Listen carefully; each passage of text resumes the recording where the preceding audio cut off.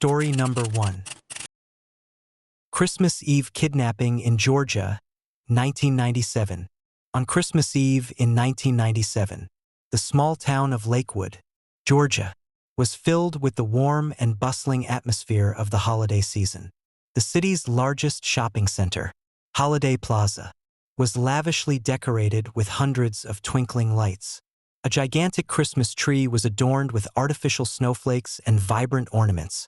Laughter, chatter, and Christmas music echoed everywhere, creating a space full of joy and happiness. Meanwhile, the Thompson family was preparing for a special evening.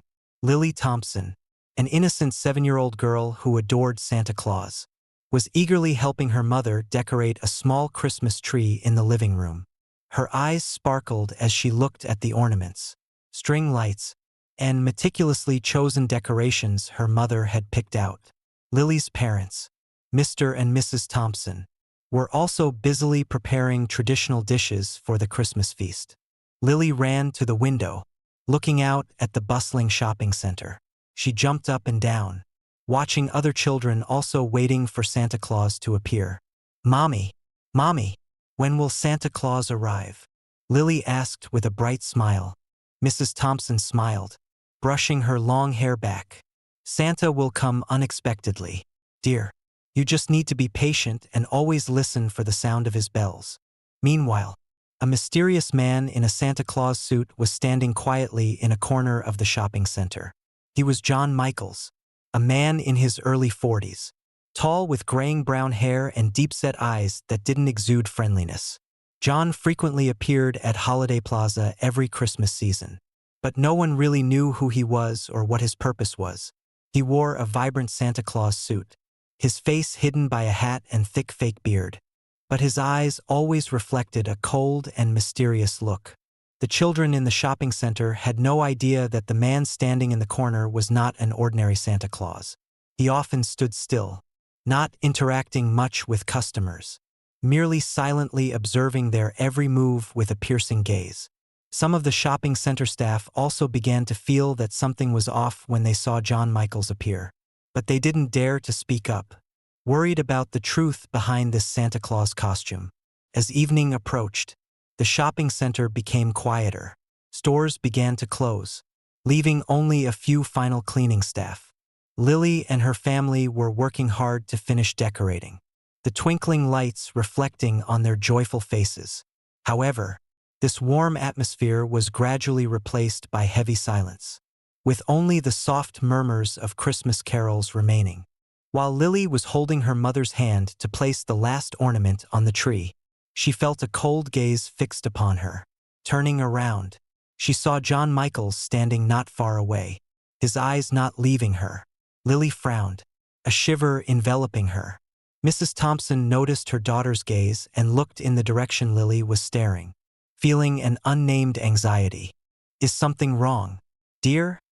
she asked, but Lily just shook her head, trying not to reveal the fear in her eyes. At that moment, the doorbell rang loudly, signaling that a special customer had arrived to receive a gift from Santa Claus. A child ran to open the door, joyfully shouting upon seeing Santa enter. John Michaels quietly stood up and moved to the corner of the shopping center, silently standing near the Christmas tree, where all eyes turned toward him. Lily and Emily, Lily's friend, ran over to receive gifts from Santa like the other children.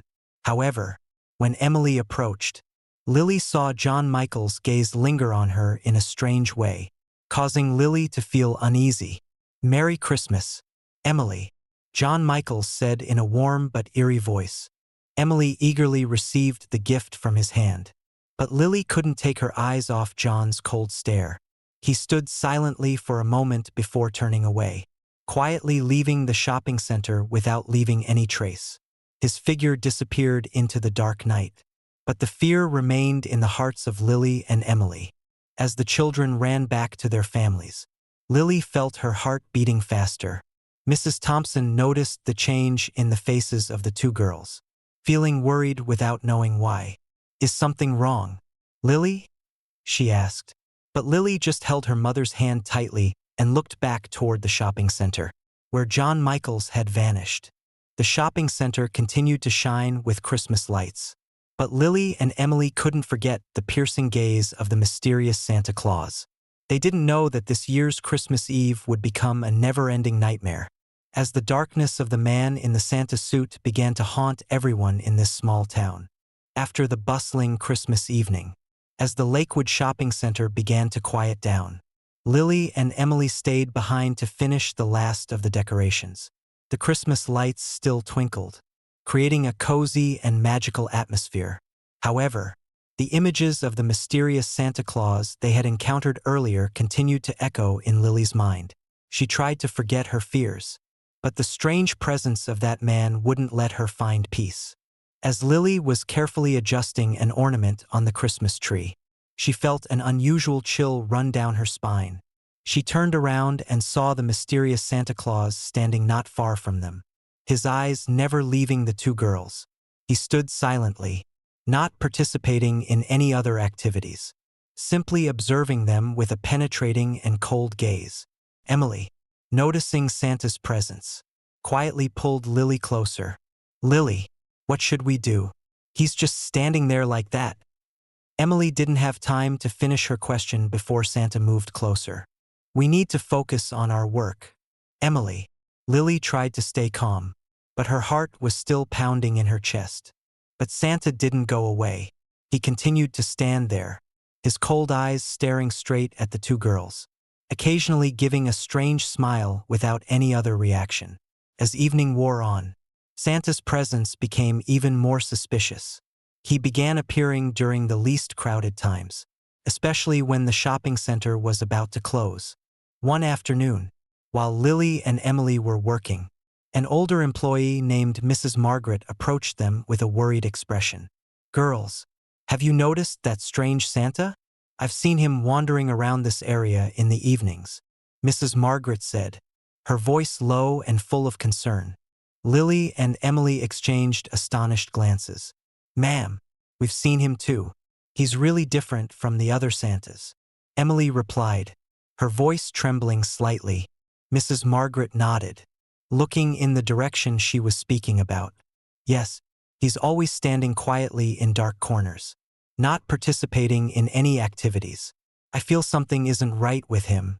We should be more cautious, especially when working late during the holidays." Mrs. Margaret's warnings only heightened the fear in Lily and Emily's hearts. They began to feel that the mysterious Santa was not just an ordinary volunteer employee. He seemed to have some purpose, something that couldn't be explained.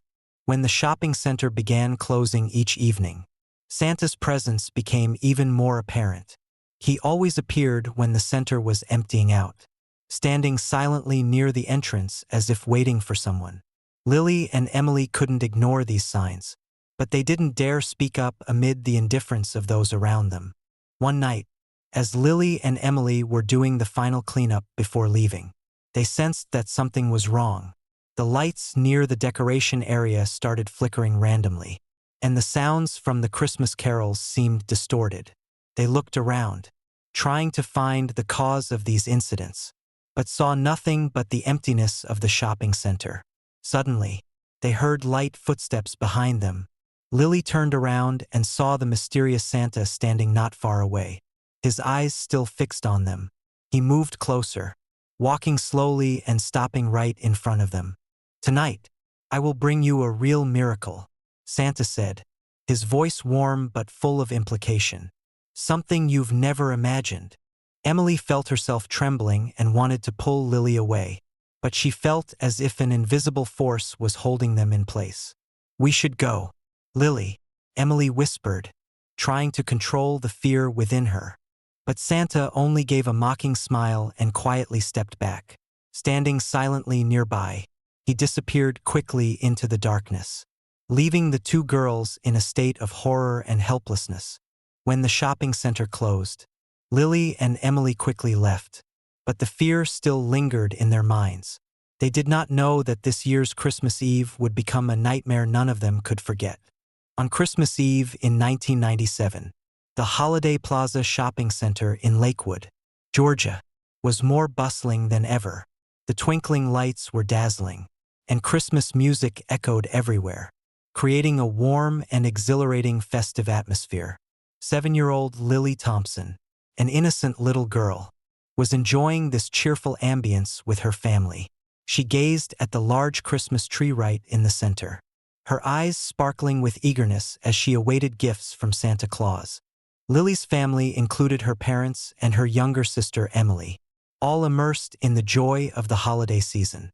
Her father, Michael Thompson, was busy preparing traditional dishes, while her mother, Margaret Thompson, carefully decorated small, lovely ornaments around the Christmas tree. Emily sat by the window, eagerly watching other children who were also hoping for a visit from Santa. While everyone was engrossed in their happiness, the silent figure of the mysterious Santa Claus, John Michaels, appeared in a corner of the shopping center hallway. He was a tall man in his 40s, with graying brown hair and deep-set eyes that did not exude friendliness. John frequently appeared during Christmas, but no one knew who he really was or what his purpose was. He stood silently, observing everyone with a piercing gaze and a strange smile, making the atmosphere more eerie than ever. Tonight, the shopping center was ready to close. The stores began packing up, and the laughter and chatter gradually faded away. Lily and her family were preparing to leave after a day of festivities. But before stepping out, Lily felt a cold gaze upon her. She turned around and saw John Michaels standing near the Christmas tree, his eyes never leaving her. His smile remained unchanged, cold and full of hidden meaning. "Lily, we should go," her father said, noticing the unease in his daughter's eyes. But Lily couldn't move. She just stared at John Michaels with unspeakable fear. John moved closer, each step slow and heavy. "Merry Christmas, Lily," he whispered, his voice warm but threatening. "Tonight, I will bring you a real miracle." Before Lily and her family could react, John Michaels quickly approached and grabbed Lily's hand forcefully. She felt a chill run down her spine, unable to explain the overwhelming fear in her heart. Lily's parents tried to pull her away from him, but John did not relent. He held her hand tightly, his eyes fixed on her as if unwilling to let go. "Don't make me let go," John Michaels said, his voice turning cold and firm. "This Christmas will be a night of miracles, and you will witness it." In panic, Lily tried to pull her hand away, but John's strong grip prevented her from escaping. He pushed her into the large Christmas tree, where the twinkling lights created a strange and dark scene. Her parents tried to intervene, but they couldn't stop his brutality. In an instant, the whole family was plunged into a nightmare with no escape. Lily felt herself being pulled deep into darkness, the sounds of Christmas music echoing distantly. He approached her, his eyes showing no remorse or fear. "Come with me, Lily," he said, his voice smoldering and authoritative. "I will take you to a place you've never seen." Before Lily could react, John Michaels forcefully pushed her through the dark corridors of the shopping center. The image of him in a Santa suit advancing through the deserted space made Lily feel as if she were lost in another world, a place without the light and warmth of Christmas, only the cold emptiness of darkness. Meanwhile, Lily's parents frantically tried to protect their daughter, but no one could stop him. John Michaels quietly left the shopping center, leaving Lily's family in a state of confusion and horror. The doorbell rang softly, but no one saw anything except the silhouette of the mysterious Santa Claus who had vanished with Lily. The next morning, when the shopping center reopened, the staff discovered that Lily had disappeared without a trace. Searches were immediately conducted, but no clues led to her whereabouts. The image of a mysterious Santa Claus in a bright red suit standing silently in the shopping center became a symbol of unending fear. After Lily Thompson mysteriously disappeared on Christmas Eve in 1997, the Holiday Plaza Shopping Center in Lakewood, Georgia, quickly plunged into chaos and confusion. The decorative lights continued to twinkle, but the cheerful and happy atmosphere had completely vanished, replaced by a heavy silence and an unnamed fear. News of Lily's abduction spread rapidly throughout Lakewood. The townspeople couldn't believe their ears when they heard that a 7-year-old girl had vanished right outside her home at the hands of a mysterious man in a Santa Claus suit. Parents became extremely vigilant, fearing that anyone dressed as Santa could be a potential threat to their children. The Holiday Plaza Shopping Center, once a joyful gathering place for the entire community, now became a haunting location where fear cast a shadow over every Christmas light. Immediately after receiving information about the disappearance, local police launched an investigation. They searched every corner of the shopping center, interrogated every employee and customer present that night. However, not a single clue led to the kidnapper. The security cameras had experienced technical difficulties on the night of the incident, failing to record any images of the man in the Santa suit or of Lily Thompson. The police faced an unsolvable case, leaving them feeling even more bewildered and powerless. During the investigation, police discovered some strange signs at the decoration store where Lily and Emily worked. A small piece of paper, written in black ink, was found near the area where the two girls often worked. The message read, "The miracle of Christmas Eve is not for everyone." This cryptic line further confused the investigators, who couldn't grasp its true meaning. Additionally, some witnesses reported seeing the man loitering around the shopping center in the days prior, but no one knew who he was or what his intentions were. The search for Lily Thompson lasted for weeks, even months, but there was no sign of the little girl. The police expanded their investigation to the entire Lakewood area, but all efforts were in vain. No one knew where Lily had been taken or where the kidnapper was hiding. The townspeople began to feel hopeless and lost faith in the police's ability to solve the case. Lily's disappearance became a dark legend in the hearts of Lakewood residents. Every Christmas season, the story of the sinister Santa Claus was retold as a warning, causing parents to become extremely cautious of anyone dressed as Santa. The Holiday Plaza Shopping Center gradually changed its decoration style, no longer filled with bright lights and vibrant Christmas trees. Instead, they focused on enhancing security, rigorously checking the identity of anyone wishing to enter the center, especially those portraying Santa Claus.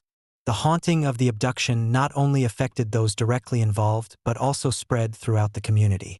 Families became hesitant to let their children go out alone on Christmas Eve, and many elderly people avoided encounters with Santa Claus to steer clear of potential risks.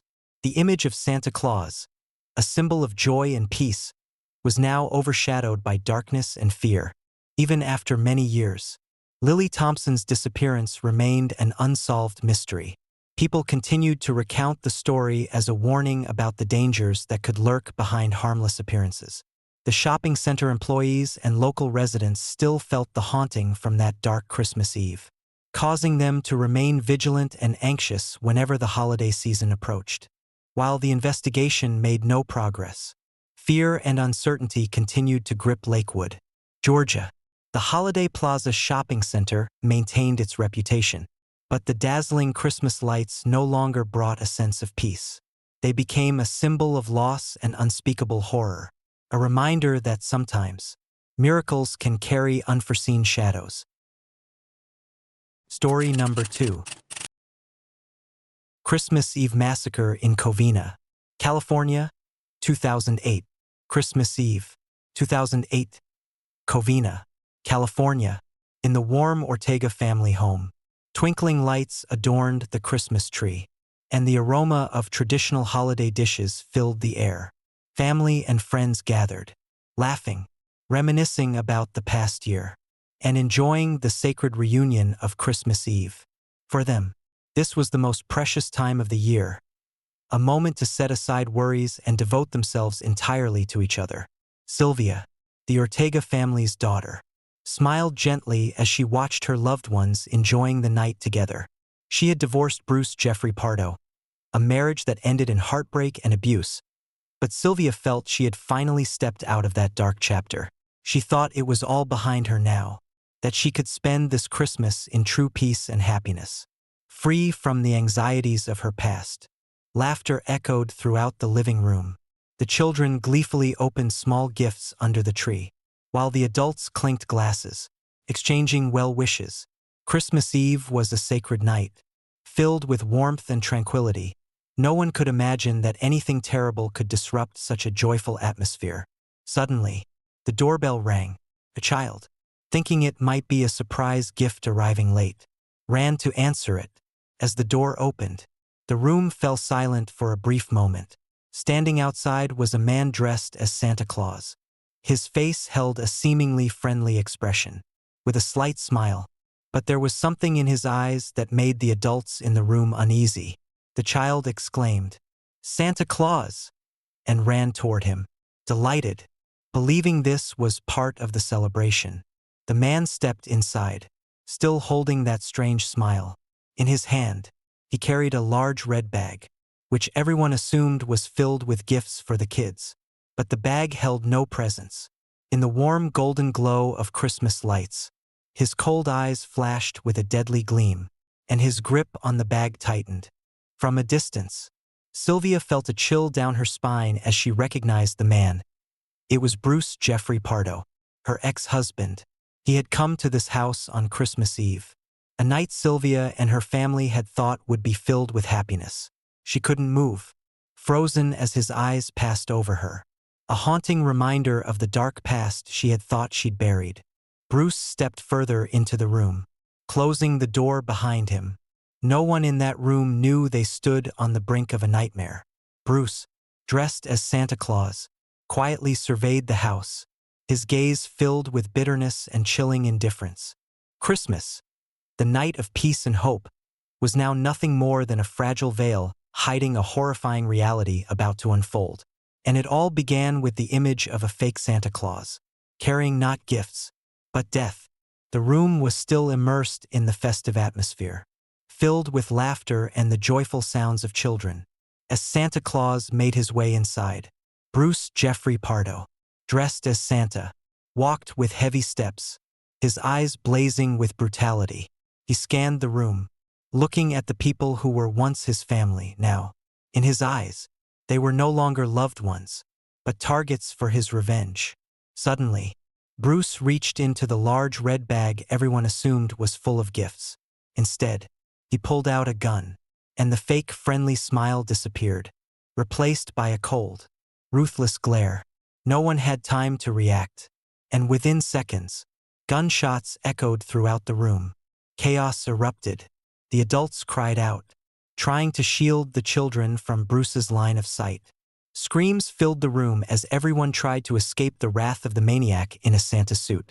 Bruce, his face emotionless, advanced and shot at anyone in his path. Each bullet marked the end of a family member. As they fell one by one, blood spilling across the floor strewn with Christmas gifts and decorations. Sylvia, the only one who recognized Bruce from the start, desperately tried to lead her family members to safety, but the chaos made it impossible for anyone to coordinate. She watched in horror as her loved ones fell around her, her eyes wide with terror. Her young niece, too innocent to understand, clutched her teddy bear tightly, her gaze confused as she saw Santa Claus, the very symbol of joy, become the source of this nightmare. But Bruce didn't stop there. He continued, each bullet mercilessly finding a family member, ignoring the screams and desperate pleas. To him, everyone in that room was an enemy. With each step he took, he crushed any hope the Ortega family had, as loved ones succumbed to his unrelenting brutality. When the gun ran out of bullets, Bruce slowly set it down, but he wasn't finished yet. Reaching into the large red bag, he pulled out a homemade device, a flamethrower. Those who had survived stood frozen, unable to believe their eyes. Before them, Santa Claus was about to turn Christmas Eve into a living hell, transforming the Ortega family's home into a sea of fire. The flames were poised to consume everything.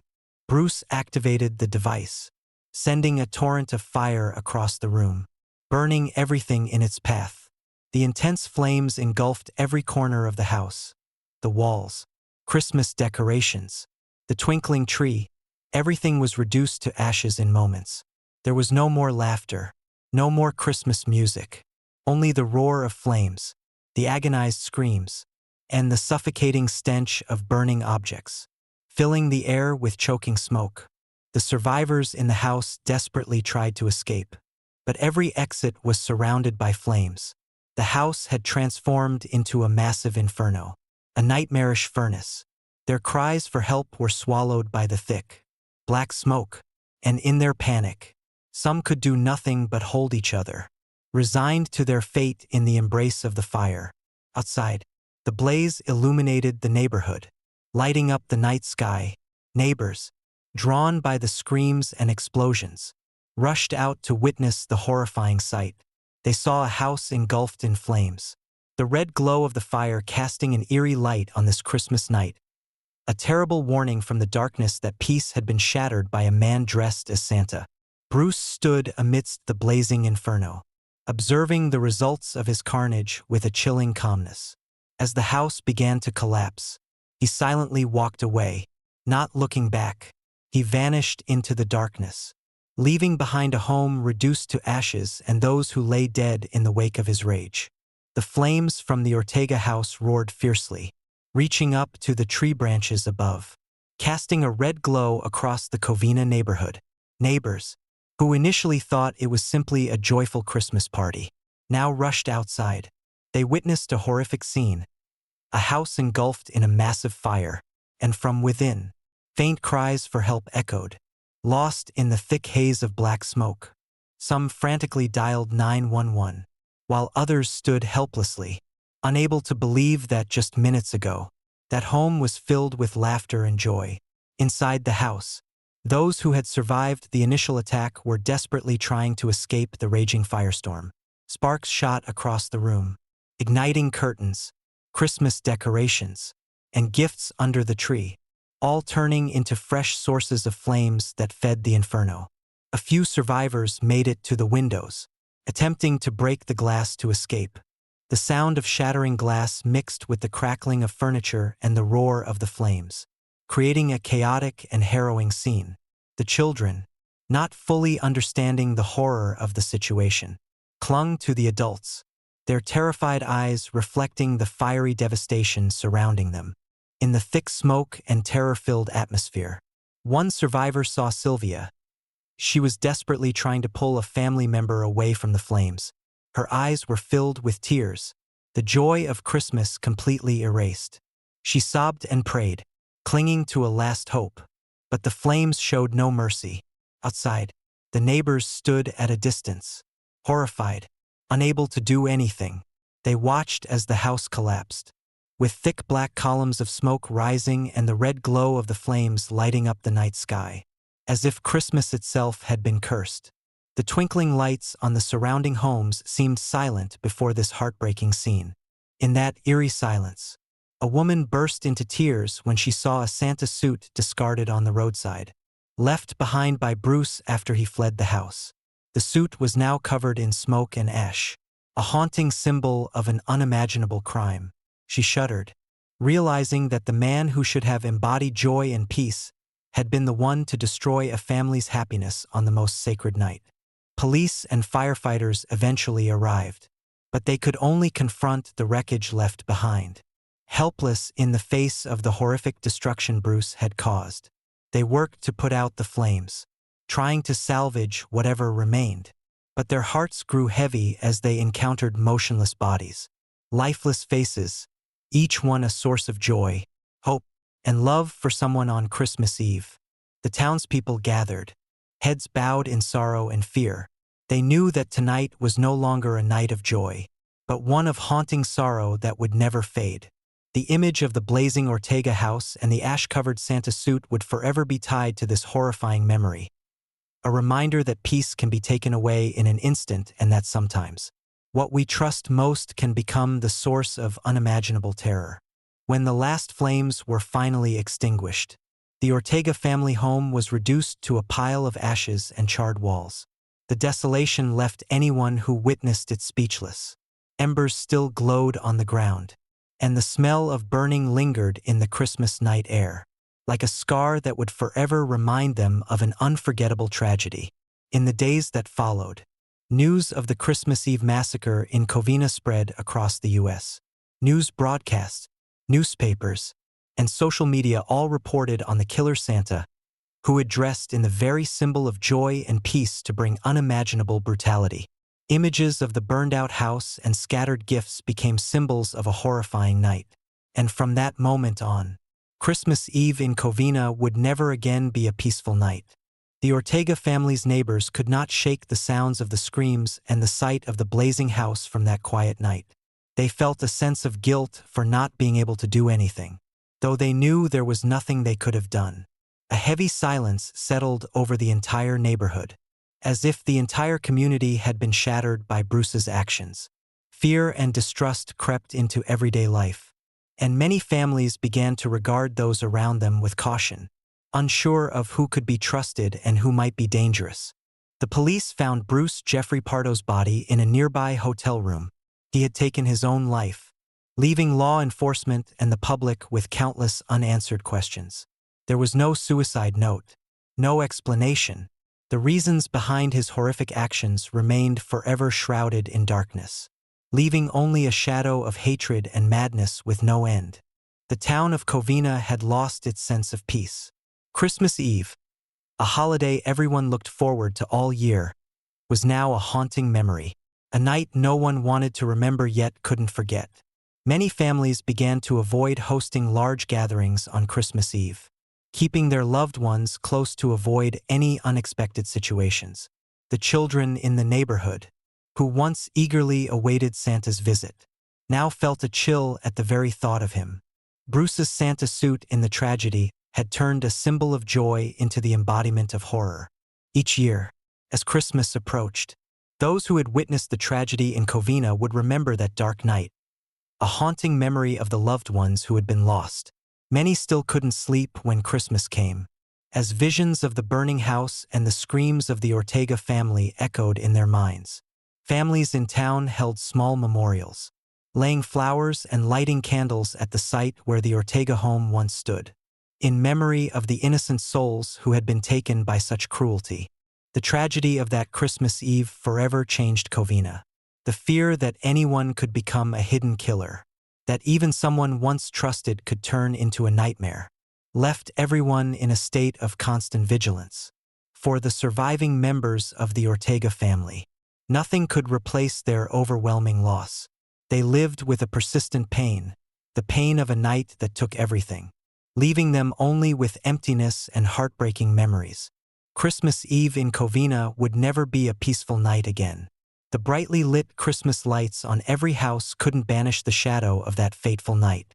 The story of the killer Santa became a dark legend retold every Christmas, a reminder that darkness sometimes hides within the most beautiful symbols, and that sometimes those we once loved can bring the deepest pain.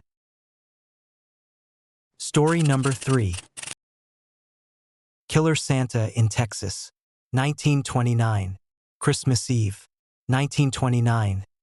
In the outskirts of Texas, the small home of Anna's family was aglow with lights, twinkling over the Christmas tree, with brightly wrapped presents neatly arranged beneath. Inside, laughter filled the living room, blending with the sounds of Christmas carols, creating a warm, loving atmosphere.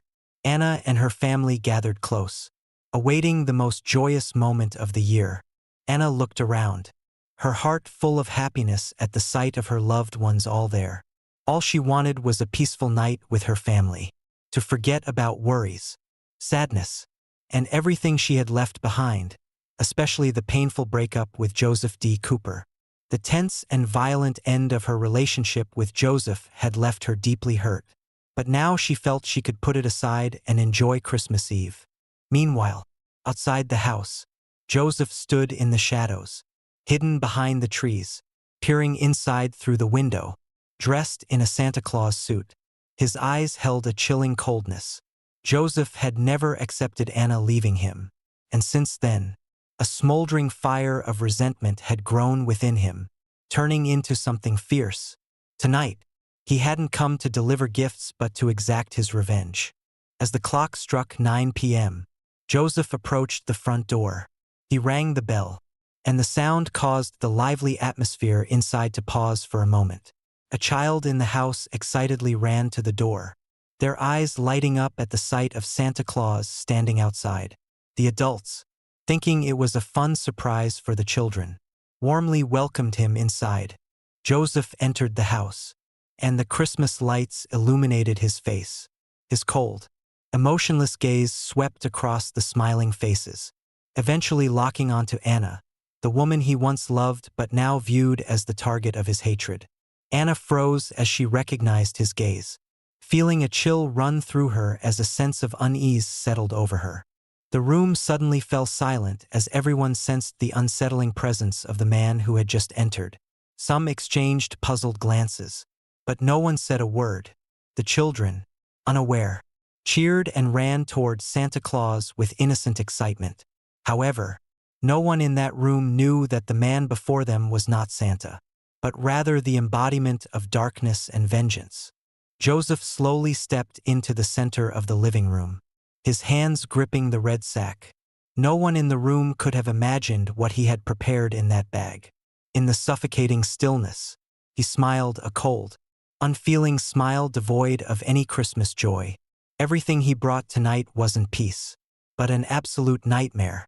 The atmosphere in the living room grew strangely tense as Santa Claus stepped into the center of the room. The laughter and chatter faded as everyone sensed that something was off, though they couldn't quite place it. Anna stared at Joseph, her heart pounding, instinctively sensing that something terrible was about to happen. She wanted to reach out and pull the children away from him, but her legs felt frozen, unable to move. Suddenly, Joseph reached into the red bag he was carrying. Everyone still thought he was about to pull out Christmas gifts for the children, but instead, he drew out a gun, cold and gleaming under the Christmas lights.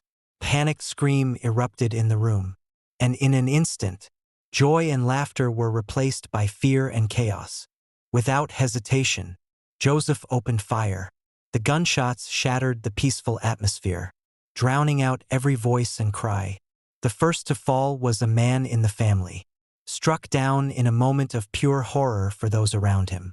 Joseph, his expression cold and unfeeling, continued shooting at those in the room, each bullet fired with deadly precision.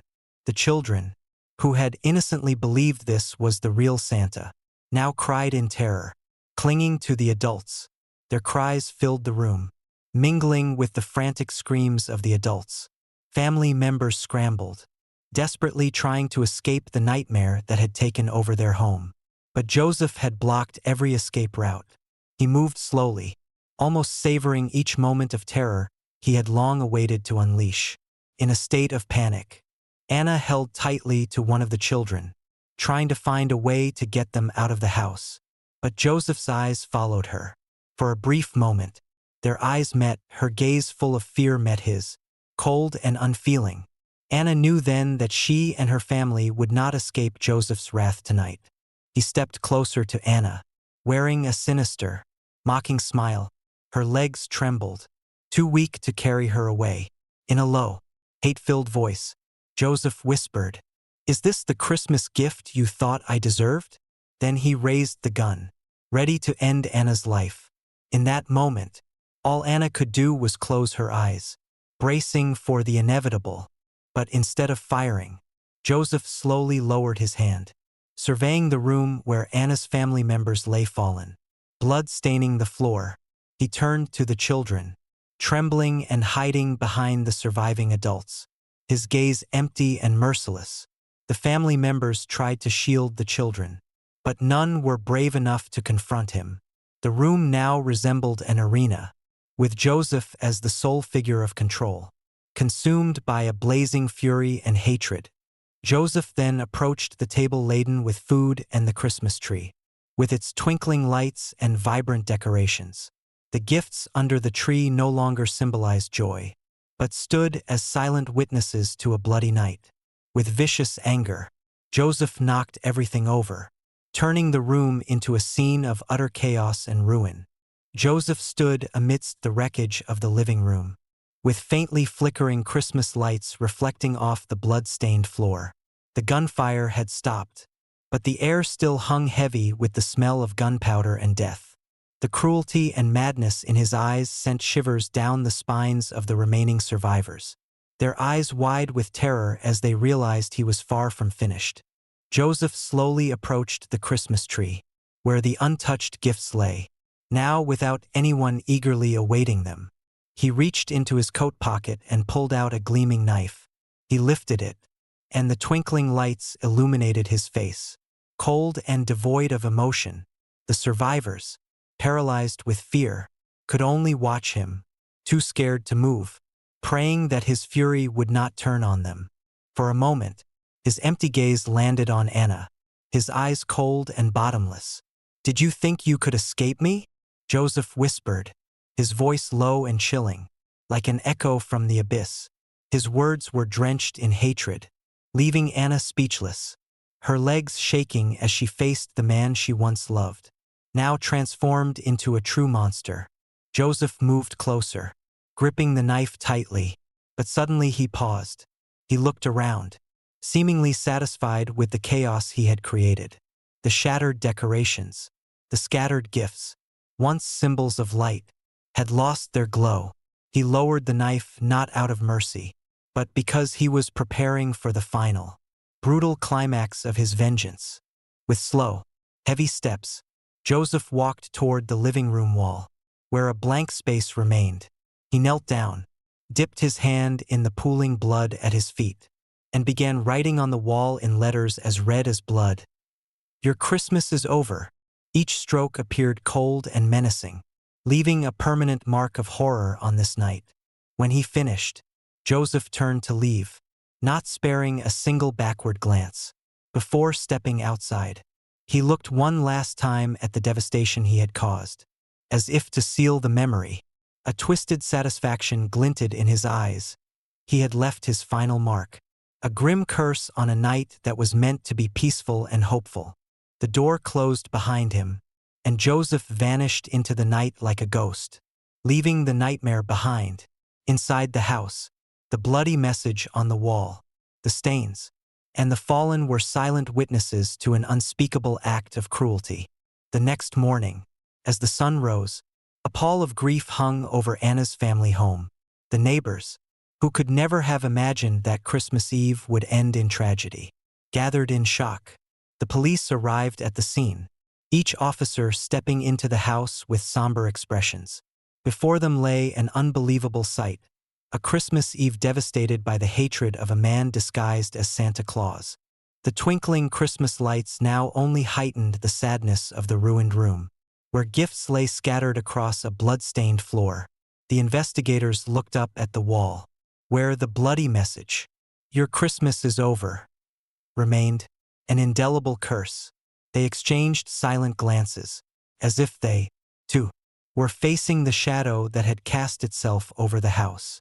The people of Texas were left in disbelief as news of the massacre spread. In a single night, the symbol of joy and peace, Santa Claus, had transformed into the embodiment of horror. The children in the neighborhood, once excited to see Santa on Christmas Eve, now shivered at the thought. Many families began locking their doors early, reluctant to welcome anyone, even on Christmas. Public outrage grew, and the story of the killer Santa spread across the country, becoming one of the most chilling tales in American crime history. Newspapers published images of the ruined home, the blood-stained wall, and the haunting message left by Joseph. The quiet Texas town was consumed by a fear that anyone might be hiding an unimaginable darkness. For those who witnessed the tragedy, Christmas was no longer a sacred holiday but a dark reminder of the cruelty humans are capable of. Anna, who survived, carried with her a wound that nothing could heal. Every year, as Christmas approached, she relived the horrifying memories, Joseph's cold eyes, the screams, and the eerie message on the wall. She could never forget that night and lived with a persistent fear, haunted by the memories of a bloody Christmas Eve. From that point on, the town of Texas no longer held large Christmas celebrations. Families marked the holiday in small, private gatherings, more cautious and wary. Those who knew Joseph D. Cooper's story often retold it on Christmas Eve as a warning, a reminder that darkness can hide within even the most innocent of symbols. The image of Santa Claus, once a symbol of joy and hope, had turned into an unshakable nightmare that no one could erase. Story number 4.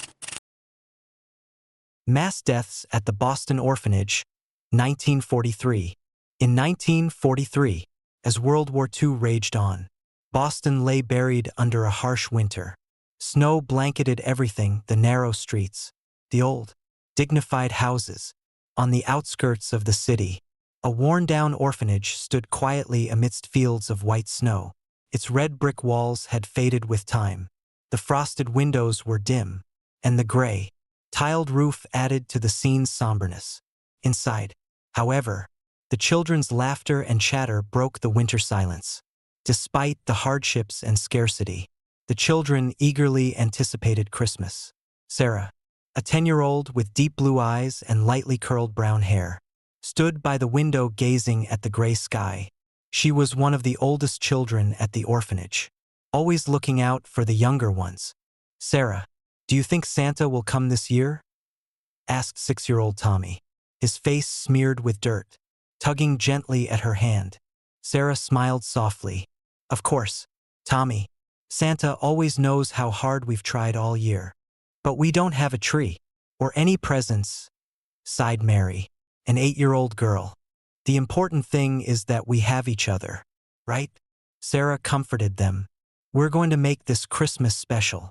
But deep down, Sarah knew the orphanage was facing more struggles than ever. The war had cut off funding, and food and clothing were in short supply. Mrs. Miller, the orphanage's matron, worked tirelessly to care for the children, but there was only so much she could do. That evening, after the children had gone to bed, Sarah went to the kitchen to help Mrs. Miller with the dishes. "Do you think we'll have a Christmas celebration this year, Mrs. Miller?" she asked quietly. Mrs. Miller sighed, the exhaustion visible in her eyes. "I'm not sure, Sarah, but I'll do my best to bring some joy to you all." "Is there anything I can do to help?" Sarah offered. "You've already helped me so much, dear. Just keep taking care of the little ones. That's all I ask." Mrs. Miller gently stroked Sarah's hair, a warm smile lighting up her tired face. The next morning, a strange letter arrived at the orphanage.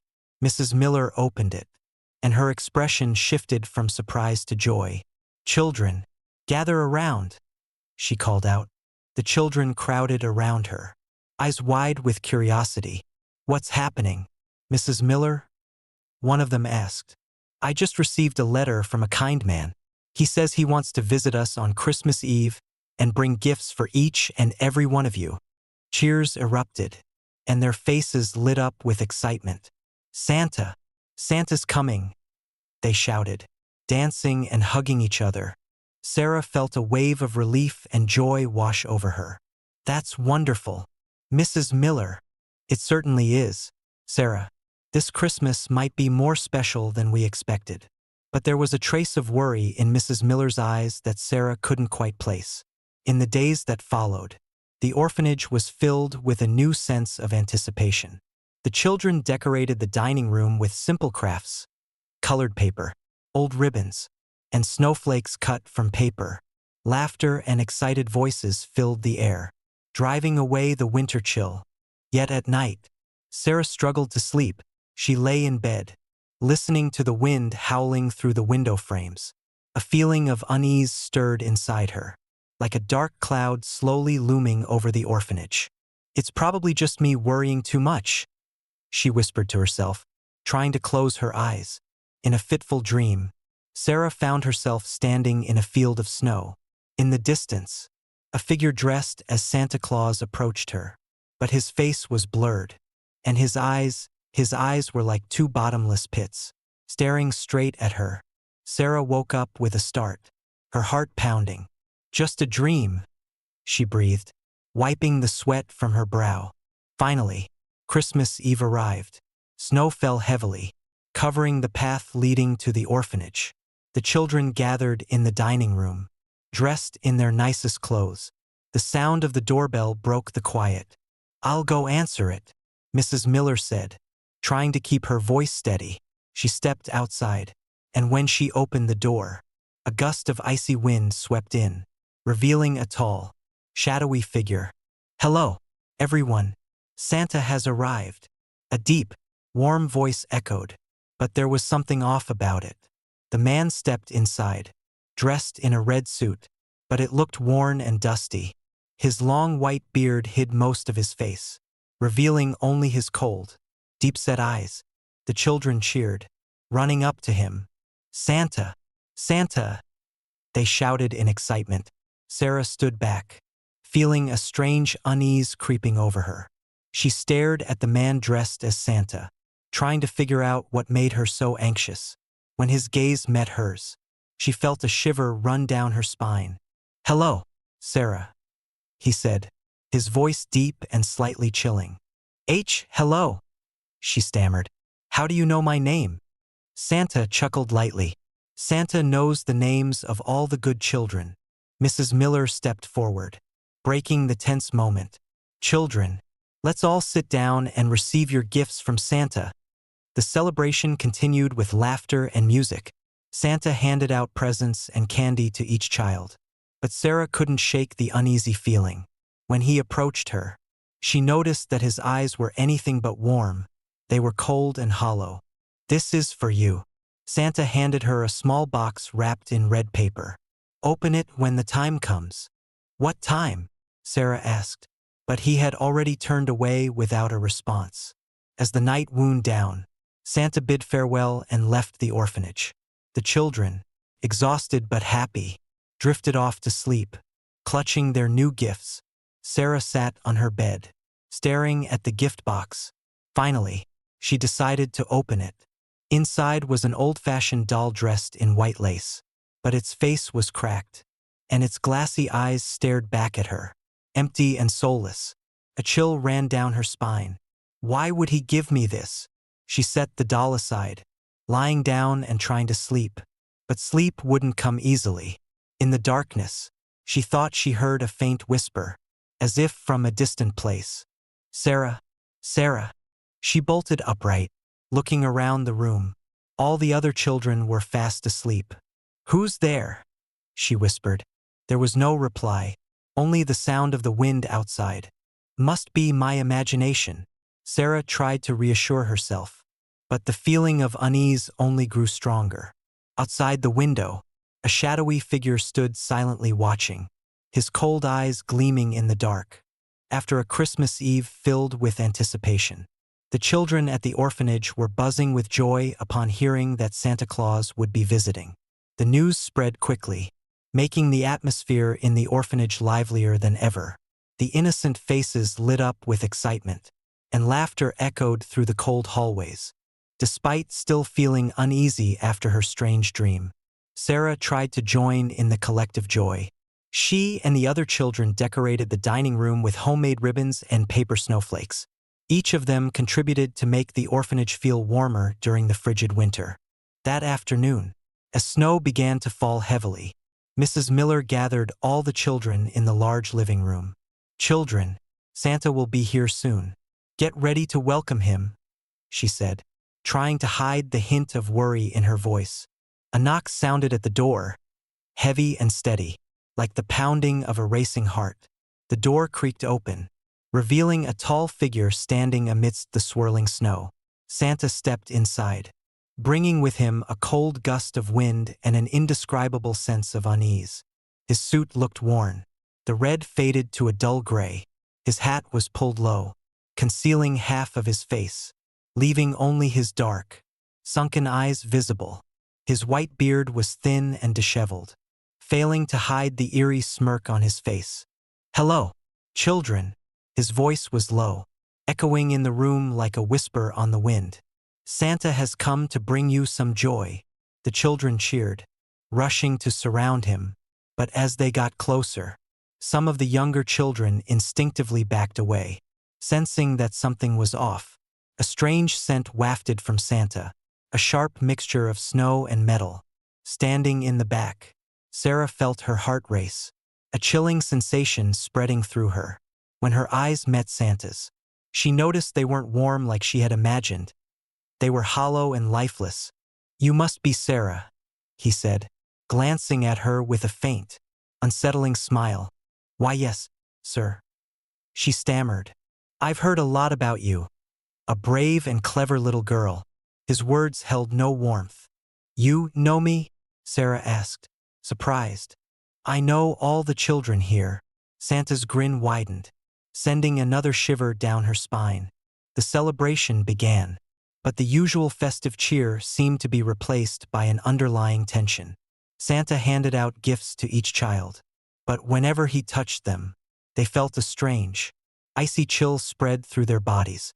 "This is for you," he said, handing Tommy a small box. "Thank you, sir," Tommy replied, though his eyes betrayed a hint of worry. When all the children had received their gifts, Santa stood in the middle of the room, his gaze sweeping over the small faces before him. "Remember to open your gifts when night falls. I have a special surprise for each of you." The children exchanged uncertain glances. Mrs. Miller stepped forward, trying to keep the atmosphere light. "Thank you for coming, sir. We're grateful for your kindness." "It was my pleasure," Santa replied, but his eyes didn't meet hers. Instead, they remained fixed on the children. After he left, the children gathered to open their gifts. Sarah carefully unwrapped her box to find a silver necklace. But when she touched it, a burning sensation shot through her hand. She pulled back, seeing a red mark on her skin. "What's wrong, Sarah?" Mary asked. "And nothing," Sarah replied, trying to hide her unease. Tommy opened his gift to find an old toy car with a broken wheel. "Look, it's missing a wheel," he said, disappointed. "My gift is broken too." Another child chimed in.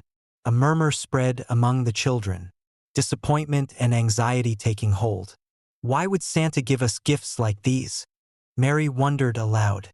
Maybe he didn't have enough money to buy new ones, Sarah suggested, though even she didn't believe her own words. That night, after everyone had gone to bed, Sarah lay awake. The wind outside sounded like eerie whispers, carrying faint, incomprehensible words. She closed her eyes, but the hollow gaze of Santa's eyes kept resurfacing in her mind. Suddenly, she heard soft footsteps outside the hallway. The old wooden floor creaked with each step.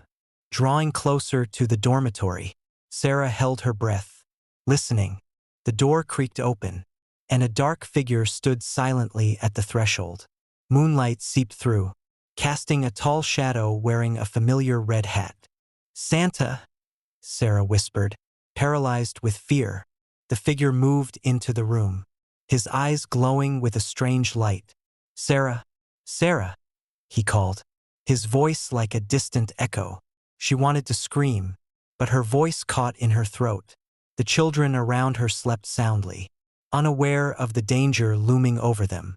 Santa moved to Tommy's bed, leaning down and whispering something. Tommy stirred, his face etched with fear even in his sleep.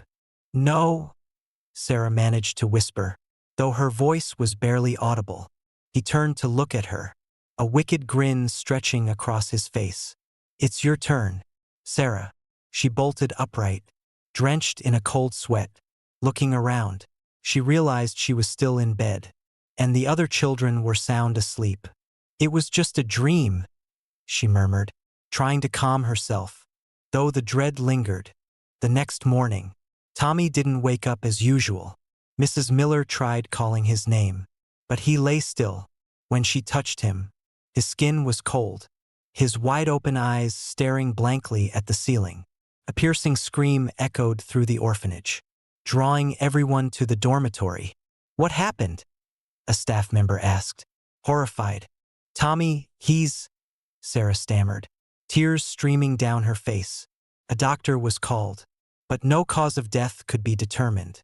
Perhaps it was exhaustion, he speculated, though his eyes betrayed doubt. Fear and sorrow filled the orphanage. No one understood what was happening. Sarah remembered her dream from the night before, and guilt flooded her heart.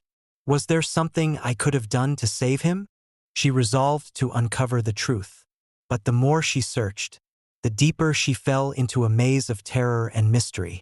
Outside, the snow continued to fall, but it no longer seemed serene. Each snowflake felt like a silent warning of the darkness yet to come. After Tommy's sudden death, the atmosphere in the orphanage turned heavy and somber. The children's laughter and chatter faded, replaced by worried glances and fearful whispers that spread through the cold, dim hallways. Snow continued to fall outside, but it no longer brought peace. Instead, it felt like a curtain hiding dark, unspeakable mysteries. Sarah sat by the window, staring out into the white, snow-covered courtyard. An inexplicable dread filled her heart. Tommy couldn't have just left like that, she thought. Something must have happened. As night fell and everyone drifted to sleep, Sarah remained wide awake, listening to the eerie whistling of the wind through the cracks in the windows. Suddenly, she heard soft footsteps in the hallway. The door creaked open, and a shadowy figure slipped past. "Mary," Sarah whispered, but no one responded. She decided to go out and investigate. The hallway was long and dark, lit only by the faint glow of oil lamps. Sarah moved slowly, her heart pounding. Suddenly, the strange, soft giggle echoed from the end of the hall. "Who's there?" she called, but only silence replied. As she got closer, Sarah saw Mary standing motionless in front of the storage room door, her wide, vacant eyes staring into the darkness. "Mary, what are you doing here?" Sarah placed a gentle hand on her friend's shoulder. Mary turned, but her eyes didn't seem to recognize her. "He's calling me," she murmured, her voice distant and hollow. "Who's calling you?" Sarah asked, worried. "Santa Claus. He wants us to come with him." Mary's faint smile sent a chill down Sarah's spine. "No, Mary, you're just dreaming. Let's go back to bed." Sarah tried to pull her friend away, but Mary jerked her arm back, her gaze turning fierce. "You don't understand. He's going to take us to a better place." Before Sarah could react, Mary opened the storage room door and walked into the darkness. The door slammed shut with an echo that reverberated down the hall. Sarah rushed to the door, trying to open it. "Mary, open the door," she cried. Hurried footsteps approached from behind her. Mrs. Miller and a few staff members arrived, their faces etched with concern. "What's going on, Sarah?" Mrs. Miller asked, her voice trembling. "Mary, she just went in there and won't come out," Sarah explained, tears welling up. One of the staff members used a key to open the storage room door. Inside, it was pitch black, with no sign of anyone. "There's no one here," he said, baffled. "That's impossible. She was just here," Sarah gasped, disbelief and fear taking over. Mrs. Miller placed a reassuring hand on her shoulder. "You're probably just under a lot of stress. Let's go back to bed." Sarah couldn't believe what she was seeing. "I'm not imagining this," she muttered to herself. The next morning, Mary didn't wake up either. She lay motionless on her bed, her face pale and expressionless. Once again, doctors couldn't determine the cause. Panic spread through the orphanage. The children started sharing stories about strange dreams. They described seeing Santa Claus standing by their beds, beckoning them to follow him into the night. Some children even claimed to have followed him to dark, cold places. "He said he'd take us somewhere where there's no more suffering," one child whispered. The staff at the orphanage were equally perplexed and afraid. They tried reaching out to doctors and authorities, but with wartime shortages, help was limited. Determined to find answers, Mrs. Miller began looking into Santa Claus's identity. She sifted through letters and documents but found no information on who he was or where he had come from. Who was that man? She wondered aloud, feeling that she couldn't just stand by. Sarah decided to investigate on her own. She remembered the necklace Santa had given her and the strange burn mark it left on her hand. Maybe this gift is a clue, she thought. She went to the orphanage's small, dusty library, searching through old, forgotten books. One book, filled with local legends, caught her eye. The Legend of Krampus, a demonic figure who appears on Christmas Eve to punish misbehaving children, she read silently. But we didn't do anything wrong.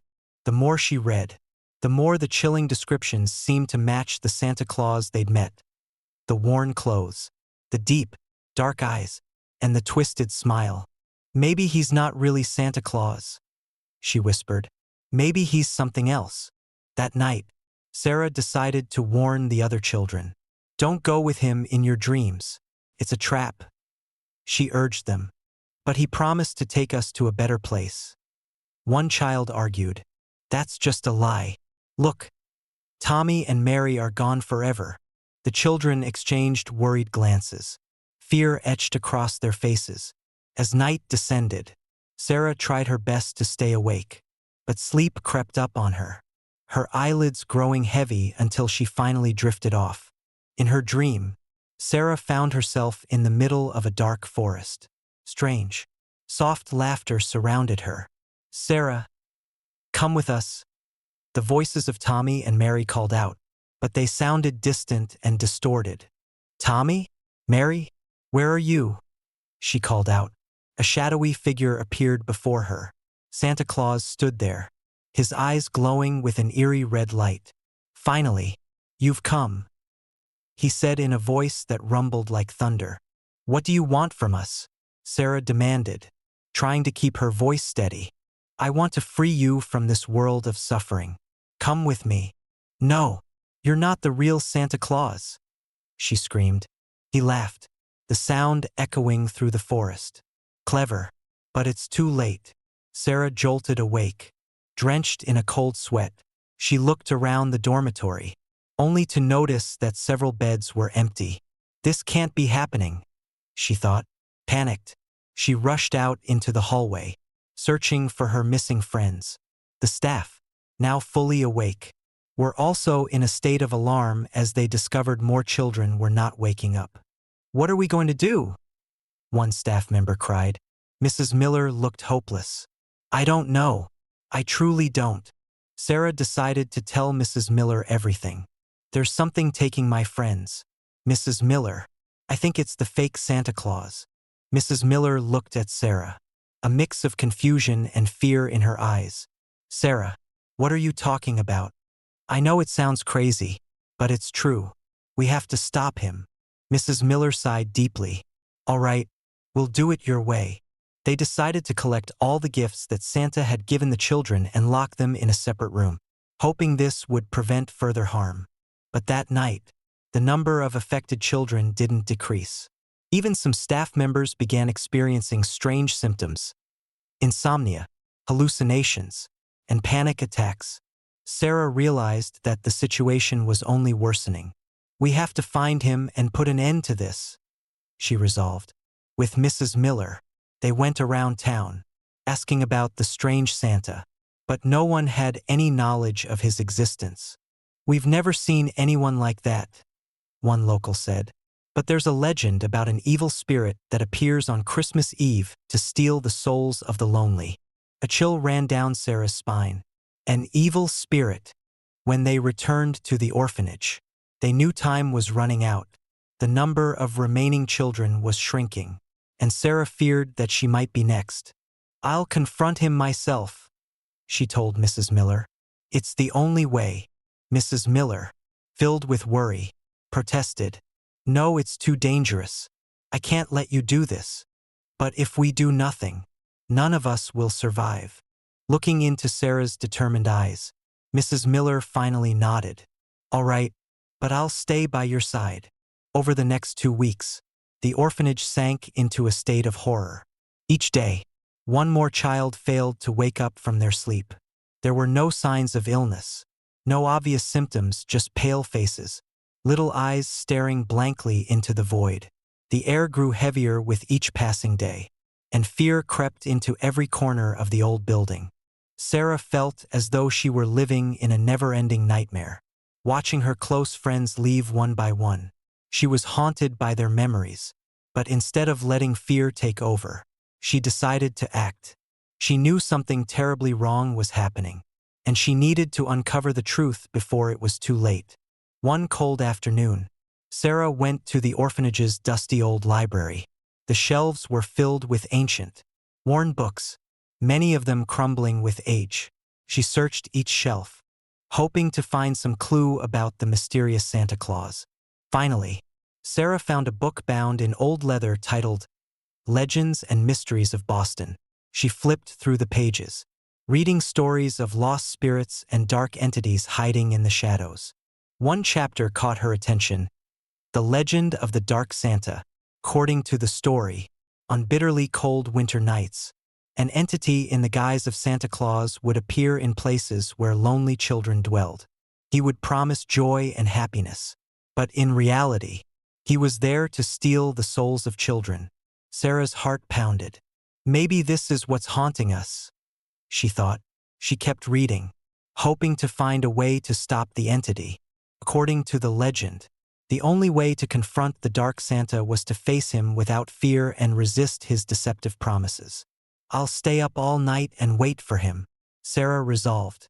That night, once all the children were asleep, Sarah sat by the window, watching the dark night sky. The wind howled through the barren branches outside, creating eerie sounds. Time passed slowly, but she refused to close her eyes. Close to midnight, a soft sound echoed from the hallway. Sarah listened carefully. The sound of footsteps, slow and deliberate, grew nearer. The door creaked open, and a familiar figure appeared in the dim light. Santa Claus stood there, his worn suit covered in snowy dust. His eyes glowed strangely, a faint smile on his face. "Hello, Sarah," he said, his voice echoing as if from a distant place. Sarah took a deep breath, trying to stay calm. "Who are you? Why are you hurting my friends?" He chuckled softly. "I'm only here to help. I bring them eternal joy, freeing them from this world of pain." "That's not help. You're taking their lives," Sarah protested, her eyes filled with determination. "You don't understand, Sarah. Here, we are alone, forgotten. I only want to bring happiness to you all." "No, we don't need that. Leave us alone." She stood up, facing him, even as fear pulsed through her. Santa stepped closer, his gaze turning colder. "You're brave, but resisting me is useless. Come with me, and you'll no longer suffer." Sarah took a step back but stood her ground. "You can't force me. I know who you are. You're just a dark spirit, feeding on our loneliness." He raised an eyebrow, a hint of surprise in his eyes. "Oh, so you've done some research on me? But that doesn't change anything. You're wrong. I'm not afraid of you, and I will stop you." Sarah's voice grew stronger. Santa paused, his smile fading. "You think you can defeat me? I believe in friendship and hope. Those are things you can't take away." At that moment, a soft light began to fill the room.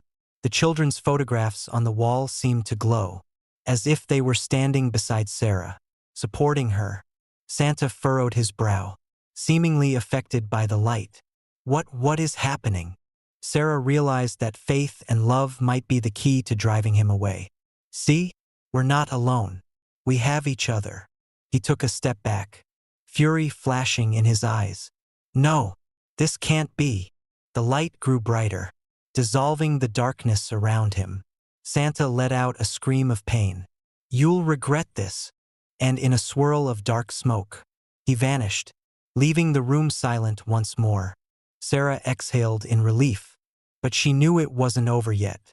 She rushed to each bed, checking on her friends. All of them were still asleep, breathing peacefully. "I did it," she thought, her heart swelling with gratitude. The next morning, the children woke up with refreshed faces. It was as if a weight had been lifted. Mrs. Miller was astonished to see them happy again. "What did you do, Sarah?"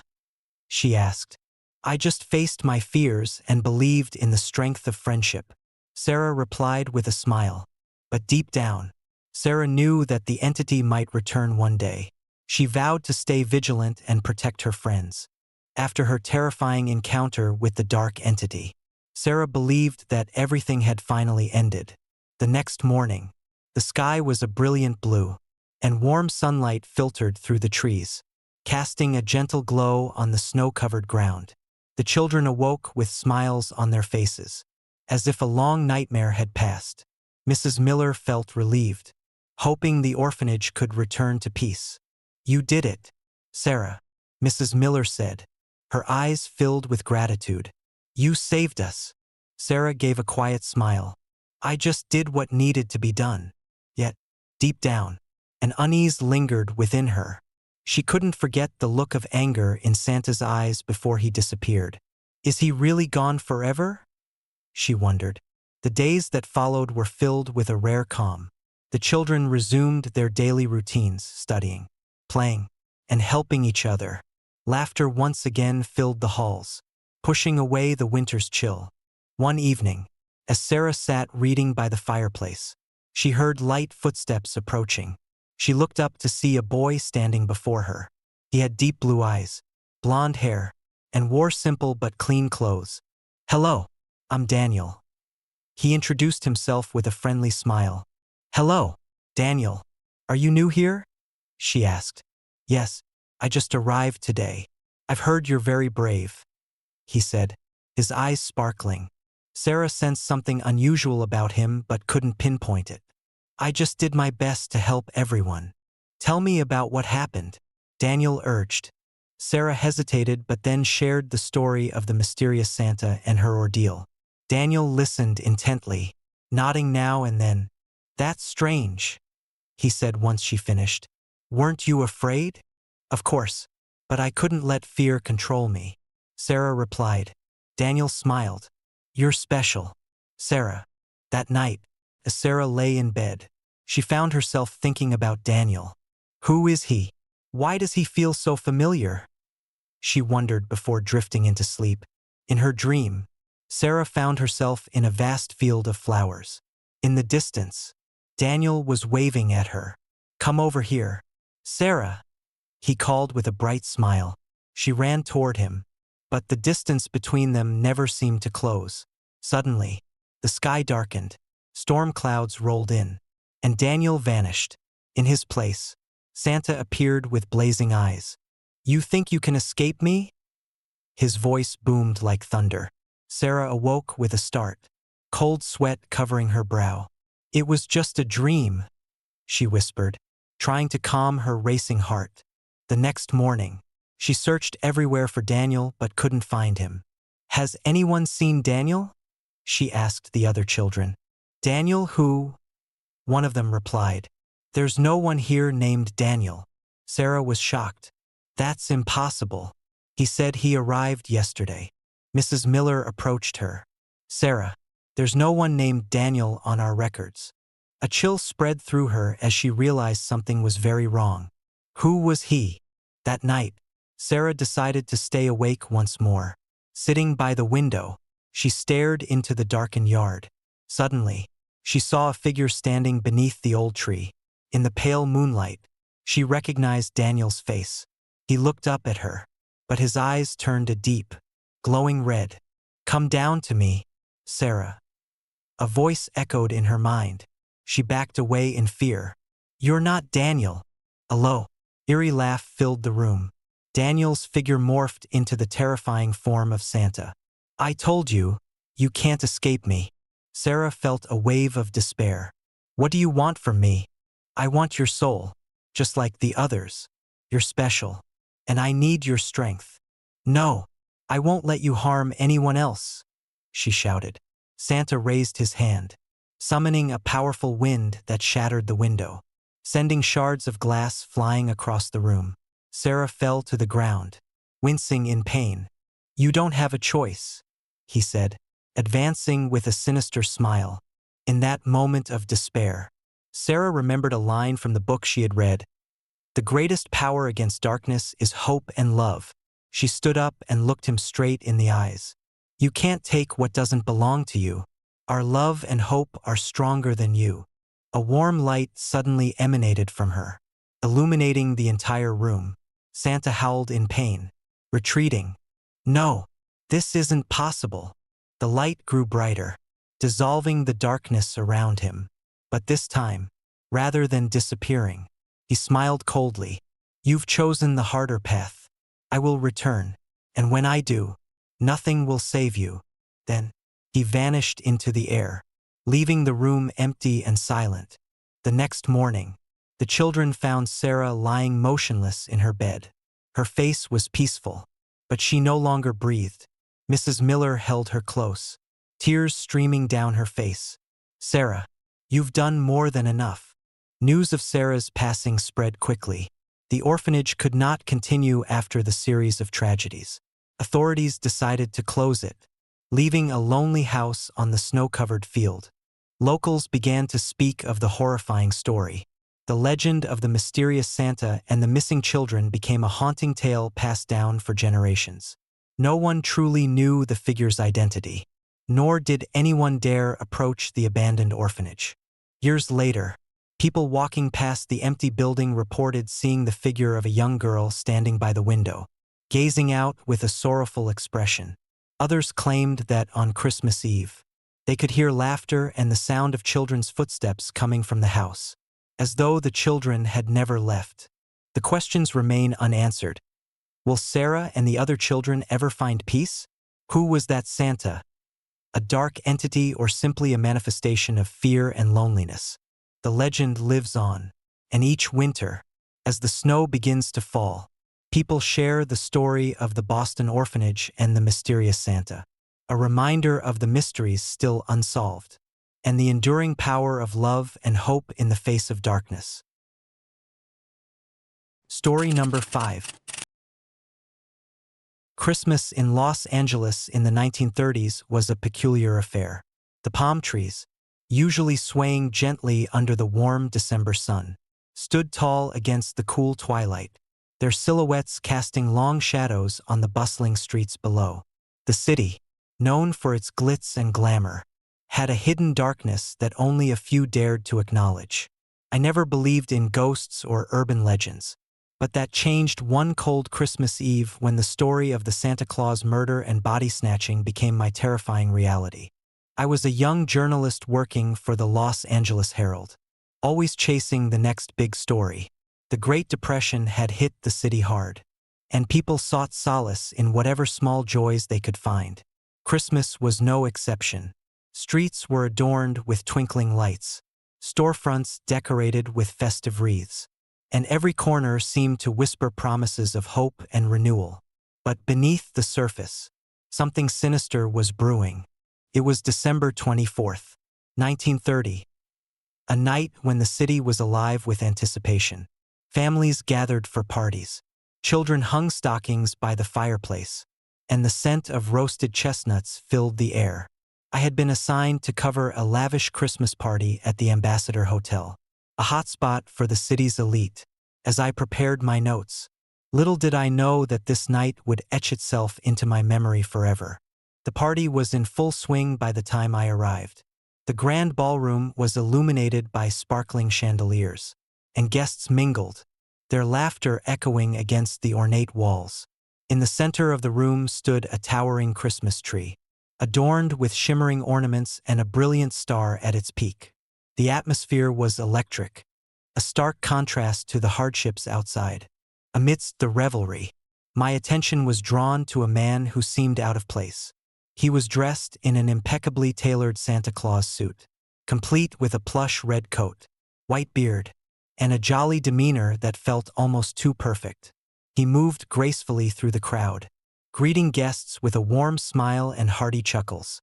There was something unnerving about him, a coldness hidden behind the facade of merriment. Curiosity got the better of me, and I decided to follow him. He led me to a quieter corner of the ballroom, away from the cheerful chaos. "Enjoying the party?" he asked, his voice smooth yet lacking genuine warmth. "Yes, it's wonderful," I replied, trying to mask my unease. "But I couldn't help but notice your outfit. It's quite unique for an adult." He chuckled, a sound that sent shivers down my spine. "Ah, Santa's spirit is timeless, isn't it? Bringing joy to all ages." Before I could respond, the lights flickered, casting eerie shadows across the room. A sudden chill filled the air, and the festive decorations seemed to warp into grotesque shapes. Guests began to murmur. Sensing something was amiss, the man in the Santa suit smiled, but his eyes were cold, devoid of any warmth. "I must excuse myself," he said abruptly, turning to leave, but instead of heading towards the exit, he disappeared into a darkened hallway. Intrigued and increasingly unsettled, I followed him. The hallway was dimly lit, the grandeur of the ballroom replaced by narrow corridors lined with heavy velvet curtains. My footsteps echoed loudly as I navigated the maze-like passageways, the festive cheer now a distant memory. I turned a corner and saw him standing before a large, ornate door. He paused, looking back at me with those unervingly cold eyes. "Curiosity is a dangerous thing," he whispered, his voice now carrying a sinister undertone. Before I could react, the door swung open, revealing a dimly lit room filled with shadows. The man stepped inside, and I hesitated, unsure whether to follow or retreat. My journalistic instincts screamed to uncover the truth, but a primal fear rooted me to the spot. Inside, the room was cluttered with strange artifacts and old photographs. A large fireplace dominated one wall, its mantel adorned with broken ornaments and faded ribbons. In the center stood a grotesque display, several bodies, lifeless and dismembered, arranged in a macabre tableau. My heart pounded as I realized the horrifying reality.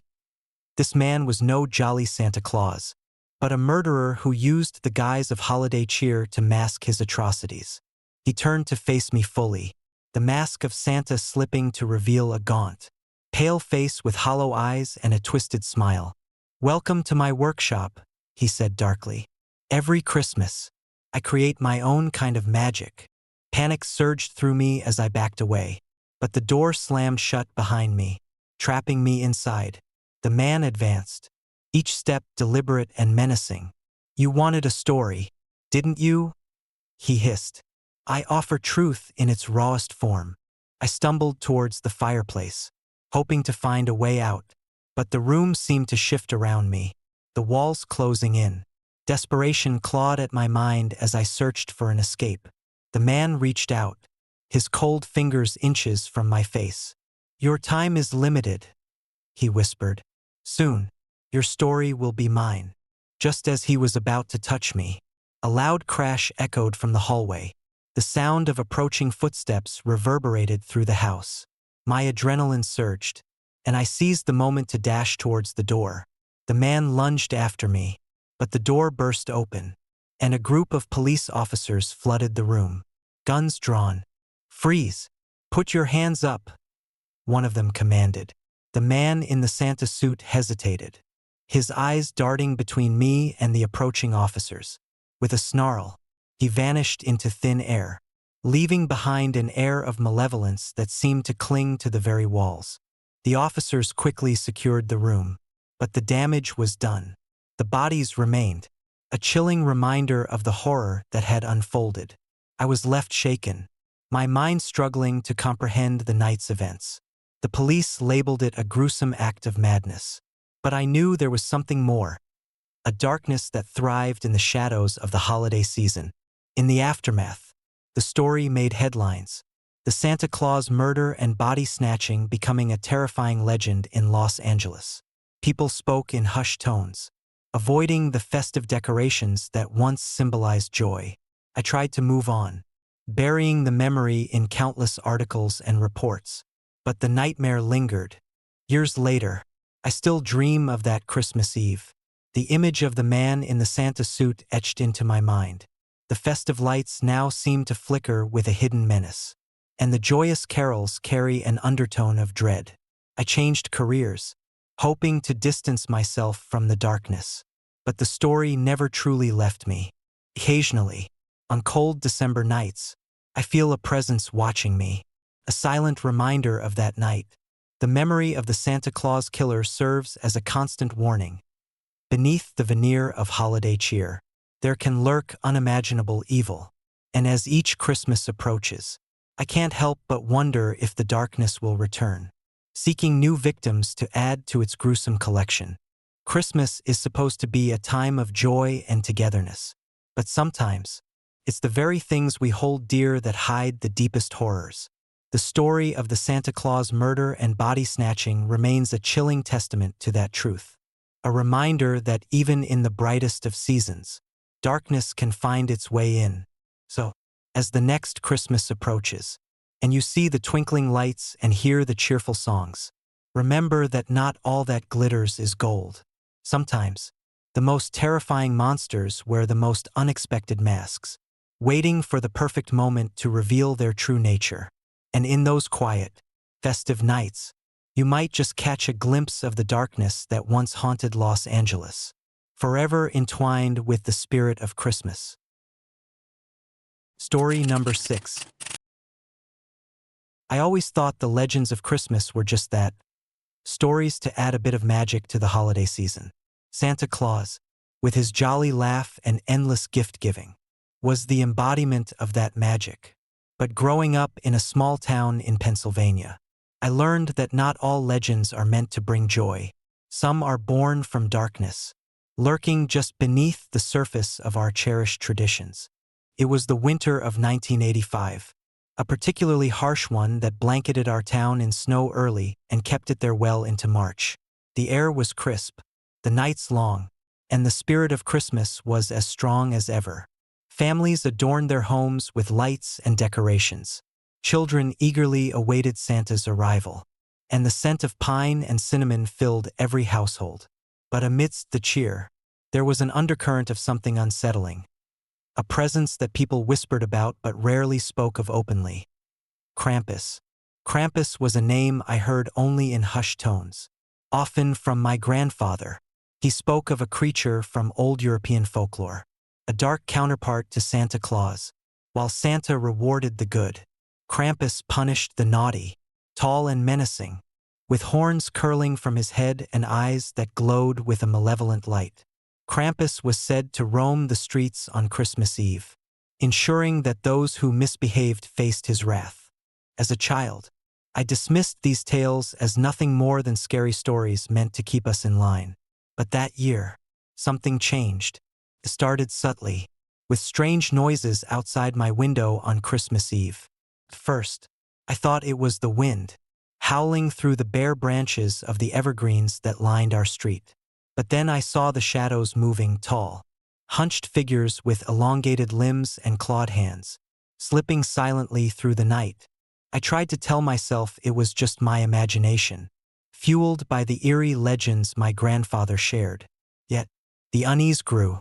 My parents were away for the holidays, visiting relatives in another state, leaving me alone with my thoughts and the incessant flicker of Christmas lights casting dancing shadows across my room. On Christmas Eve, the town was quieter than usual.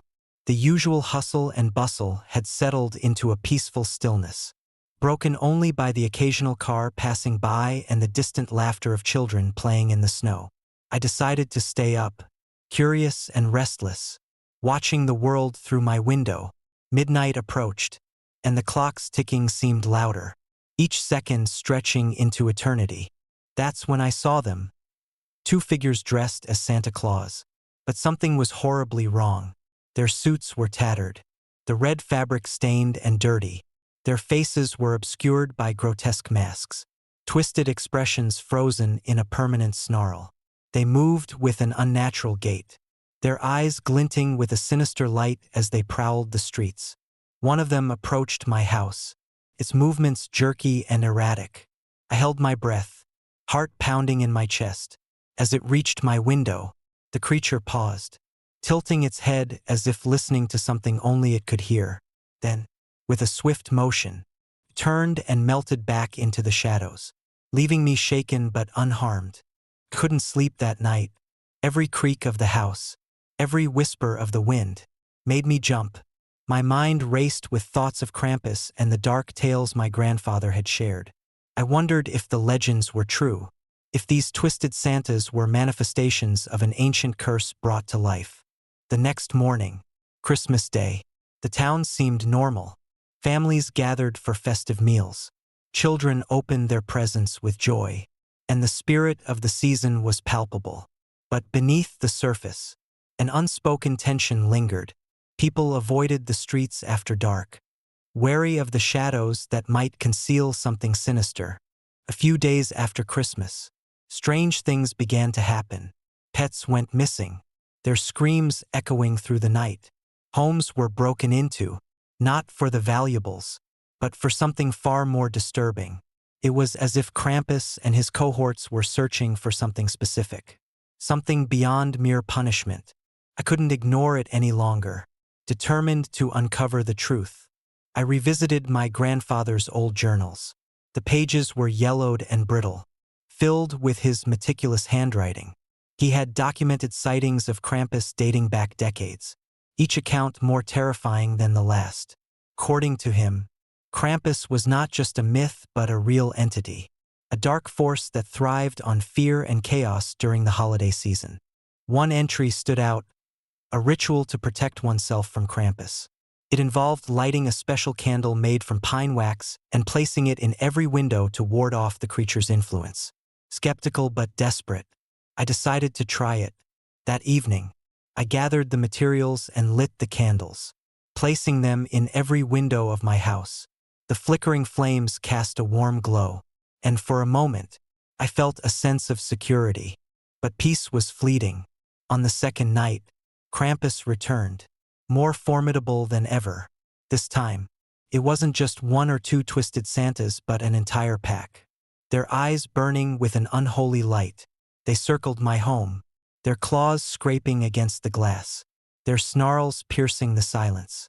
I watched in horror as they began to claw at the windows, attempting to break in. Panicked, I remembered my grandfather's journals. The candles, I realized, were a temporary measure. The true protection lay in confronting the darkness head-on. Summoning all my courage, I approached the front door, holding a pine branch, another of my grandfather's protective charms. As I stepped outside, the cold night air bit at my skin. The creatures lunged at me, their claws reaching for my throat. I brandished the pine branch, holding it high. To my surprise, the creatures recoiled, their grotesque forms writhing in pain. It was working. The power of the natural world seemed to repel the dark entities, forcing them back into the shadows. But there was no time to celebrate. The leader of the pack, a towering figure with massive horns and eyes that glowed like embers, stepped forward. It was Krampus himself. "You cannot banish us forever," he growled, his voice a deep, resonant rumble. "We will return each year, as long as there is darkness to feed upon." I stood my ground, the pine branch steady in my hand. "Not while I have light to fight it," I replied, my voice stronger than I felt. The candles burned brightly behind me, their light a beacon of hope against the encroaching darkness. Krampus snarled, a sound that shook the very ground beneath my feet. For a moment, it seemed as though the two forces were locked in a silent battle, the outcome uncertain. Then, with a final, anguished cry, Krampus and his minions dissipated into the night, retreating into the shadows from whence they came. Exhausted but victorious, I returned indoors, collapsing onto the floor. The candles continued to burn, their light unwavering. The town slowly returned to normal, the horrors of those nights fading into memory. But the experience left an indelible mark on me, a reminder that darkness can take many forms, even within the traditions we hold dear. Years later, I still think about that winter. The legends of Krampus were no longer just stories but a lived reality, a testament to the fragile balance between light and darkness. I continue to honor my grandfather's teachings, keeping candles lit each Christmas Eve, a small but steadfast defense against the shadows. This Christmas, as I watch children eagerly await Santa's arrival, I remember the thin line between joy and fear.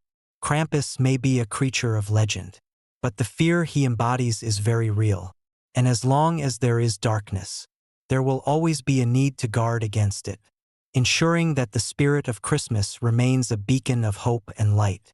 So, as you gather with loved ones and celebrate the season, remember the old legends and the lessons they carry. Light a candle, Embrace the warmth of your home and keep the darkness at bay.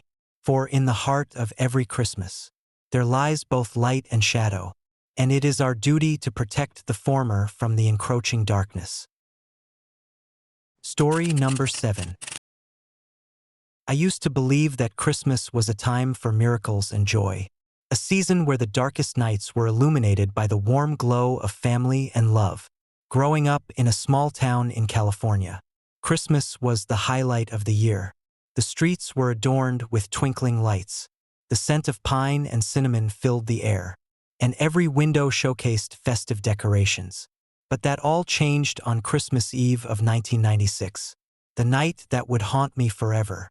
I was 22, living with my wife, Laura, and our 2 young children, Emily and Jack, in a cozy suburban home.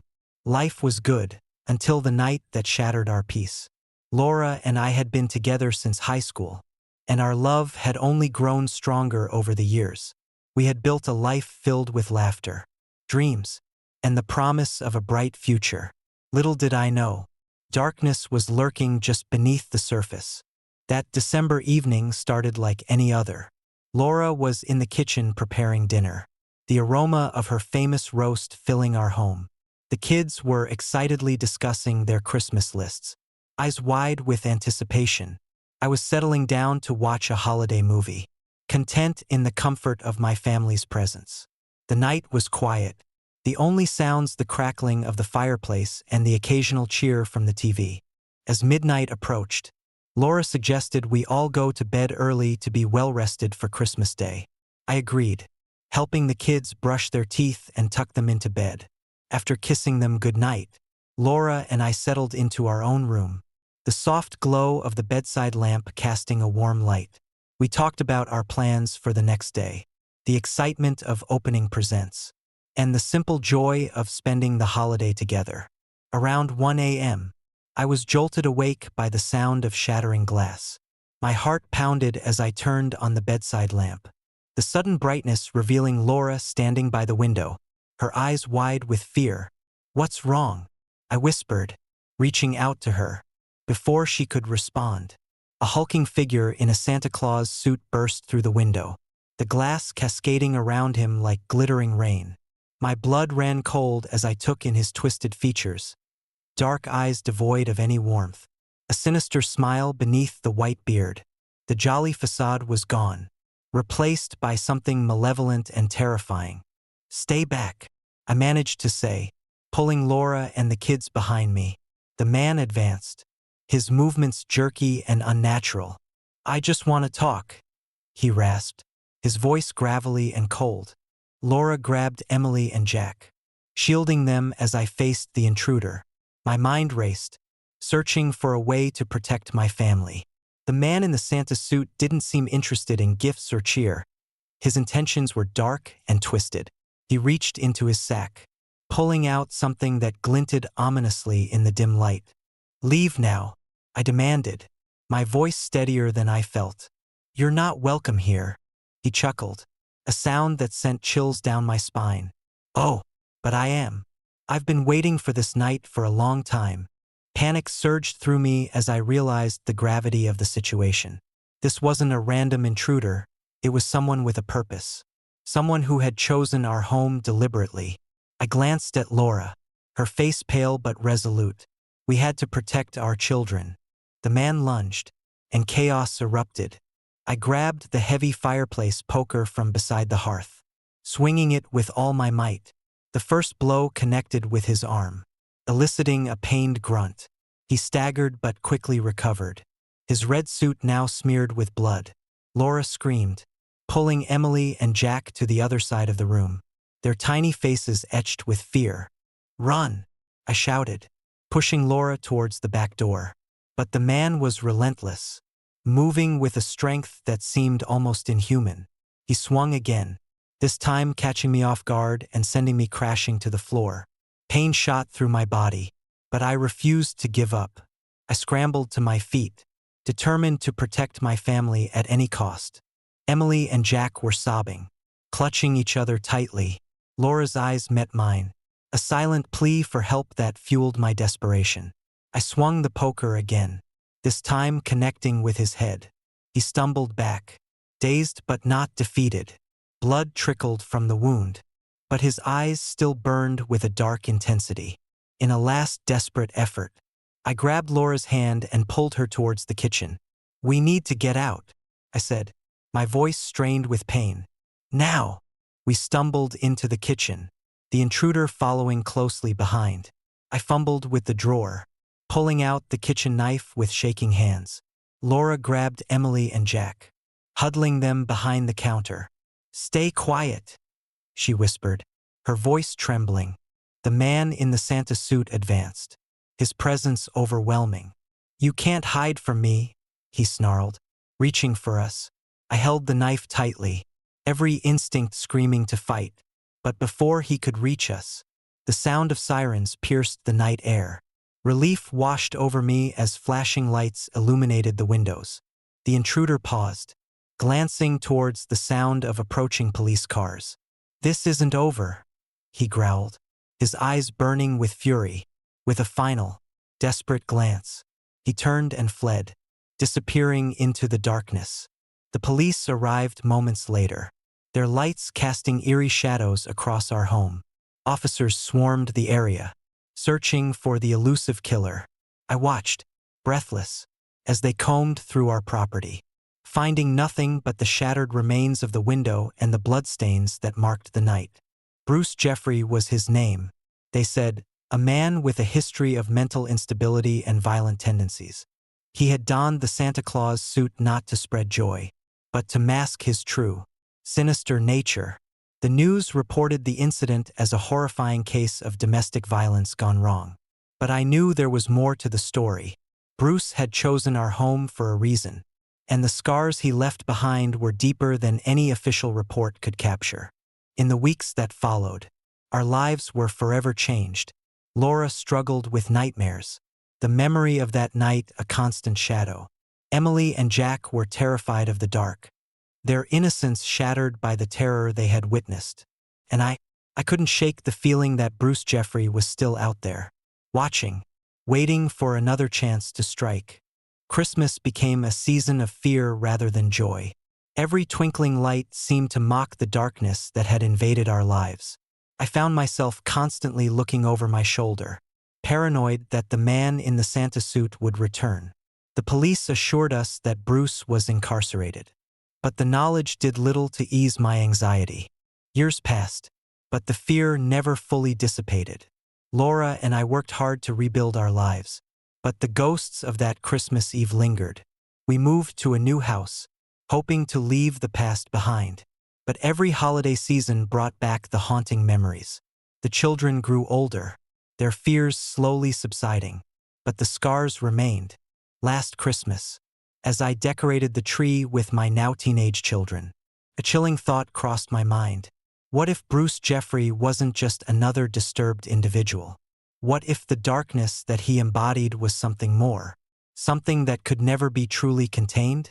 That night, as we gathered around the tree, the familiar sounds of carols and laughter filled the air. But beneath the surface, a sinister presence lurked, waiting for the perfect moment to strike again. I couldn't shake the feeling that Bruce was still out there, his malevolent spirit entwined with the very essence of Christmas. As midnight approached, I stood by the window, eyes scanning the darkness for any sign of the man who had forever altered our lives. The snow began to fall gently, a stark contrast to the violence of that fateful night. And in that silent moment, I made a vow to protect my family, to never let fear overshadow the true meaning of the season. But deep down, I knew that some darkness never truly fades. It waits, patiently, for the next Christmas Eve, ready to bring terror to those who least expect it. And as the clock struck 12, I couldn't help but wonder if Bruce Jeffrey, the Santa Claus killer, was still watching, his eyes burning with a relentless hunger for vengeance. This Christmas, as I embraced my family under the twinkling lights, I held on to hope that the light of love and togetherness could fend off the darkness that had once invaded our lives. But I also remained vigilant, knowing that evil can sometimes wear the most unexpected masks. and in the shadows, I feared that the nightmare was far from over. Story number 8. Santa Claus Killer. I never thought Christmas could be anything but joyful. The twinkling lights, the soft carols, the scent of pine needles filling the living room. It all used to wrap me in a warm blanket of nostalgia. That was before the Christmas of 1975, the year everything changed. I was 8 years old, living in a quiet suburb of Houston, Texas. Our neighborhood was the kind where everyone knew each other, where doors were left unlocked, and children played freely in the streets until dusk. My best friend, Tommy Jenkins, lived just 2 houses down. We did everything together, rode bikes, built forts, shared secrets. As December rolled in, the anticipation of the holidays filled the air. Tommy and I spent our afternoons crafting wish lists and debating the merits of various toys. On Christmas Eve, a light snowfall dusted the lawns, a rare treat for Texas. My parents tucked me in early, promising that Santa would skip our house if I wasn't asleep. Sometime deep in the night, I awoke to a muffled thud. Groggy, I sat up in bed, the soft glow of the moon casting shadows on my walls. I heard it again, a sound like something heavy being dragged. Curiosity piqued. I slipped out of bed and crept to my window. Across the street, I saw a figure in a red suit and a floppy hat trimmed with white fur. Santa? My heart leaped with excitement. But something was off. He was moving strangely, almost stumbling, dragging a large sack behind him. The sack seemed to squirm, as if something inside was alive. I rubbed my eyes, thinking I was dreaming, but when I looked again, Santa was staring straight at me. Even from a distance, I could see his eyes cold, dark pits that made my skin crawl. He raised a gloved finger to his lips, signaling me to be silent. Fear rooted me to the spot. He turned away and headed toward the Jenkins house. I watched as he slipped around the back, disappearing into the shadows. Moments later, a faint scream pierced the night, quickly stifled. Panic surged through me. I wanted to wake my parents, to call the police, but I couldn't move. Minutes felt like hours. The figure reappeared, his sack now bulging and stained with a dark liquid that glistened under the streetlights. He glanced back at my window, and I dove beneath the sill, my heart hammering in my chest. The next morning, Christmas Day, the neighborhood was abuzz with activity. Children laughed as they showed off new toys. Parents chatted cheerfully, but the Jenkins house was eerily quiet. A police car arrived around noon, its silent presence sending a ripple of unease through the community. I learned later that Tommy, his little sister, and his mother were found dead. The official story was a tragic accident, carbon monoxide poisoning, they said. But I knew better. I saw the man in the red suit. I saw Santa. I tried to tell my parents, the police, anyone who would listen, but they dismissed my story as the imagination of a traumatized child. You've been watching too many scary movies, they'd say, ruffling my hair. Days turned into weeks, and the neighborhood tried to return to normal. But the shadows lingered. I stopped sleeping, haunted by nightmares of those dark eyes and the sinister smile beneath the beard. One night, as I lay awake, I heard a scratching at my window. Fear paralyzed me, but curiosity forced me to look. There he was, Santa, perched on the tree branch outside my room, his face pressed against the glass, his eyes locked onto mine, and a wicked grin spread across his face. "I know you saw me," he whispered, his voice muffled but clear. "You've been a naughty boy," I screamed, scrambling backward. My door burst open as my parents rushed in. "What's wrong?" they demanded. But when I pointed to the window, Santa was gone. They searched the yard but found nothing. The police were called again, and this time they took my story more seriously. Patrols increased, and for a while, the presence of law enforcement provided some comfort. But deep down, I knew he was still out there, watching, waiting. As years passed, the memory of that night faded for everyone but me. I grew up, moved away, tried to build a life beyond the shadows of my childhood. But every Christmas Eve, I can't help but feel that familiar dread. Last year, I received a package with no return address. Inside was a photograph of me as a child, taken from outside my bedroom window. On the back, written in shaky handwriting, were the words, "Still watching. I don't know who he is or why he chose us." The man in the Santa suit became an urban legend, a ghost story parents tell to keep their kids in line. But I know he's real. He's out there, and he's not finished. Tonight is Christmas Eve. I sit here in my dimly lit living room, the curtains drawn tight, every door and window locked. The clock ticks closer to midnight, and I can't shake the feeling that this time, he's coming back for me. A soft thud echoes from the roof, followed by the unmistakable sound of footsteps. I grip the phone tightly, my finger hovering over the call button. Then, a hoarse voice drifts down the chimney. Ho, ho, ho. I stare at the fireplace, dread curling around me like a suffocating blanket. The grate rattles, and ash spills onto the hearth. A gloved hand emerges, gripping the edge. This time, I won't be the frightened child hiding under the covers. I dial 911, my voice steady as I report the intruder. But as I speak, the lights flicker and die, plunging the room into darkness. The only illumination comes from the faint glow of the dying embers in the fireplace. The silhouette of a man pulls himself into the room, his red suit tattered and stained. "Been a long time," he whispers. I back away slowly, searching for any means of escape.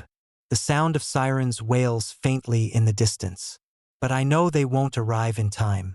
He takes a step toward me, and I can see his face clearly now. Pale skin stretched over sharp cheekbones, a twisted smile revealing yellowed teeth. "Why?" I manage to ask, my voice barely audible. He chuckles softly. "Because some gifts are meant to be shared." He lunges, and I stumble backward, tripping over the coffee table.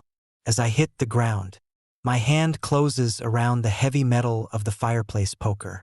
Without thinking, I swing upward as he descends upon me. The poker connects with a sickening thud.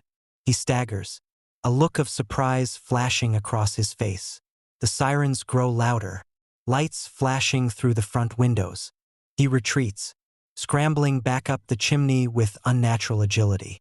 The last thing I hear is his parting whisper echoing down the flue. "Until next year." The police find me shaken but unharmed. They search the house, the roof, the yard, but there's no sign of him.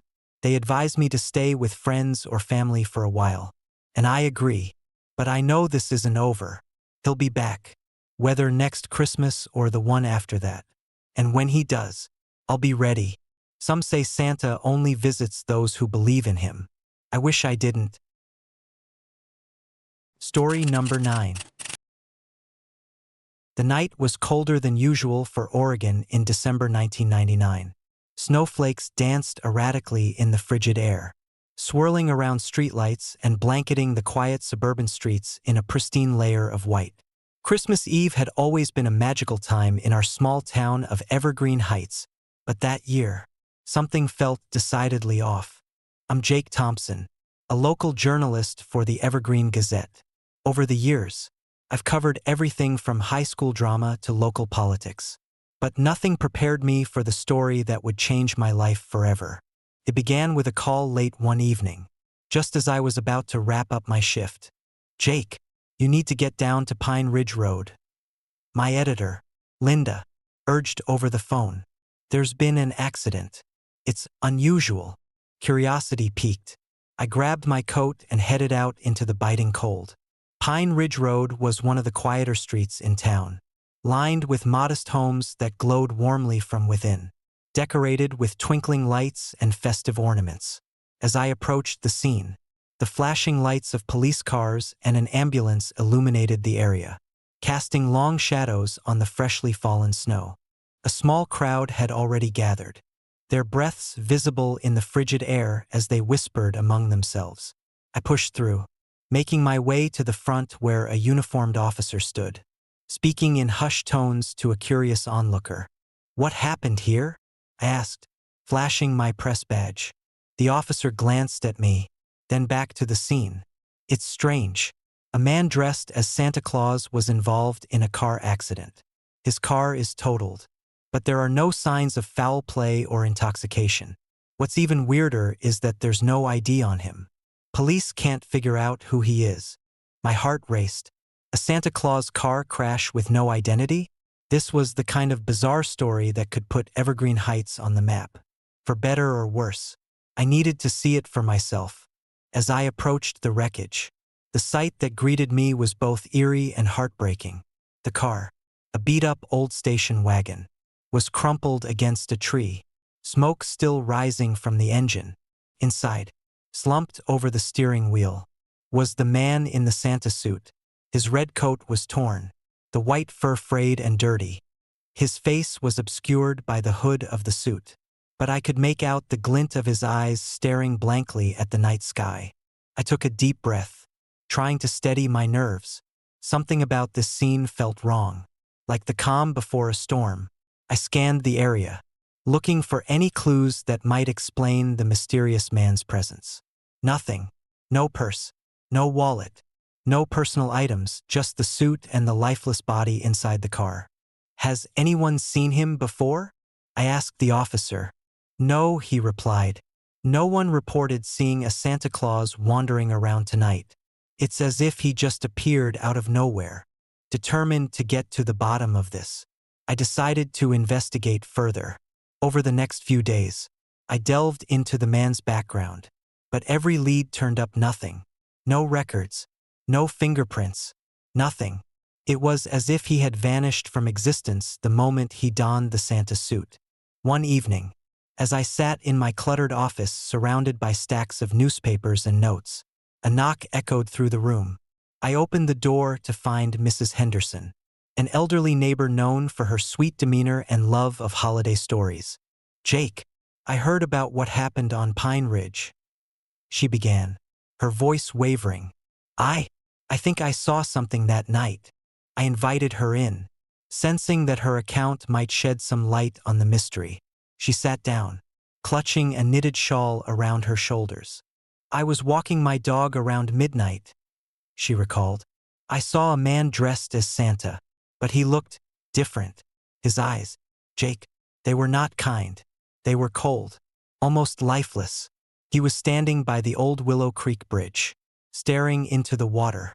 I thought he was lost or something, so I offered to help him."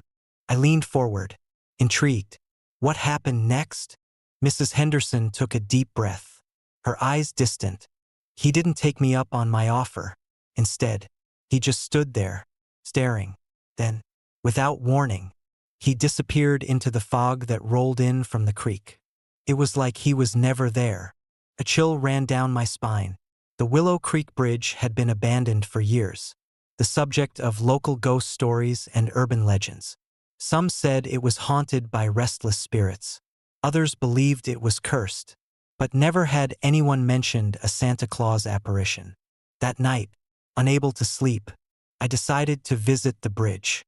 Armed with a flashlight and my notepad, I trudged through the snow, the cold biting at my skin. The bridge loomed ahead, its old wooden planks creaking under my weight. The moon was high, casting an ethereal glow over the water below. I stood in the center of the bridge, the silence oppressive. Then, out of the darkness, a figure emerged. It was him, the man in the Santa suit. But something was undeniably wrong. His eyes glowed with an unnatural light, and his movements were jerky, almost robotic. "Who are you?" I demanded, my voice barely above a whisper. He didn't respond, just stared at me with those piercing eyes. Suddenly, the air grew thick, and a sense of dread washed over me. I tried to back away, but my feet felt rooted to the spot. In that moment, memories flooded my mind, memories that weren't mine. I saw flashes of a life I never lived, a jolly man who loved Christmas, a family that adored him, and a tragic accident that ended it all. It was as if I was experiencing his final moments. The vision faded, and he stepped closer, his presence overwhelming. "You need to help me," he whispered, his voice echoing through the night. "Find peace." I shook my head, trying to dispel the visions. "I don't know how." He extended a hand, palm open. "Look inside. Remember." Before I could react, everything went black. When I awoke, I was back in my office, the morning sun streaming through the windows. My head throbbed, and my notes from the night before were scattered across the desk. Had it all been a dream, or something more? Determined to uncover the truth, I revisited the Willow Creek Bridge. This time, I brought along some equipment: a camera, voice recorder, and even a small mirror. As I stood in the center, the air grew thick once more, and the man in the Santa suit appeared. "Help me," he repeated, more urgent this time. I held up the mirror, catching his reflection. His eyes met mine, and for a split second, I saw his true self, a sorrowful soul trapped between worlds. "What do you need me to do?" I asked. He gestured towards the water, his expression pleading. "The bridge. It's his final resting place. His spirit is restless, unable to move on. You need to give him peace." I nodded, understanding dawning on me. "How?" He pointed to a small plaque beneath the bridge, partially obscured by snow. I approached, reading the faded letters. "In loving memory of Thomas Caldwell, beloved father and husband taken too soon on Christmas Eve, 1999. Tears welled up in my eyes. Thomas Caldwell. The name matched the vague memories from my visions. He had died in a car accident on Christmas Eve, just like the man in the Santa suit. But how? Realizing what needed to be done, I began to clean the plaque, removing the snow and debris. As I did, the temperature seemed to rise, the oppressive feeling lifting slightly. I placed a wreath of pine branches around the plaque, a symbol of peace and remembrance. "Thank you," the voice whispered, softer now. The man in the Santa suit smiled, a genuine warmth replacing the coldness in his eyes. Slowly, he began to fade, his form dissolving into the morning light. I stood there, feeling a sense of closure wash over me. Thomas Caldwell's spirit had been freed, his story finally told. As I left the bridge, the sun breaking through the clouds, I felt a renewed sense of purpose. In the days that followed, the story of the mysterious Santa Claus accident gained traction. I published my account, detailing the haunting encounter and the truth behind Thomas Caldwell's death. The town of Evergreen Heights found solace in the revelation. The dark mystery finally resolved.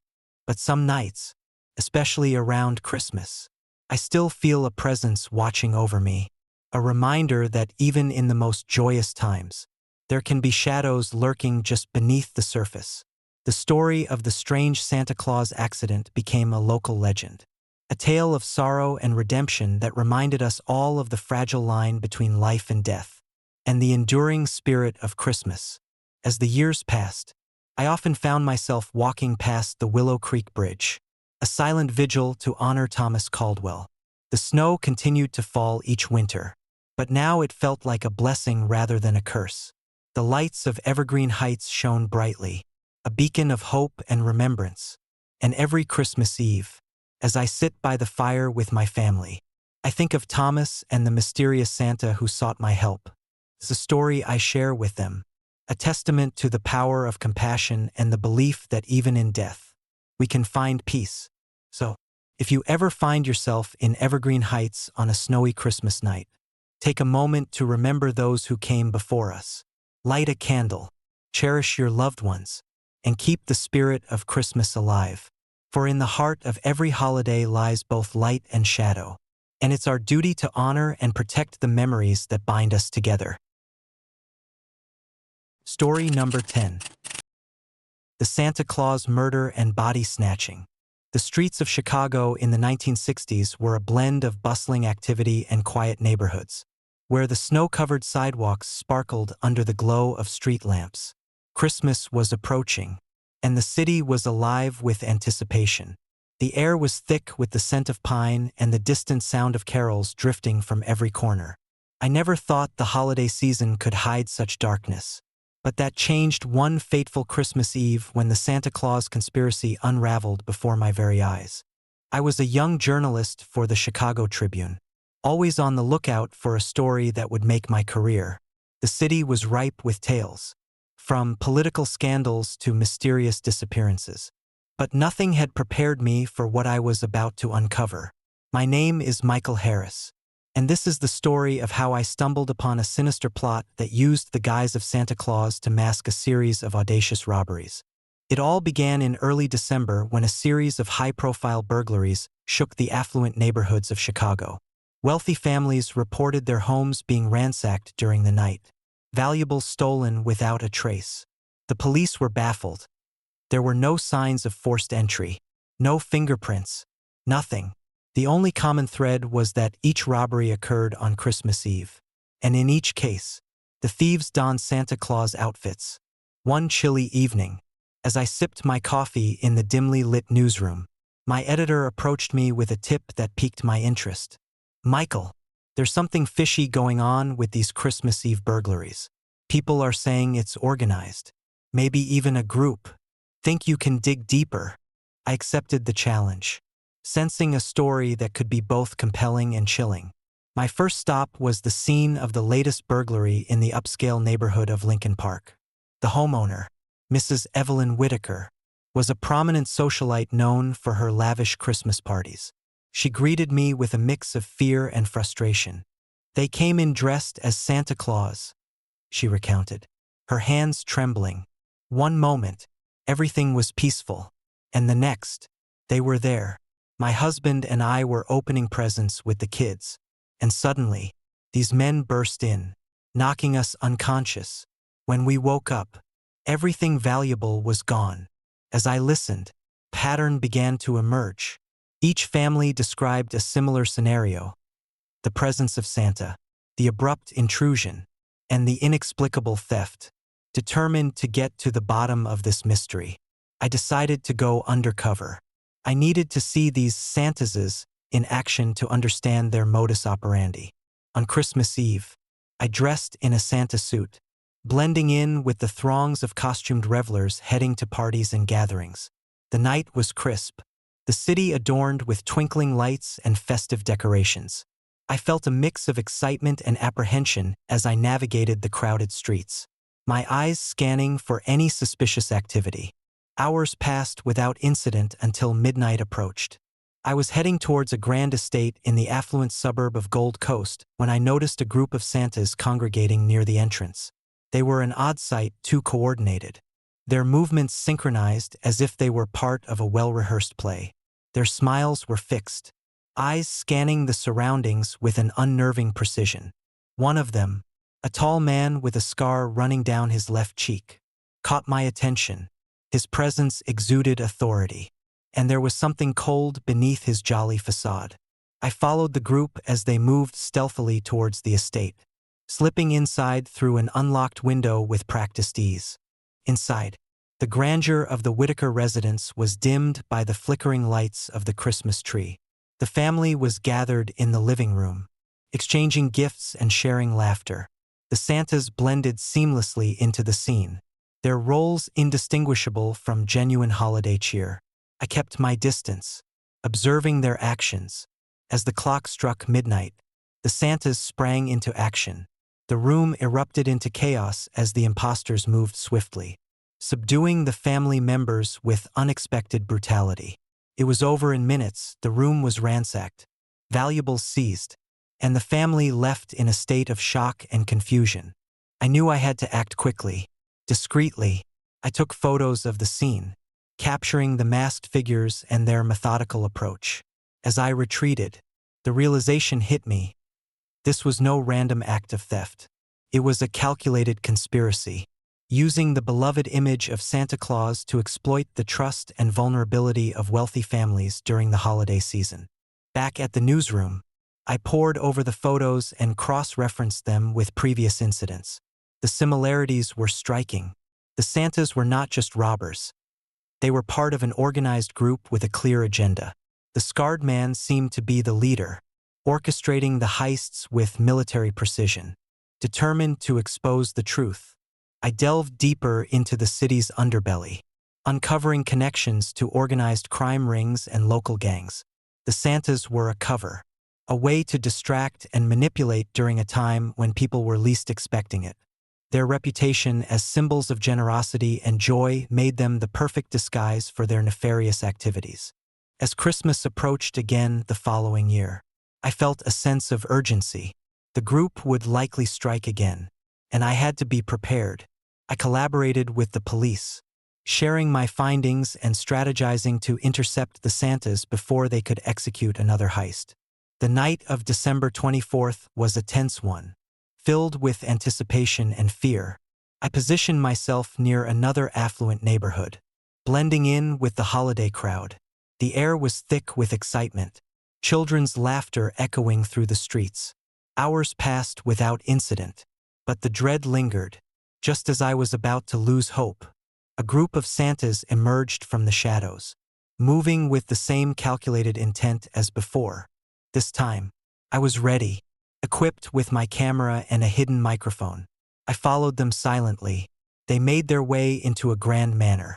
Much like the Whitaker estate, I signaled the police, who moved in swiftly, surrounding the property. The confrontation was brief but intense. The Santas attempted to flee, but the authorities were prepared. Several were apprehended, including the scarred leader who now stood defeated, his mask removed to reveal a cold, merciless gaze. The aftermath was a media frenzy. The Santa Claus conspiracy was exposed, shocking the community and tarnishing the beloved image of Santa. Families were left questioning their holiday traditions, while the city grappled with the betrayal of trust. The convicted criminals revealed a deeper network, a web of deceit that spanned beyond Chicago, exploiting the magic of Christmas for their gain. For me, the story was both a triumph and a haunting reminder of how darkness can lurk beneath even the most cherished symbols. The joy of the holiday season had been tainted by greed and manipulation, a legacy that lingered long after the criminals were behind bars. Years have passed since that Christmas Eve, but the memory remains vivid. Every holiday season, as I watch children marvel at Santa's arrival, I can't help but feel a pang of unease. The image of those twisted Santas serves as a cautionary tale, that even in times of joy and giving, shadows can find their way in, exploiting our deepest hopes and dreams. The Santa Claus conspiracy taught me that stories have power, and sometimes, the most beloved tales can hide the darkest truths. As I sit by the fireplace each Christmas, I reflect on that chilling experience, grateful for the peace that now prevails. But a part of me remains vigilant, knowing that the spirit of Christmas can attract both the good and the malevolent.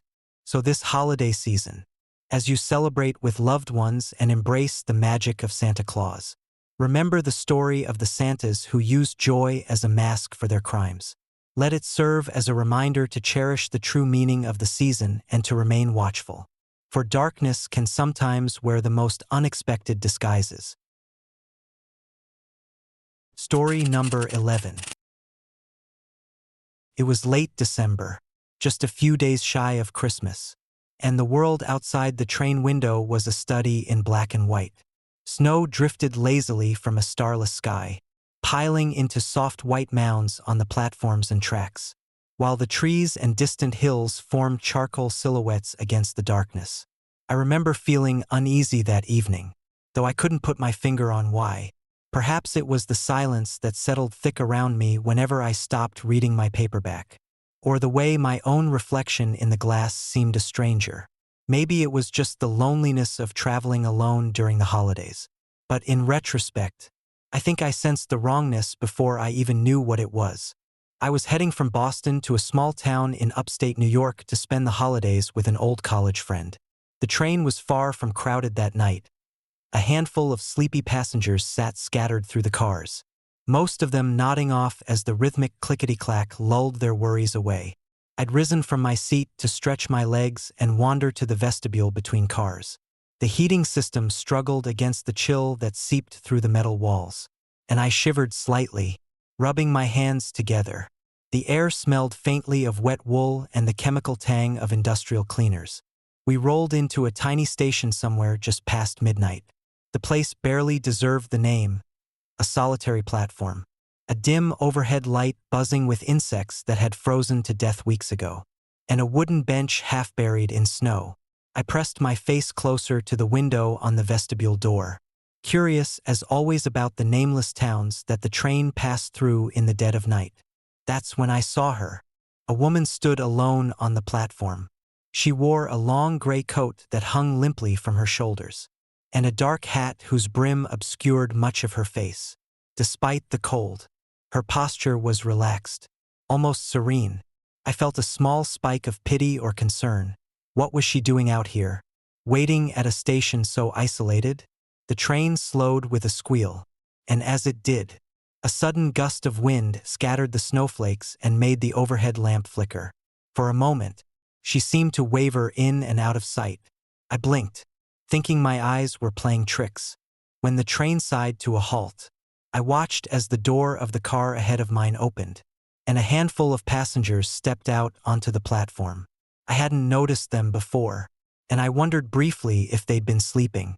There were perhaps half a dozen of them, and they hovered around the woman, though not one approached her directly. Instead, they sort of drifted, as if unsure what to do next. I waited to see if the woman would board. Curiosity gnawed at me.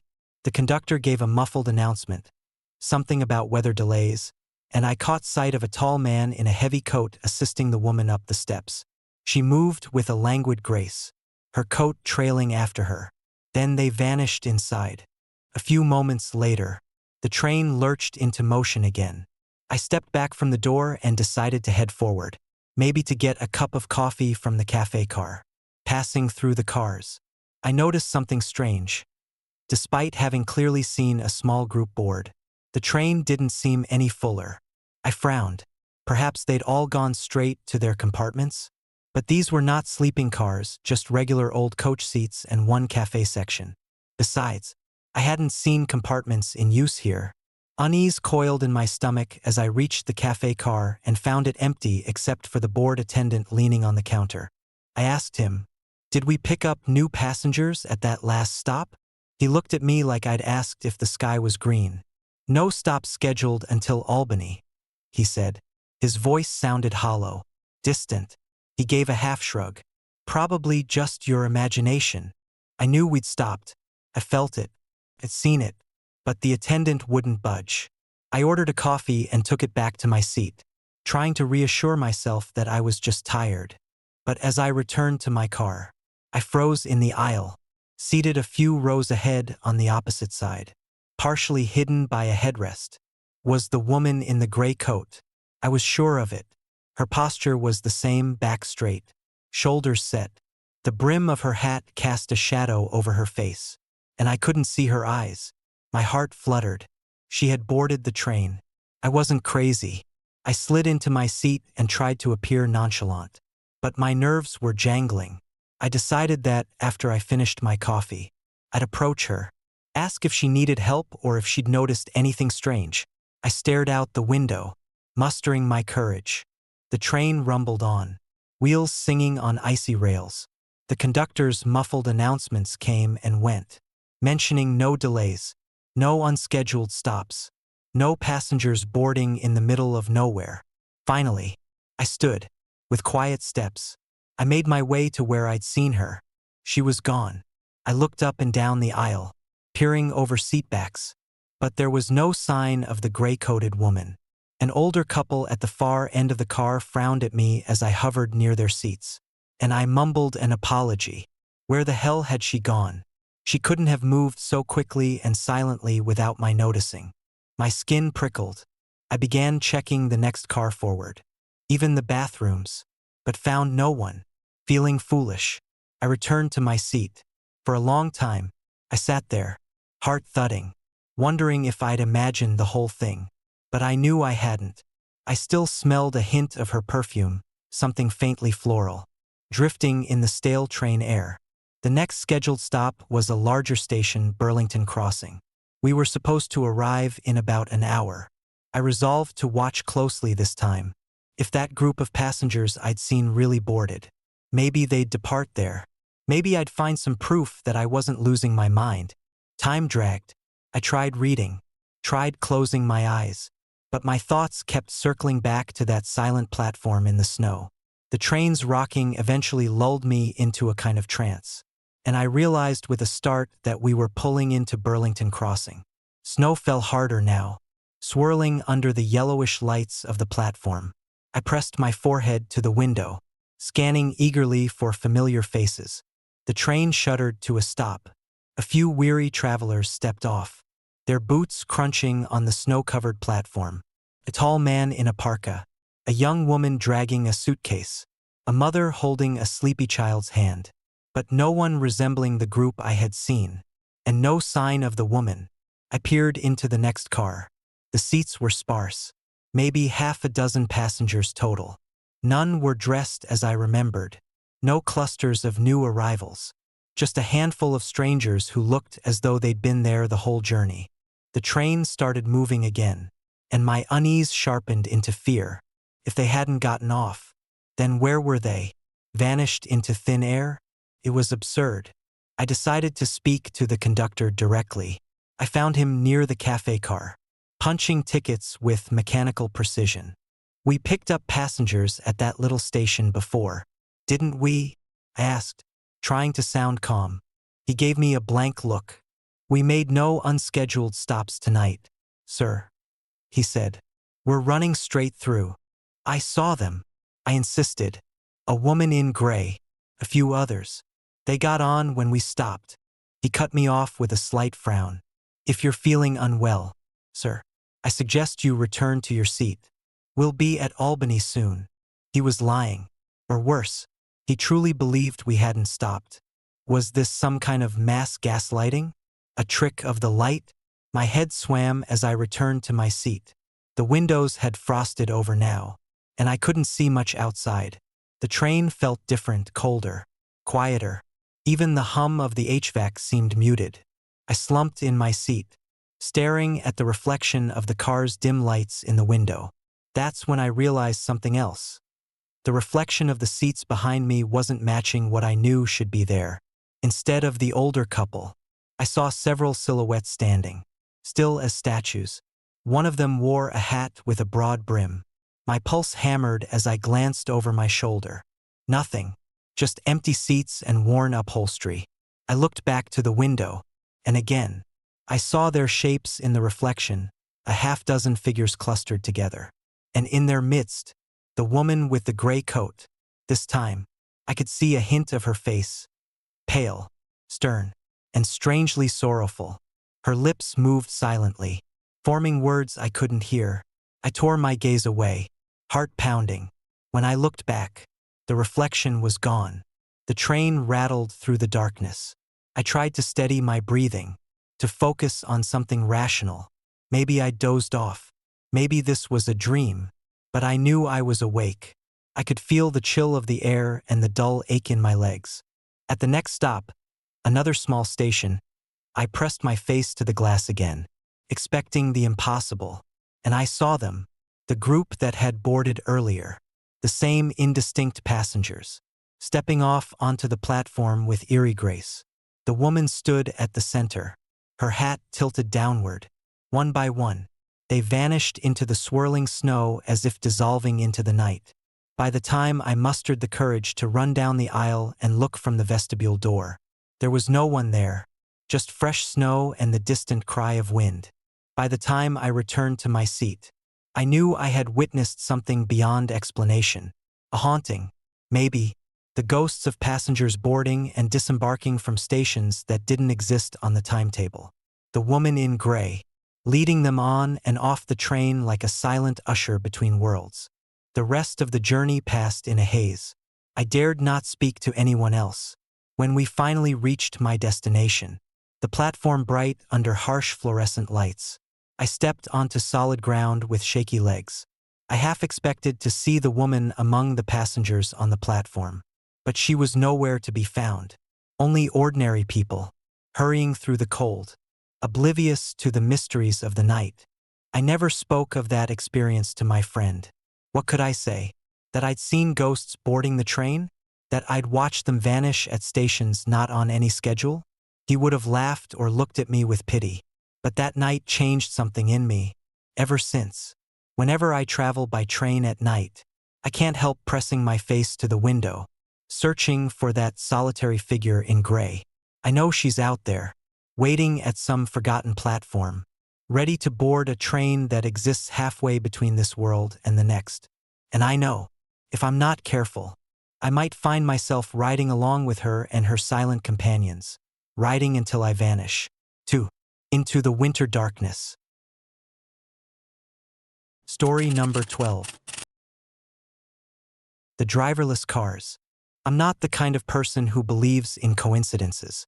Life, in my experience, has a way of following its own pattern, logical, predictable. The strange thing is, sometimes life has a way of twisting those patterns until they don't make sense anymore. That's what happened to me one cold, lonely night in December. A night I'll never forget. A night that changed how I see the world, or maybe how I see what's beyond it. It had been a long day, a lot of stress at work, a few too many beers at the bar, and the kind of night that I thought would be better spent in my own bed. I lived on the outskirts of town, just far enough away that I could get some peace and quiet, but close enough to downtown that I could be at the office in 15 minutes if I had to. On this particular night, I was walking home from the bar, cutting through one of the quieter, older neighborhoods in the city. It was nearly midnight, and the streets were empty, save for the occasional shadow of a passing car or the fluttering of a newspaper being blown along by the wind. The snow had begun to fall softly, a thick blanket covering the sidewalks. There was something about it that made the night feel heavier than usual. The air was cold, but not unbearable. My boots left prints in the fresh snow as I walked, the only sound in the quiet street. That's when I saw them. At first, I thought it was just my tired eyes playing tricks on me. A line of cars, all parked along the side of the street, neatly aligned as though someone had parked them there on purpose. But there was something off about it. The street was dead. No other cars were on the road. No people walking by. Just these vehicles, parked as still as statues in the falling snow. I moved closer. They were the kind of cars you'd expect to see in a small town, nothing fancy. Just regular sedans, minivans, and even an old pickup truck or two. The kind of vehicles that people use for commuting, for errands, for getting on with their lives. But when I reached the first one, I froze. Every single one of them had the same thing in common. No one was inside. I peered through the fogged-up windows. The seats were empty. The steering wheels were untouched. The doors were all locked. Windows up. Not a single sign of life. I felt a shiver run down my spine. Not because of the cold, but because I couldn't shake the feeling that I was being watched. I told myself it was nothing. Maybe the owners had just stepped out. Maybe they'd been forced to leave in a hurry. But the longer I stood there, the more the feeling of unease grew. I looked up and down the street. Still no movement. No sign of anyone. I decided to leave. My feet carried me down the sidewalk. But the hairs on the back of my neck stayed standing. Something was wrong. I could feel it in my gut.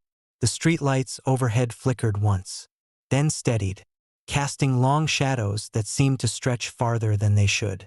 As I walked, I couldn't shake the feeling that someone, was following me. I turned the corner, my eyes darting nervously over my shoulder. I didn't see anything, just the snow falling, the street lit by the cold, harsh glow of the street lamps. But then I heard it, a faint sound, like a soft shuffle, the scrape of shoes against snow. I stopped dead in my tracks. I looked around, my heart pounding in my chest. No one was there. The street was as empty as it had been since I'd first stepped into it.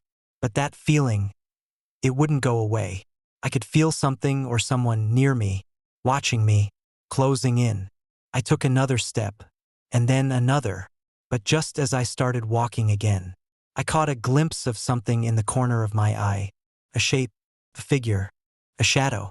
It was there, just beyond the reach of the streetlight. A dark, shifting shape, like a man, but distorted, stretched out. It moved with a strange, jerky motion, like it wasn't quite solid, like it didn't belong. I froze again, every part of me screaming to run, but my legs wouldn't move. I turned my head slowly, trying to track the shadow's movements. But when I looked back, it was gone. Nothing. Just the empty street, the snow, the eerie stillness. I walked faster now, my pulse quickening, but the dread was still there, crawling up my spine. Every step felt heavier, every breath harder to take. I could almost hear my heart pounding in my ears. Then I heard it again, the scrape of feet on the snow, like someone was walking just behind me. I spun around, and I saw nothing. But I knew with every fiber of my being that something was there, watching me, waiting for me to make a mistake. I didn't wait to find out what it was. I turned and ran, my boots pounding against the snow-covered pavement. I didn't care where I was going, didn't care if I looked like a fool. I needed to get out of there.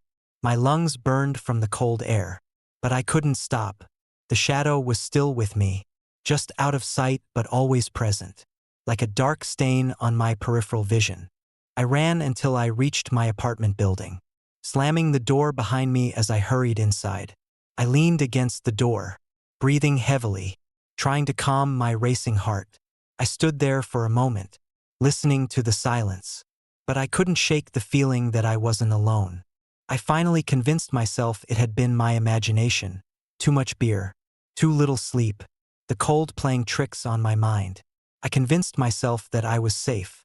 But when I went to bed that night, I left the blinds open, just a little, just enough to see the street below. I needed to know. It's been 3 days since that night. The street outside my apartment is quiet.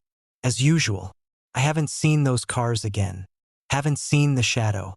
But sometimes, late at night, when the wind howls outside and the city is still, I feel it. The eyes, the ones that follow me when I walk down the street, the ones that linger in the dark. I know what I saw, and I know I'm not alone. Story number 13. The Ghost on the Snowy Road. I've never been one to believe in ghosts. I've always thought of myself as a practical man, the type who believes in what he can see, hear, touch, and measure.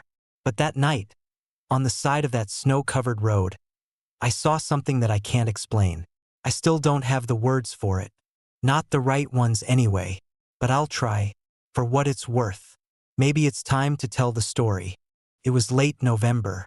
Rachel and I had decided to take a long drive up to the mountains, something to clear our heads after a hectic few months. We had rented a cabin near a small, isolated town for a weekend getaway, the kind of place where there was nothing to do except read books, drink wine, and maybe take a walk in the woods. We were looking forward to the quiet, the isolation, just the two of us. The snow had started falling heavily as we drove through the winding mountain roads. The tires of the car crunched in the thickening snow, and the world outside the windshield became a blur of white. The radio had stopped working about an hour ago, and we didn't see any other cars on the road. The night was dark, colder than we expected, and the silence inside the car was the kind that presses against you, making your thoughts feel heavy.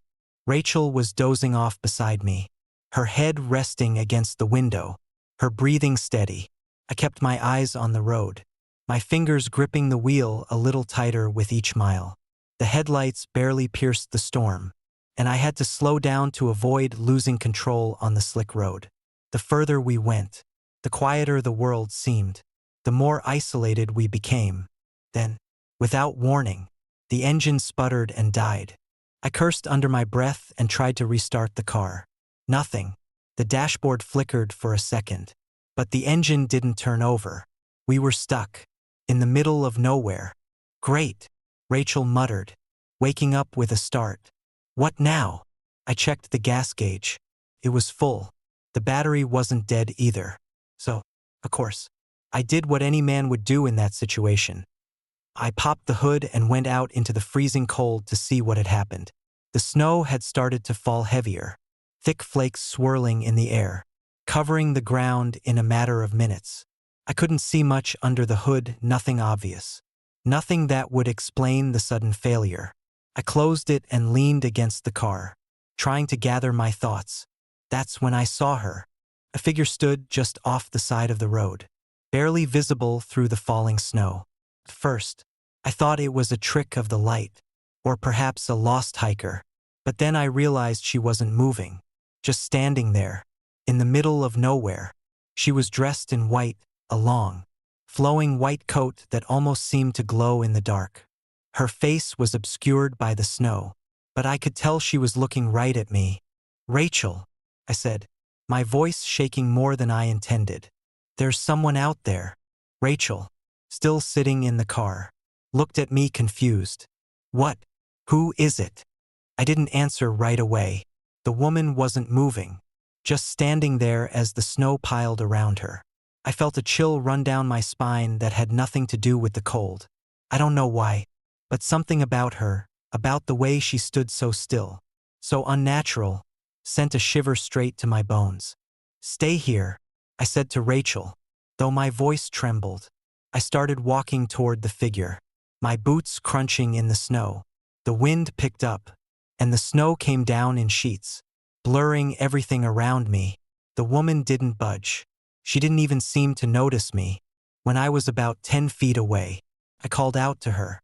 "Hey, are you okay? Do you need help?" There was no answer, just the quiet howl of the wind. I took another step forward, my heart pounding in my chest. That's when she moved slowly, almost imperceptibly, turning her head toward me. I froze. Her face, pale, gaunt, was now visible beneath the hood of her coat. Her features sharp and unnatural, like they had been frozen in time. Her eyes, black, empty, were fixed on me. Her mouth opened, but no sound came out, just the wind, whispering through the trees. I could feel my pulse racing, my breath shallow, and then, in the blink of an eye, she was gone, vanished, disappeared into the snow as if she had never been there. I stood there, my body numb with shock, staring at the spot where she had been. The snow had already started to fill in the space where she had stood. There were no footprints in the snow, no sign she had ever been there at all. I don't know how long I stood there, trying to make sense of what had just happened. But eventually, I turned back to the car. Rachel was staring out the window, her face pale. "You saw her too, didn't you?" I asked, though I was sure of the answer. Rachel nodded, her eyes wide. She just disappeared. "Where did she go?" "I don't know," I said, my voice barely a whisper. "But we need to get out of here. Now." I jumped into the car and tried to start the engine again. This time, the engine roared to life, the headlights flickering to life. The radio crackled for a moment, then went silent again. I didn't care. All I cared about was getting out of there. We drove for what felt like hours, not speaking, the tension in the car thick enough to cut with a knife. Finally, we made it to a small town, and I pulled into the first gas station I saw. I went inside, hoping to find some answers. The old man behind the counter looked at me like he had seen a ghost. "You folks all right?" he asked, eyeing me up and down. I could see that he recognized the look in my eyes. "Yeah," I said, forcing a smile. "Just had a weird experience." The man didn't say anything at first. Then, after a long pause, he spoke in a low voice. "You ain't the first. Not by a long shot." I stared at him, confused. "What do you mean?" "There's a woman out there, in the snow. She's been spotted for years. They say she's the ghost of a woman who went missing a long time ago, somewhere along that road. Never found her body, but they say she wanders the snow every winter, waiting for someone to help her." I felt the blood drain from my face. "And what happened to her?" The man's eyes darkened, his voice low. "No one knows. Some say she was murdered. Some say she just vanished. But every year, someone sees her. And every year, someone disappears." Rachel and I never went back that way again. I don't know if the woman in the snow was a ghost, or if she was something else entirely, something darker. But I know what I saw that night. And no matter how much time passes, I'll never forget those empty black eyes staring back at me through the storm. And every winter, when the snow starts to fall, I can't help but wonder if she's still out there, waiting. Story number 14. The mysterious death in the abandoned house. You could say I've never been one to shy away from a little adventure, though I'm not exactly proud of some of the decisions I've made in the past. That night was one of those decisions. It was the dead of winter, the kind of cold that bites into your bones and refuses to let go, the kind of cold that makes you question your sanity when you step outside. But there I was, bundled in a coat that wasn't quite thick enough, walking along with 4 of my closest friends, Matt, Sarah, Jack, and Katie, as we approached the old house at the end of South Street. The house had always intrigued me. It had been abandoned for as long as I could remember, but there was always something about it that felt off. It wasn't just that it had been left to rot, though that was certainly part of it. The shutters hung crookedly, the roof sagged under the weight of years of neglect, and the windows, which had once been clear and bright, were now covered in grime and cobwebs. There was something in the air around the house, something that made you look over your shoulder every time you passed by, as if you weren't alone. That night, we were going to see it up close. "You sure about this?" Jack asked, his voice tinged with skepticism, as we stood at the foot of the cracked stone steps. He was always the cautious one, the one who thought things through before acting. It made him a good friend, but it also made him a little too safe for my tastes.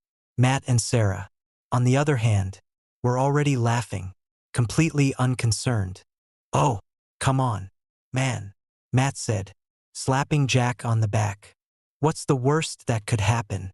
It's just an old house. There's nothing spooky about it." But we all knew that wasn't true. There was something wrong about that house, something we couldn't explain, and that was why we were here in the first place. I pushed open the creaking gate, the sound like a scream in the cold night air, and led the way up the steps. We didn't bother knocking or trying the door. Everyone knew it was locked. We came prepared. Jack had brought a crowbar, just in case. We forced the door open with a groan, the hinges protesting, and stepped into the dark hallway. The air was thick with dust, and the smell of mildew hit us immediately. It was like the house had been holding its breath for years, waiting for someone to come and disturb its silence. "This place gives me the creeps," Sarah muttered, pulling her coat tighter around her shoulders. I noticed her eyes darting to the corners of the room, as if she expected something or someone to jump out at her. "Relax," Katie said with a nervous laugh. "We're just here to explore. No ghosts, no monsters, just a bunch of old furniture and maybe a few rats." But even as she spoke, we all knew she didn't believe that. None of us did. The house was dark, the only light coming from the dim glow of our flashlights. We moved through the ground floor, exploring the rooms one by one. There was nothing too remarkable, just old furniture covered in sheets, peeling wallpaper, and broken windows that let in the cold night air. But the deeper we went into the house, the more I felt that unease creeping up my spine, the kind of feeling you get when you know you're being watched, even though you can't see anyone. When we reached the staircase, I hesitated. "Are we really going up there?" I asked, my voice a little shakier than I wanted it to be.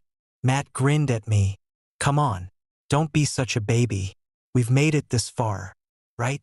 I nodded, but I didn't feel brave. The stairs creaked under our weight, the sound echoing through the empty house.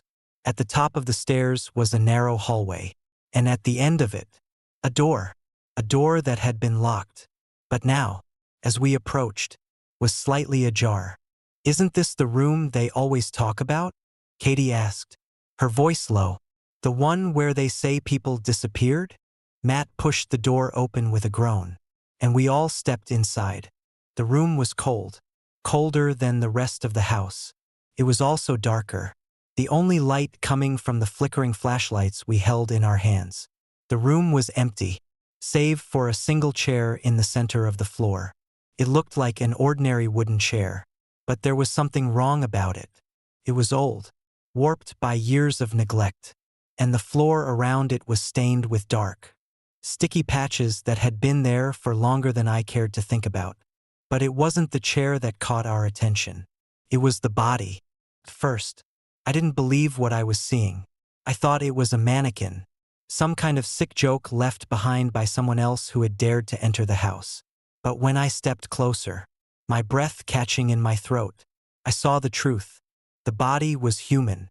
It was the body of a man, sitting perfectly upright in the chair, his back straight as though he had been placed there deliberately.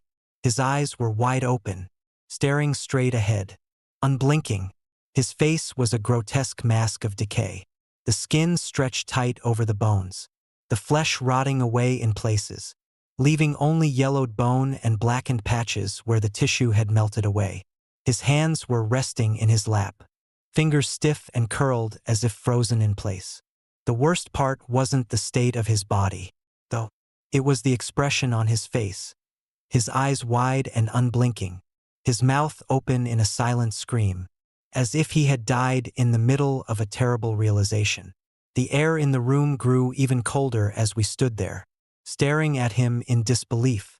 "Jesus Christ," Matt whispered, his voice shaking. "What happened to him?" None of us could answer. We didn't know. We spent what felt like hours in that room, trying to make sense of it. We called the police, but when they arrived, they didn't find the body. They found the room, sure, but no sign of the man who had been sitting there. No body, no blood, nothing. They searched the house from top to bottom, but there was no trace of what we had seen. The police chalked it up to our imagination, maybe a prank from someone else.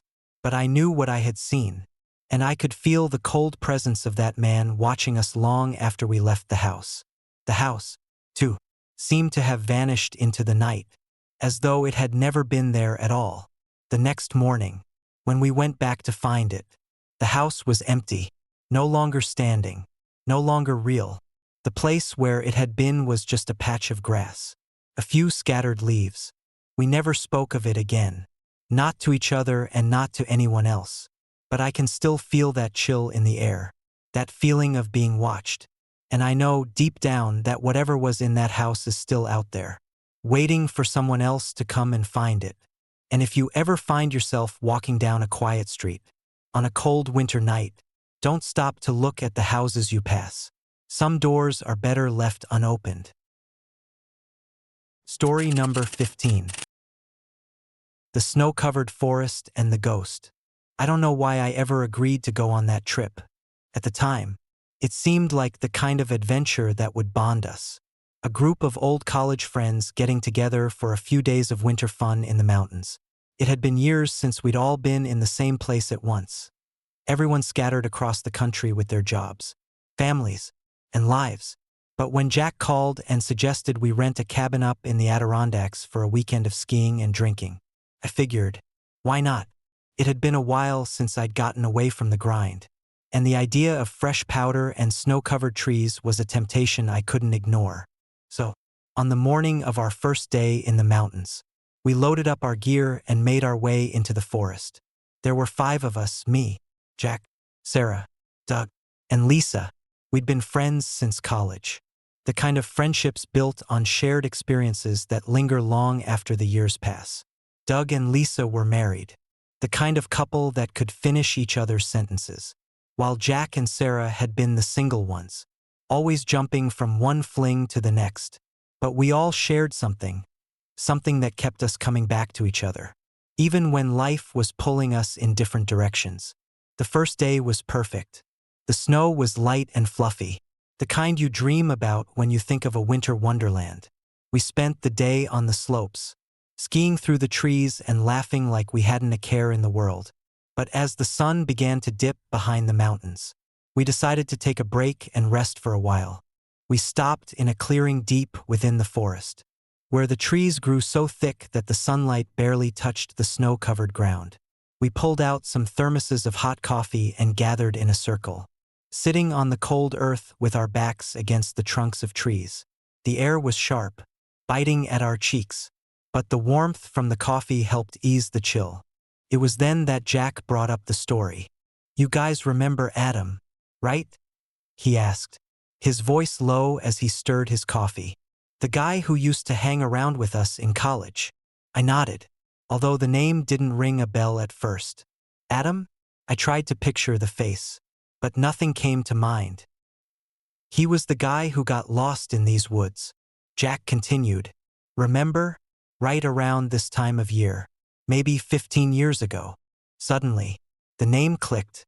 Adam. I could barely remember him, but I did recall the rumors that swirled around his disappearance. How he'd gone out for a solo hike one afternoon and never returned. They'd found his tracks leading into the forest. But after that, nothing. No body, no clues, just silence. The search had gone on for weeks before they called it off. And his name had faded into the kind of tragedy people mention only in hushed tones. "That's the place," Jack said, his voice quiet, almost reverent. "They say something's off about these woods, that the forest takes people."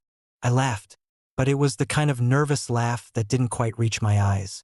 Doug and Lisa exchanged uneasy glances, and Sarah, ever the skeptic, shook her head. "Come on, Jack," she said, rolling her eyes. "That's just nonsense. People get lost. It happens." But even as Sarah spoke, I could feel the hairs on the back of my neck rise. The wind had picked up, and the trees around us creaked and groaned under its force. The light had begun to fade, casting long, eerie shadows across the snow, and in that moment, I felt something I couldn't explain, a prickling sensation, as though we weren't as alone as we thought. "Do you hear that?" Lisa's voice cut through the growing tension. We all turned to look at her, but she was staring into the distance, her face pale. "Hear what?" I asked. "Someone's calling," she said, her voice trembling. "I swear I heard my name." I stood up, the blood draining from my face. My heart began to beat faster, and I looked around, half expecting someone to jump out from behind the trees. But there was no one. The forest was still, almost unnaturally so, save for the whispering wind. "Lisa, are you okay?" Doug asked, his voice laced with concern. "I'm fine," she said, but there was a tremor in her voice that made my stomach twist. I thought I heard it." We all fell silent, straining to listen. For a moment, there was nothing, just the wind, the creaking trees, the occasional crunch of snow beneath our boots. But then, "Laura!" The voice came again. It was a whisper, distant but unmistakable. It sent a chill through my bones. I didn't know who it was, but I knew without a doubt that it wasn't one of us. "Did you hear that?" Sarah whispered, her voice thin. We all nodded in unison, the same fear creeping into our veins. "It's probably just the wind," Jack said, though his voice faltered. "No," Doug said sharply, his eyes wide. "That was someone calling our names. It came from over there." He pointed towards the trees at the edge of the clearing. It was a dark, impenetrable mass, the shadows deepening as the sun disappeared behind the horizon. I didn't want to go anywhere near that place, but something compelled me, something primal in my gut that told me we had to check. The snow was thick underfoot, muffling our steps as we walked toward the treeline. But as we got closer, the air seemed to grow colder, and the snow beneath our boots seemed to shift, as if something or someone was just beyond our sight. "Laura!" The voice came again, louder this time, and it sent a tremor through my spine. It was so clear, so unmistakable, that I could almost feel the breath on my neck. But when I turned around, no one was there. Suddenly, we heard a scream, a distant, terrible scream that echoed through the trees. It was Sarah. She ran toward the sound, but by the time we reached her, she was already standing still, staring into the distance. "I don't see her," Sarah whispered. "Where did she go?" We looked around, but Lisa was gone, just gone. There were no footprints in the snow leading away from where she'd been standing, nothing that suggested she'd moved at all. But when I looked down, I saw something in the snow, her footprints, leading off into the woods, growing fainter with every step. "I'll go after her," Jack said, his face pale. But as soon as he took a step forward, I grabbed his arm. "Don't," I said, my voice trembling. "We can't go in there. It's too dark." But it was already too late. Jack had already stepped into the woods, following the faint trail of footprints. We stood there, frozen, not knowing what to do. The wind howled around us, and the trees whispered like they were alive. And in the distance, I thought I saw a figure, a shadow, just at the edge of my vision. Someone or something was watching us. We waited, and we listened, but Jack never came back. By the time we made our way back to the cabin, the snow had started falling harder, as though the forest itself were trying to bury us in silence. We didn't speak much. We didn't need to. Lisa was gone. Jack was gone. And the forest had claimed them. We never spoke of that night again. Story number 16. The stranger outside the window.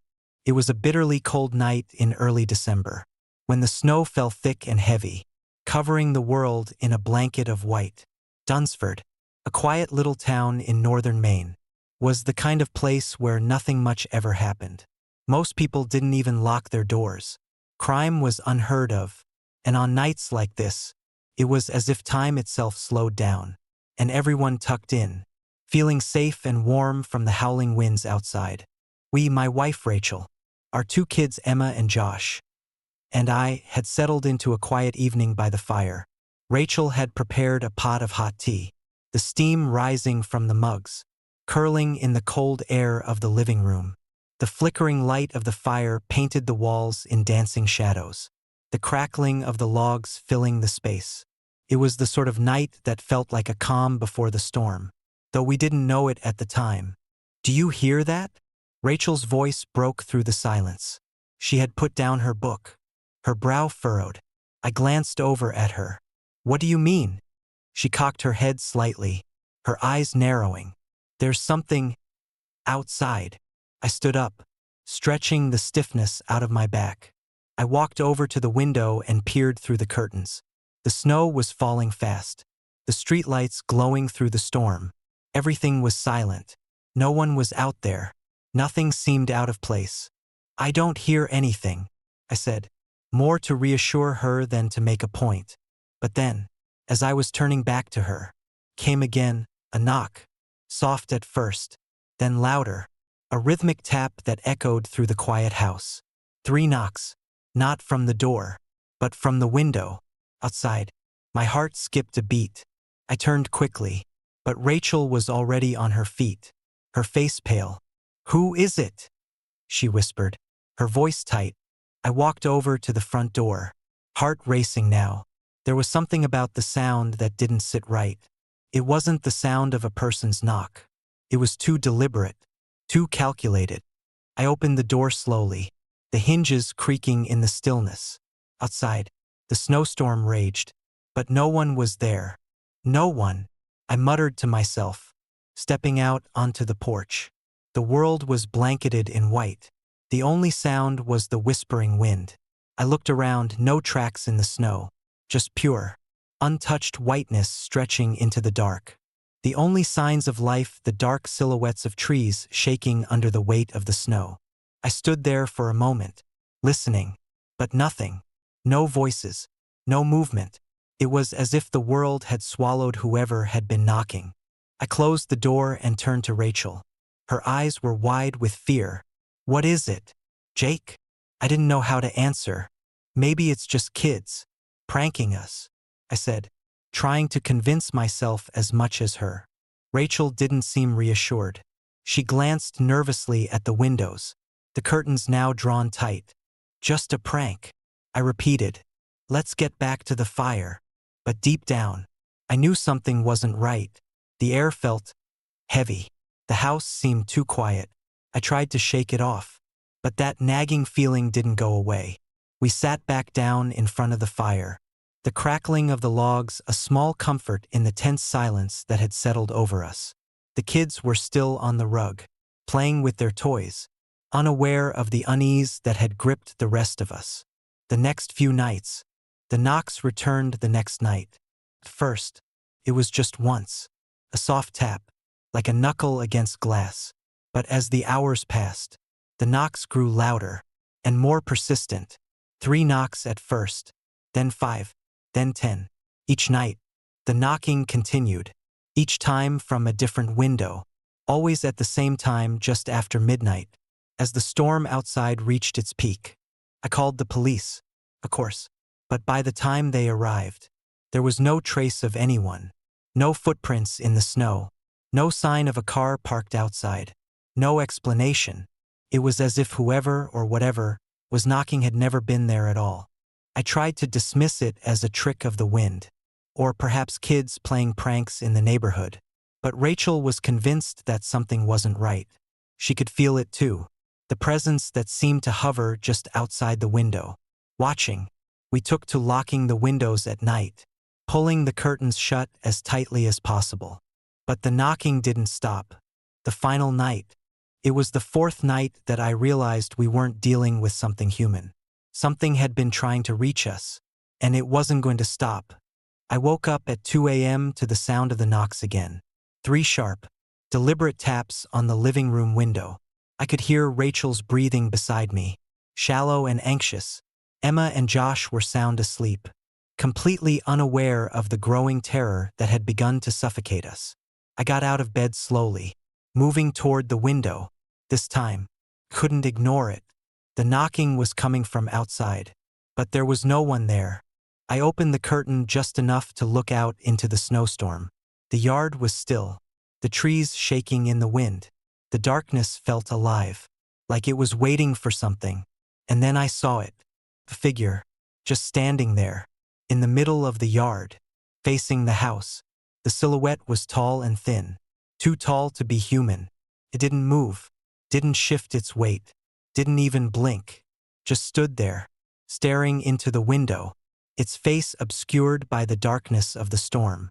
I froze, and then, as if it had been waiting for me to notice, it moved, slowly, deliberately.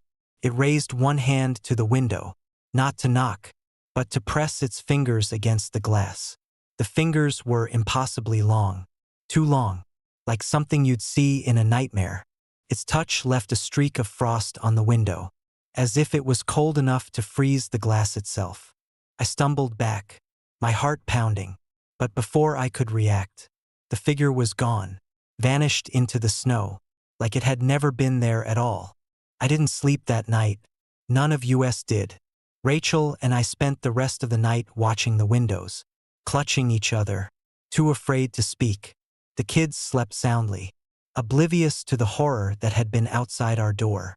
The next morning, the storm cleared, the snow stopped falling, and the sky was a pale blue. We looked outside, but there were no signs of anything unusual.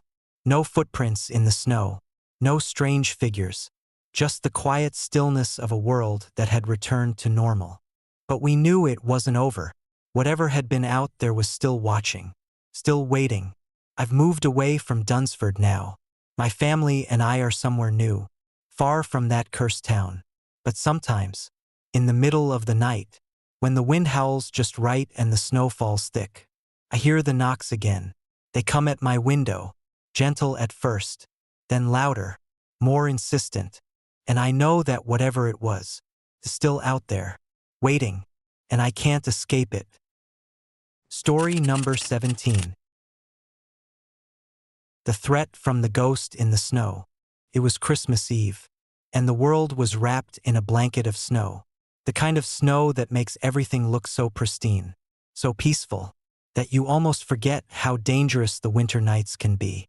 The streets were quiet, the usual bustle of the holiday season muted by the heavy snowfall. There were no cars on the road, no people out and about, just the soft crunch of snow beneath my boots as I made my way through the park. The air was sharp, colder than usual for this time of year, but I didn't mind. There was something about being alone in the stillness, surrounded by the quiet of the falling snow, that made me feel at peace. My name is Laura, and I had always enjoyed these solitary walks. even if people thought I was a little strange for walking in the snow alone at night. I had been walking for about half an hour, my breath coming out in visible puffs as I made my way through the park. The trees around me were bare, their branches heavy with snow, and the ground was covered in a thick layer of white. I knew this park well, had walked through it countless times, but tonight, something felt different. It was the silence, or maybe the absence of sounds. No birds, no rustling leaves, no distant hum of traffic. Just the faint whisper of wind and the crunch of my boots against the snow. I paused for a moment, taking it all in. When I heard it, a soft sound, like the crunch of snow, coming from behind me. At first, I thought it was just my imagination, the wind, perhaps, or the settling of snow on the ground. But then the sound came again, louder this time. I turned quickly, my heart suddenly racing in my chest. There was no one there, just the empty path, the snow, the trees. The park was as empty as it had been a moment ago. I stood frozen for a moment, my breath catching in my throat, trying to make sense of what had just happened. It was nothing, I told myself. Maybe I was just tired. Maybe it was the cold playing tricks on my mind. But as I turned to continue walking, I saw something that made my blood run cold. Fresh footprints appeared in the snow behind me. Footprints that weren't there a moment ago. Large, deliberate steps, perfectly matching the pattern of my own. But they were following me. I stopped in my tracks. My mind raced. How could this be? No one had passed me. No one had come close enough to leave tracks in the snow. I was certain of it. And then, I heard the voice. It was faint at first, almost a whisper, but it was unmistakable. A voice from behind me, soft and chilling. Don't turn around. I felt my heart hammering in my chest, my skin crawling. The voice was almost familiar, like something I had heard in a dream, or a memory long buried. It was a voice that chilled me to my core, and yet, it was impossible to ignore. I had to get out of there. I had to move. With a deep breath, I forced my legs to move, picking up my pace. But the footprints behind me grew faster, closer, as if they were gaining on me. The snow crunched underfoot, louder now, almost synchronized with my own steps. I felt the cold air biting at my skin, the weight of something dark and heavy pressing in on me from behind. Couldn't look back. I couldn't afford to. The voice came again, more insistent this time. Don't look back, Laura. I didn't know how it knew my name. I didn't care. I just needed to get to safety, to the warmth of my home. I pushed forward, my breath coming faster, more shallow. The snow, the silence, the cold, they all felt like a trap closing in on me. As I neared the edge of the park, where the streetlights flickered in the distance, I could hear the footsteps behind me, still following. Each step was slow, deliberate, but it was always just out of sight. I was so close to the street now, so close to safety, and yet I could feel the presence behind me, like a shadow pressing in. I made it to the sidewalk, my breath ragged, my heart pounding in my chest. I was almost there, almost home. I glanced over my shoulder, just for a split second, just to confirm I was alone. There was no one there. The footsteps had stopped. The voice had gone silent. I stood there for a moment, my eyes scanning the street, the park. The snow had started to fall more heavily now, and everything looked like it had before. Silent, empty, but my heart still raced in my chest, and the fear gnawed at me. When I turned to continue my walk home, I heard something that froze me in my tracks. The voice again, now faint but clear. I'm still here, Laura. I didn't turn around. Couldn't.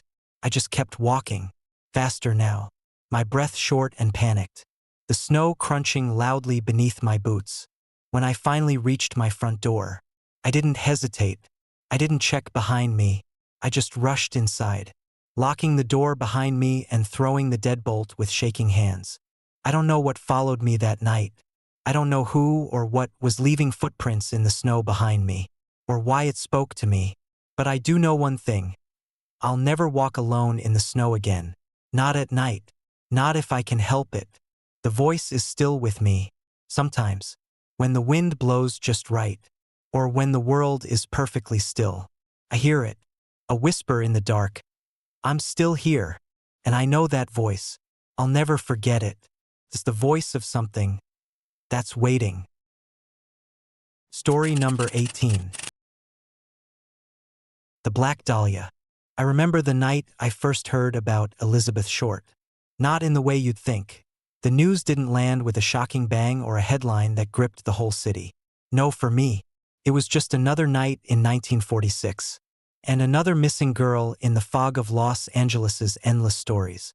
But for Elizabeth Short, the night she disappeared would be the last she ever saw.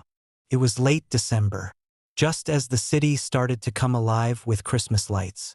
And there was a cold wind in the air, one of those biting winds that make you feel like you're walking through someone else's nightmare.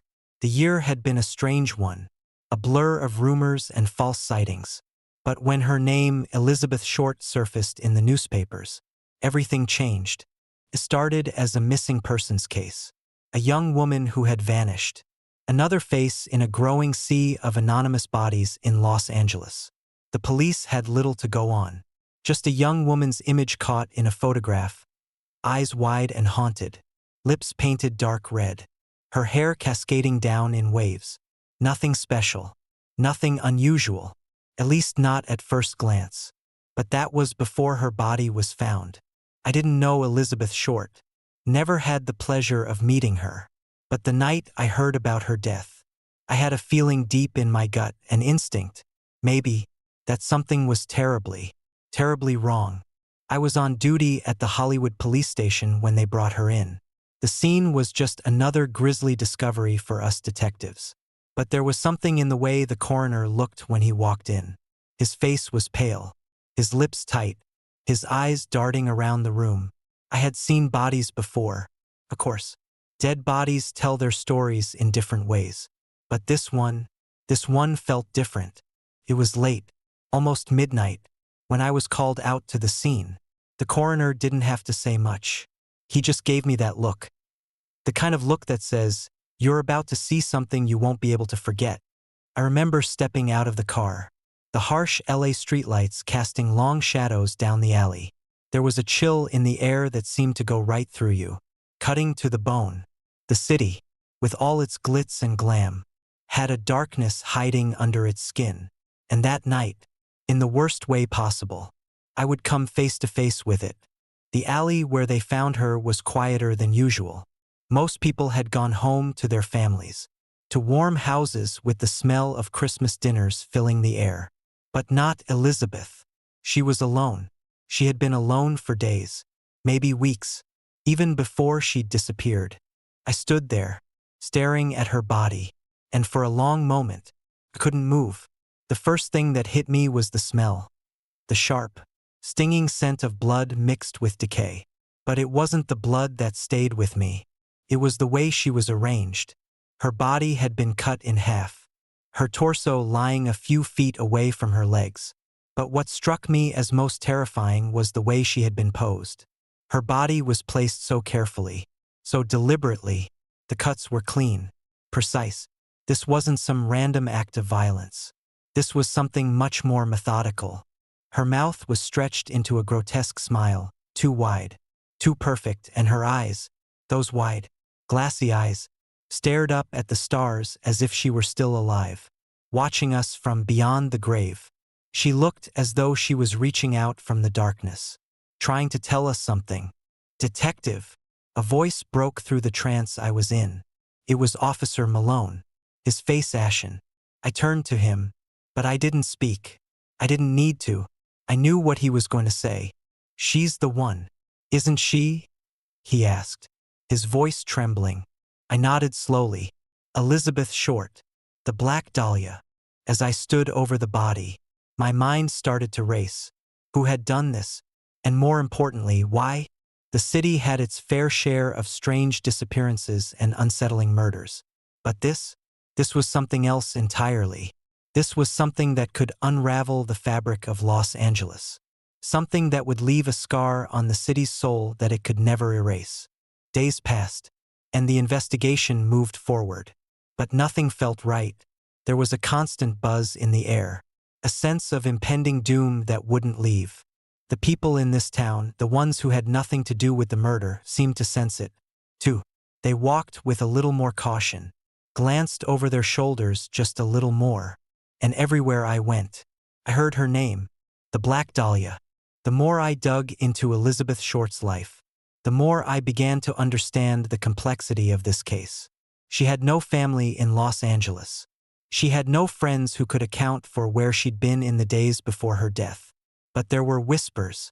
Whispers about a man who had been seen with her on several occasions. A man who, according to some, was the last person to speak with her before she disappeared. I had a name, George Hodel. He was a doctor, a man of some means and influence.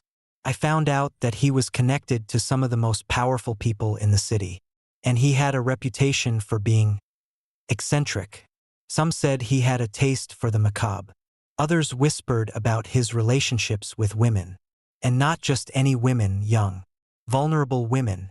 As I dug deeper, I began to uncover connections, but nothing concrete. I started to see the pieces of a larger puzzle, a conspiracy that spanned years, a man with power, a woman who had been broken by the world, and a murder that was no accident. The deeper I went, the more I felt myself being drawn into the web, until I was standing on the edge of something dark, something that I wasn't sure I could escape. And then, the phone call came. It was a tip, a voice, distorted and muffled, claiming to know the truth. "I know who killed her," the voice rasped. "And I know why." The voice gave me an address, a place I had been before, years ago, a place I had thought I had left behind. I don't know what I expected to find when I went there, but it wasn't what I found. I stepped into the room, the cold air rushing past me. The room smelled of old dust and decay, and the walls were lined with photographs, photographs of Elizabeth Short. And there, in the center of the room, was a large black and white portrait of her. The image was haunting, her face stretched, too thin, almost otherworldly. It was like she was staring back at me, daring me to figure it out. But I knew, deep down, that the mystery of Elizabeth Short's death would never truly be solved.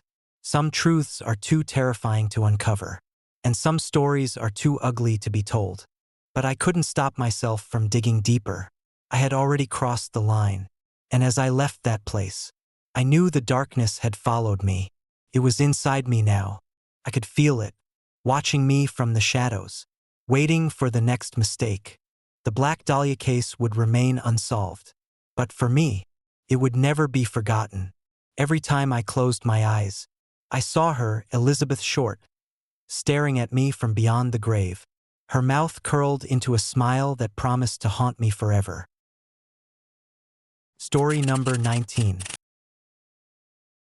The Christmas Heist. It was Christmas Eve, 1952. I was 15 years old, full of holiday cheer and excitement, that kind of innocent joy that comes with the season. The streets of New York were glittering with lights, the windows of the shops dressed up in tinsel and ribbons. The air was crisp and clean, and the sound of carolers echoed down the streets like a soundtrack to the perfect evening. But that night, something dark lurked in the shadows of the city, waiting. I would only understand much later what that darkness was. But by then, it was too late. The horror had already left its mark. My name is Michael Cavanaugh, and I still remember that night as though it happened just yesterday. We lived in a small, cramped apartment in a building on Fifth Avenue. It wasn't the best place, but it was home. My mother and father were both hard workers, and though we didn't have much, we managed. The highlight of every year was the Christmas shopping trip. My mother would take me to my favorite store, a small toy shop on Lexington Avenue called Hooper's Toys. Mr. Hooper, the owner, was a quiet, gentle man who treated me like family. I'd go there every year, eagerly anticipating the new toys and gadgets he'd have on display.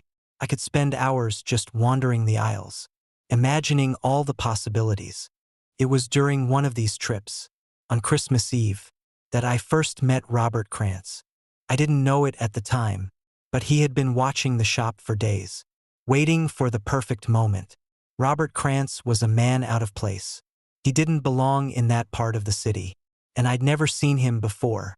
He was tall, broad-shouldered, with eyes that seemed too cold for a man living in a city full of strangers. I never noticed him that day, even when he stood outside the window, staring into the shop. It wasn't until later that I understood the kind of man Robert Krantz was. A desperate man, a man on the edge. But in that moment, he just seemed ordinary, a little off, maybe, but not someone you'd think would kill two people on Christmas Eve. That night, after I left Hooper's, I walked down Lexington Avenue with my hands stuffed deep into my coat pockets, feeling the bite of the winter air. The sky had already turned dark, the streets lit only by the glow of the shop windows and streetlights. I was humming Silent Night, lost in the quiet joy of the holiday, when I heard something, a scream, sharp, a woman's voice, full of terror. I froze. It was coming from Hooper's Toys. My heart slammed in my chest as I stood there, staring at the glowing windows of the store. For a moment, I told myself it was just some kids messing around, playing pranks. But deep down I knew that something was wrong. I ran back. I don't know why. Maybe I was hoping that somehow I could stop whatever had happened. Or maybe it was because, deep down, I already knew the truth, that some part of me was already tied to what was unfolding. When I burst through the door of Hooper's, the first thing I noticed was the smell. It wasn't the sweet, comforting scent of new toys and pine needles. It was the sharp, metallic tang of blood. Mr. Hooper and his wife, Marjorie, were lying on the floor, their bodies twisted at unnatural angles. Blood pooled around them, staining the once pristine carpet. There was no mistaking it. Their throats had been slashed. The man who had killed them had done it slowly, methodically, and by the time I stepped into that room, the killer was long gone. I don't remember how long I stood there. My mind couldn't process what my eyes were seeing. All I could do was stare at the horror, feeling the world closing in on me, suffocating me with its coldness. But there was one thing that stuck with me, the quiet. There were no sirens yet, no rush of police officers, no shouts, no chaos, just silence. The kind of silence you only get when something unspeakable has happened. The kind of silence that fills you with a deep, unsettling dread, like you're standing on the edge of an abyss, looking down into a void that will swallow you whole. I don't know how much time passed before the police arrived. They came with their usual bluster, barking orders, turning the place upside down, looking for clues, but nothing came of it. Not right away. The story that would later be pieced together by the authorities told of a man named Robert Krantz, a man who had recently lost his job and whose life had been spiraling out of control.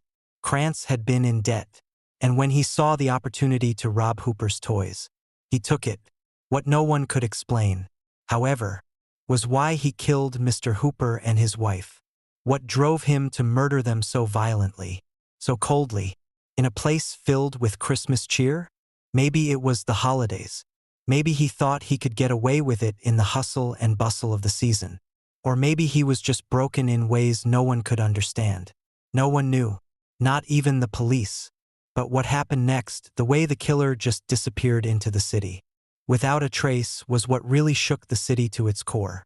Robert Krantz never showed up again. No one knew where he went. He vanished. Years have passed since that night.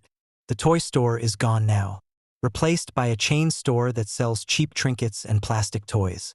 The neighborhood has changed, too. The streets don't feel the same anymore, and the festive spirit of Christmas never quite returns in the same way. Some things are different, and some things, well, they never leave.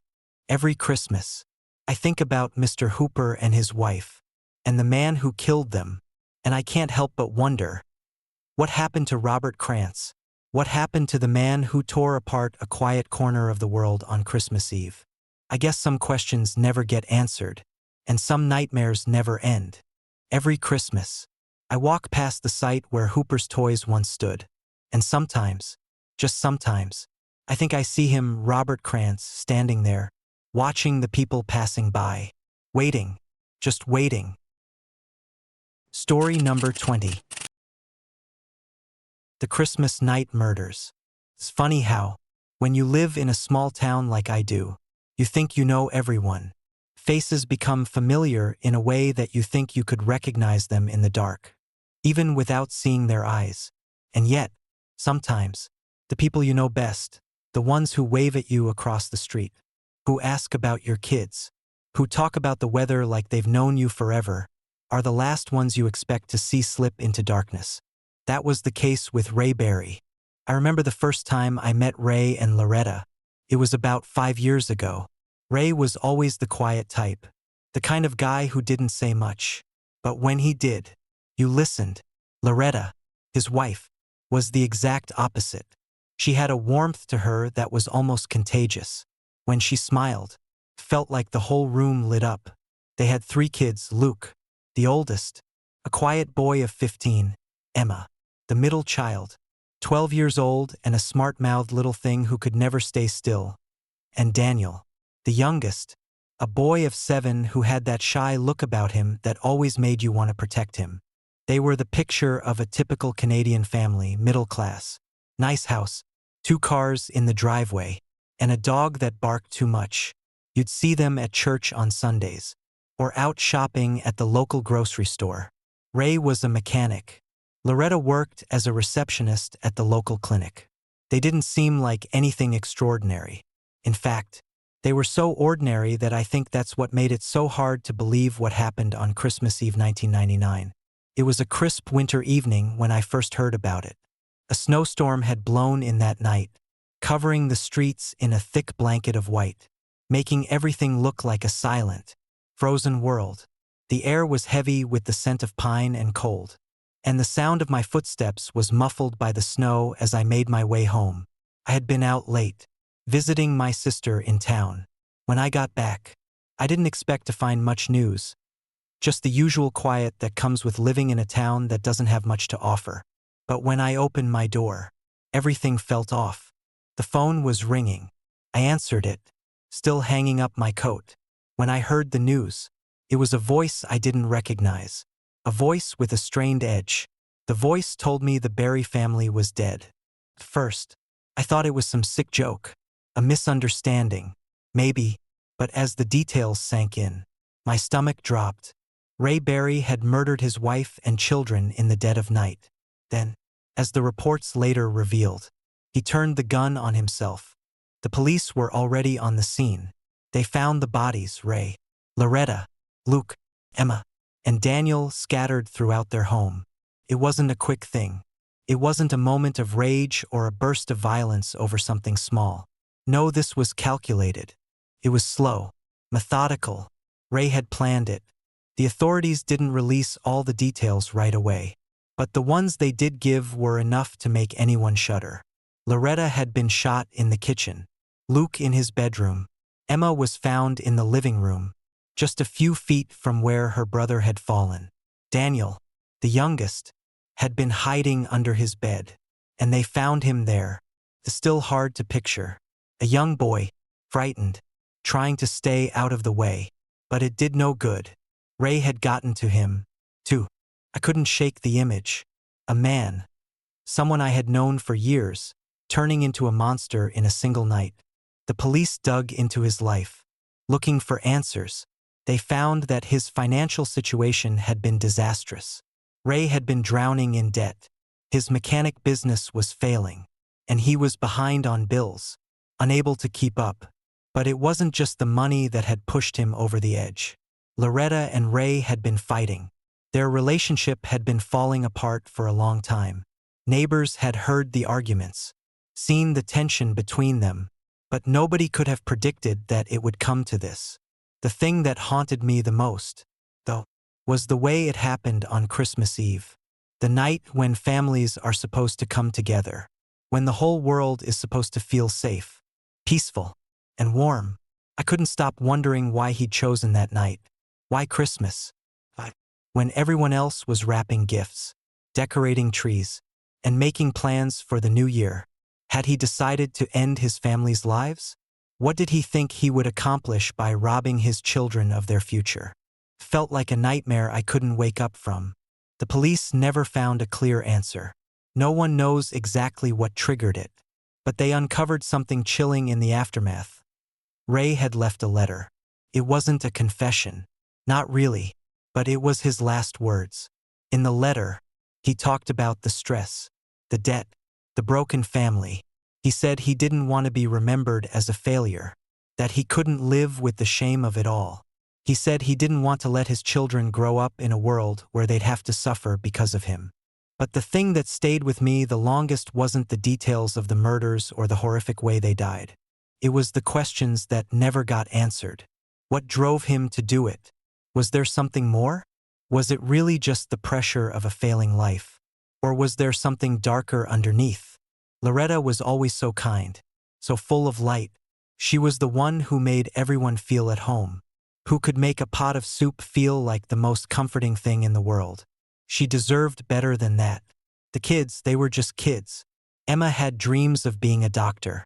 Luke, like his father, had loved to work with his hands. And little Daniel, always with a mischievous grin, had so much life ahead of him. I had to ask myself, how did Ray go from being the man I knew, a neighbor, a father, to becoming the kind of person who could destroy everything he loved in one violent night? What was it that snapped? I don't know if I'll ever have the answers. Maybe there aren't any. Maybe we're all just one bad decision away from becoming someone we don't recognize.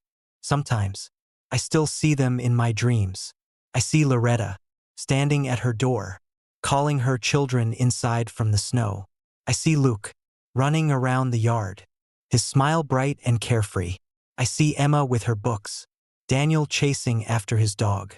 But then, the dream always shifts, and I see Ray, and I hear the sound of the gunshot, and I wake up, every time, with a heavy heart, because the worst part is knowing that in the quiet moments, the dark ones where you think no one's watching, any of us could become someone else entirely. Story number 21. The Haunting of Hinterkaifeck.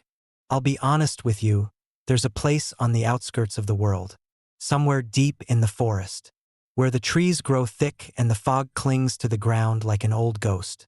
It's a place where time doesn't seem to pass quite the way it does everywhere else. A place where the past seems to refuse to let go. That's where I found myself one late autumn evening, standing on the edge of what used to be a farm called Hinterkaifeck. Hinterkaifeck. That name always made the hairs on the back of my neck stand up when I first heard it. It was just after dusk, and the wind had started to pick up, tugging at my jacket as I stepped off the bus and onto the dirt road leading up to the old farmhouse. The sun had already dipped behind the horizon, and the dark seemed to swallow everything whole. The air smelled damp, earthy, like something had been buried too long, the kind of smell that makes you want to turn around and go back the way you came. But I couldn't. Not now. The farm had been abandoned for decades. But even now, people talked about it. The locals still avoided the place, warned visitors to steer clear, as though just setting foot on the ground might curse you. Every year, when the cold months rolled around and the days grew shorter, the whispers would start, always with the same eerie, haunting undertones. The murders. The Hinterkaifeck murders. It happened on a cold night in March 1922. The Gruber family, Andreas, his wife, Kazilia, their daughter, Victoria, and her children, the young girl, Kazilia, and the little boy, Joseph, had been slaughtered in their own home with a mallet. The story, as it was told, was nothing short of horrific. But no one could explain it, not even the police. What made the case so chilling was not just the brutality of the murders, but the fact that, after the killings, the killer or killers had remained in the house for days, living with the corpses of the family. When the police finally arrived, they found the house eerily undisturbed, save for the bloodstains and the bodies. It was as if the killer had simply disappeared. There were no signs of a break-in, no traces left behind, only the faint smell of death that lingered in the walls, as if the house itself had absorbed the horror. The strange part? The killer had been hiding in the house all along. For several days after the murders, the people who lived nearby had heard footsteps, muffled noises, and the sound of doors creaking late at night. No one thought to investigate until it was too late. Now, decades later, standing in the place where it all happened, I couldn't shake the feeling that something, or someone, was watching me. The trees groaned in the wind, their limbs twisting in odd, unnatural ways, and the house itself stood in front of me, crumbling and decayed, but still hauntingly present. You could feel the weight of its history as soon as you stepped onto the property. It was as if the ground itself held the memories of the brutal crime, whispering its secrets to anyone who would listen. And I couldn't stop myself from listening. I'd heard the rumors. Everyone had. The killer was said to have been a man named Carl, a servant who had worked for the Grubers just before the murders. He was suspected of being the one who'd slaughtered the family, but no one could ever prove it. They said Carl had vanished without a trace the night after the murders. He was never found.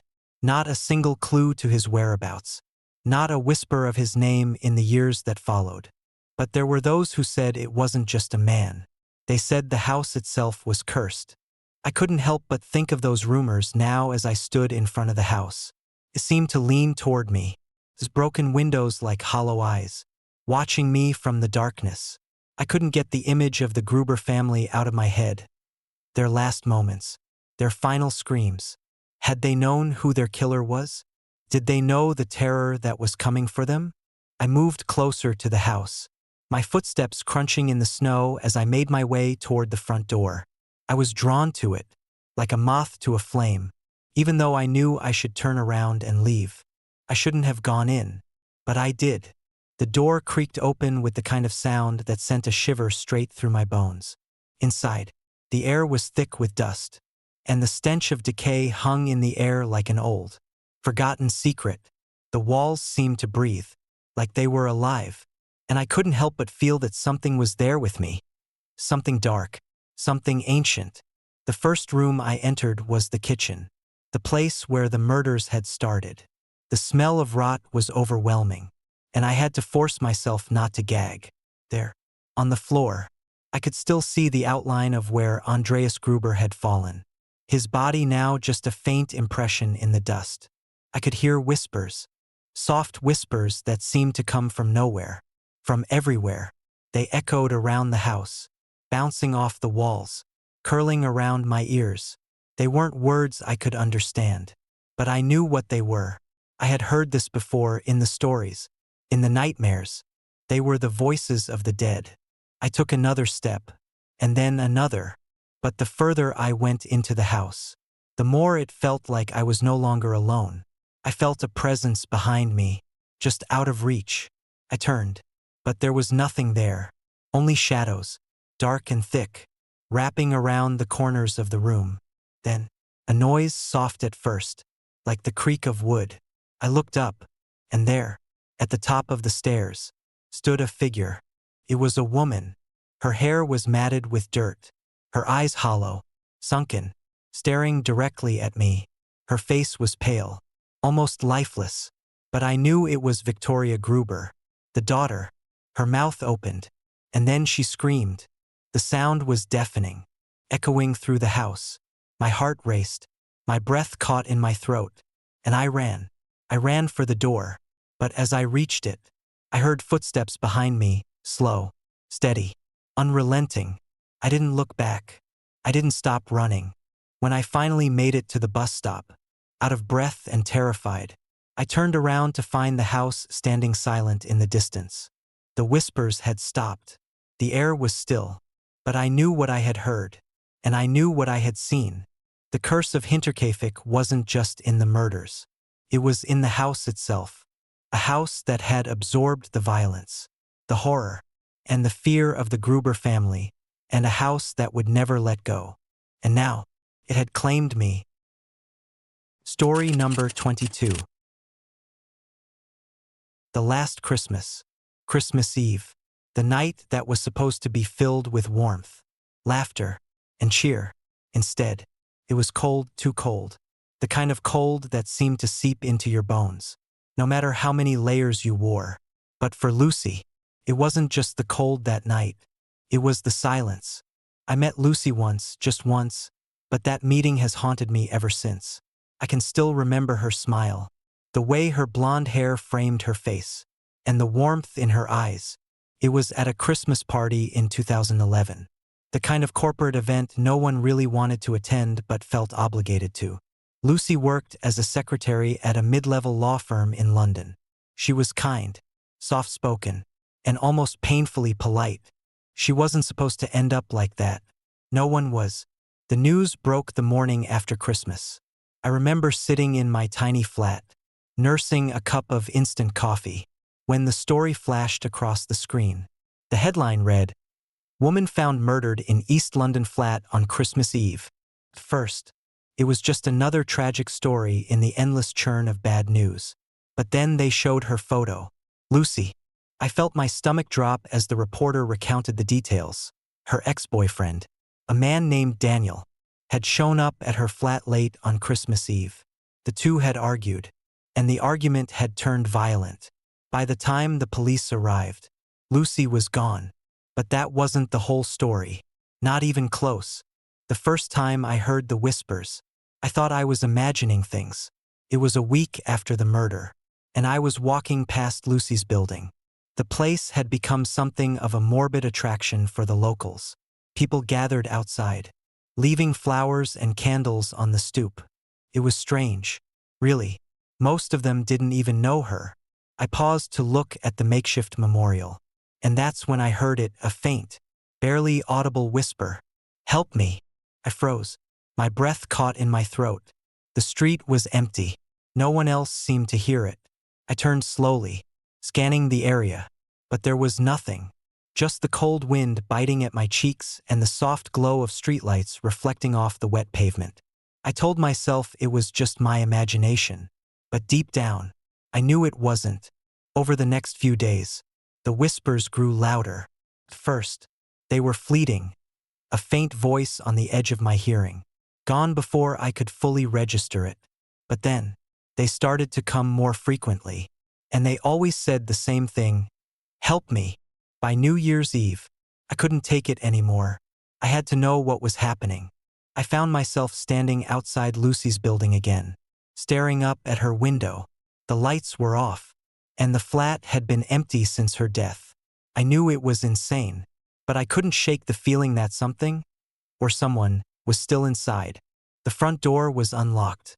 I told myself it was probably because the landlord was showing the place to potential tenants. But the truth was, I didn't care. I pushed the door open and stepped inside. The flat was freezing, even colder than the air outside. My breath fogged in front of me as I made my way down the narrow hallway, each step echoing in the silence. The whispers had stopped, but I could feel something watching me.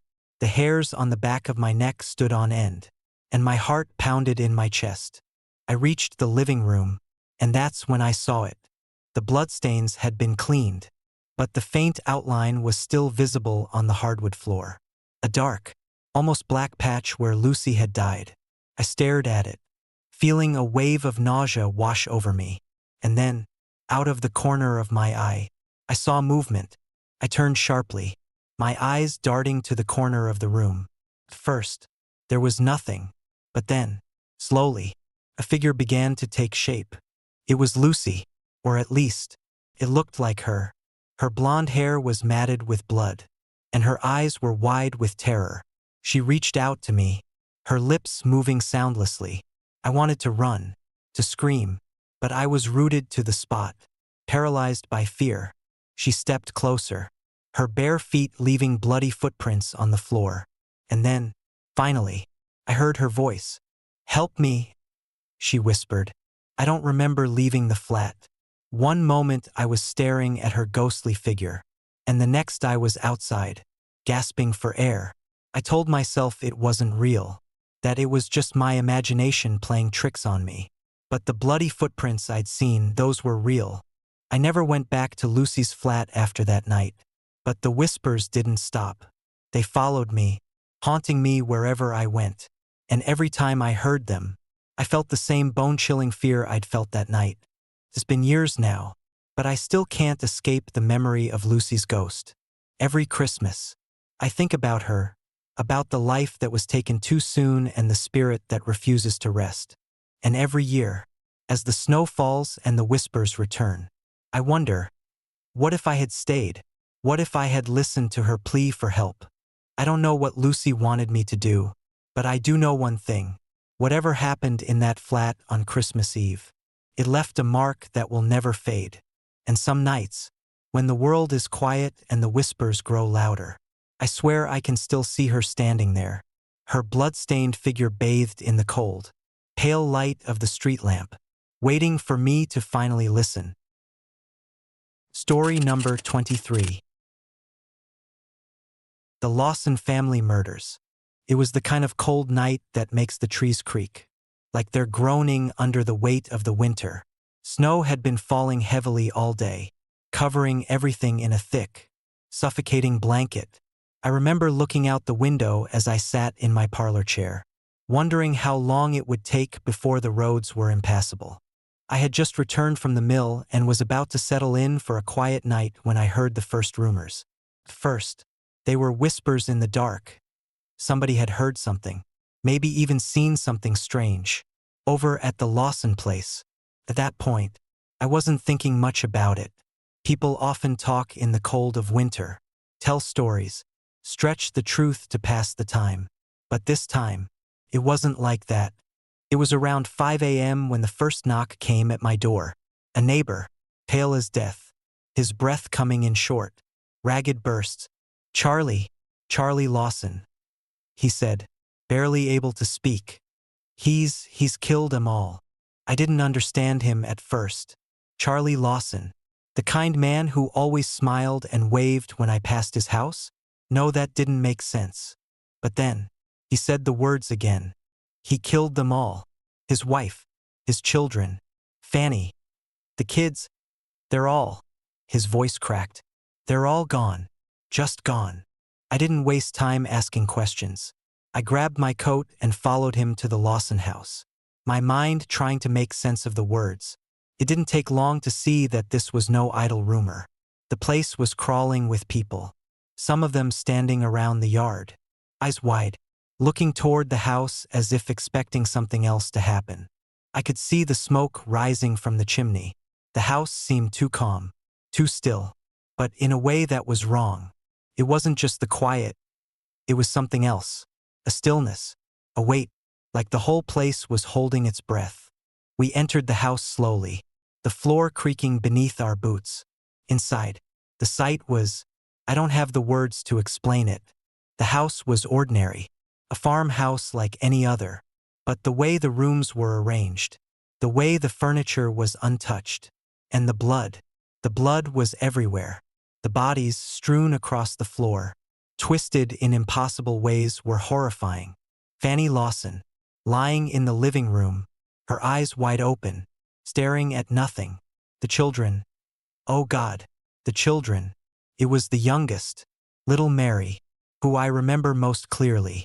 She was just a baby, 2 years old, and her small hand was still outstretched, as if she had been reaching for something, or someone, before it all ended. Charlie Lawson himself was found in the woods behind the house. He had done the unthinkable, murdered his family, then turned the gun on himself. The police said he had shot Fanny first, then methodically killed each of the children. He shot the oldest, Arthur, first, then he went down the line, one by one, shooting them in the head with cold precision. Afterward, he went outside, put the gun in his mouth, and ended it all. The mystery that lingered after the massacre was just as chilling as the act itself. Why? That was the question on everyone's lips. People said Charlie had been acting strangely in the days leading up to the murders. Some claimed he'd been drinking. Others said he'd been talking about ghosts. But none of it made sense. Charlie had always been a man of quiet demeanor, a hardworking farmer with a family he adored. One of the more bizarre rumors was that he had been having nightmares, plagued by visions of his family in danger. Some even said that he had heard voices, calling him to do something terrible, something that would cleanse him of some imagined sin. But nothing, not one theory, could explain why a man so full of love for his family would suddenly turn into a monster. In the days that followed, more strange things happened. The people who lived near the Lawson farm claimed they had seen strange footprints around the house. Prints that didn't match Charlie's shoes. Some said they had heard strange noises the night before, voices, whispers, strange scratching sounds coming from the barn. But the strangest part was the photograph. I don't know why I remember it so clearly. Maybe it's because it was one of the last times I saw Charlie before it all happened. He had that smile of his, the one that made him so likable. He was standing beside Fanny in the picture, his arm around her shoulder, her face resting against his chest. And the children were there too, happy, smiling, unaware of the horror that was coming. That picture, taken just days before the massacre, was the last trace of the Lawson family's joy. And I swear, if you looked at it long enough, you could almost see something moving in their eyes, something that wasn't there before. After the bodies were removed, people from the town came to pay their respects. The whole town was in shock, unable to grasp the horror of what had happened. Some of the children's friends, the ones who had played with them just a week before, were now standing by the graves, tears in their eyes, asking questions no one had answers to. I went back to the Lawson house the following week. The place was still standing, though I couldn't bring myself to enter. The house seemed empty, cold, even though it was full of people talking in hushed tones. It wasn't just the house, though. It was the land. People say the land has a way of holding memories, of remembering things we'd rather forget. And as I stood there, I could feel it, the weight of the silence, the feeling that something else was there with us, something that had never really gone away. Years went by, but the memories stayed. People still whispered about Charlie, still talked about the strange events leading up to the murder. Some believed that Charlie had been possessed by something evil, that the land itself had driven him to commit the unspeakable. Others said that he had been cursed long before he ever picked up the gun. But I don't know what happened. No one does. All I can tell you is that something changed that night. The Lawson family was gone, yes, but there was something else, something darker, something that followed them. And that's the part that keeps me awake at night. Story number 24. The vanishing of the McStay family. There are days when you wake up, just like any other, and you feel a shift in the air, like a storm is coming. But there's no thunder, no clouds in the sky. It's just this feeling. That was how I felt the morning I heard about the McStay family. I had been living in Fallbrook, California for a few years, not too far from where Joseph and Summer McStay lived with their two young boys. Johnny and Joseph Jr. We weren't exactly close, but we all knew each other. Joseph ran a small business, something to do with design or construction, nothing extravagant, but it paid the bills. Summer was the kind of woman who always had a warm smile, quiet grace. They seemed like a perfect little family, the kind you could look at and think, that's the American dream right there. But on Christmas Eve 2010, something happened that shattered that illusion. The McStays disappeared. It wasn't like they just up and left. Not at first. First, it was the confusion. People thought maybe they'd taken a trip. But when their car, a black Isuzu Trooper, was found abandoned on the outskirts of San Diego, everyone started talking. Then the phone calls started. Summer's mother, frantic, calling the police. The house was empty, but there was no sign of a struggle. No notes. No signs that anything was wrong. The kids' beds were undisturbed, their toys still scattered in the living room. Then, the search began. I remember the day the news broke, the local police, the FBI, all of them working tirelessly for weeks. They combed through the house, questioned the neighbors, the friends, the family. Nothing. Not a single clue. The disappearance of a whole family? It was as if they had just vanished into thin air. I followed the case as much as anyone could from my front porch. The cool wind coming off the mountains carrying the whispers of the investigation. The media swarmed, pushing cameras into every neighbor's face, digging into every part of Joseph and Summer's lives. People wondered if it was some kind of strange family tragedy. Did they run away? Did they fall victim to some horrible crime? There were theories, a kidnapping, maybe, or a robbery gone wrong. Some people even said it was a cult, a dark family secret rising to the surface. Weeks turned into months. The police were silent, stonewalled, and just when it seemed like the case might disappear into the endless void of cold cases, they found something. They found bodies. It was in February 2014, almost 4 years after the McStays had disappeared, that a hiker, someone who had no idea about the case, stumbled across the shallow graves deep in the desert, nearly 150 miles away from the McStays' home.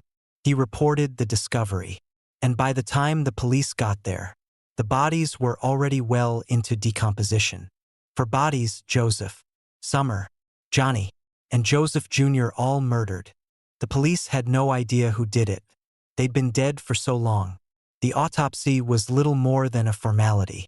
But what shook everyone was how brutal the murders had been. The McStays didn't just die, they were slaughtered. The crime scene was horrific, and the family's loved ones were left grappling with a cold, unexplainable nightmare. For years, the case stagnated. The killer or killers had managed to stay hidden, and there was little to go on.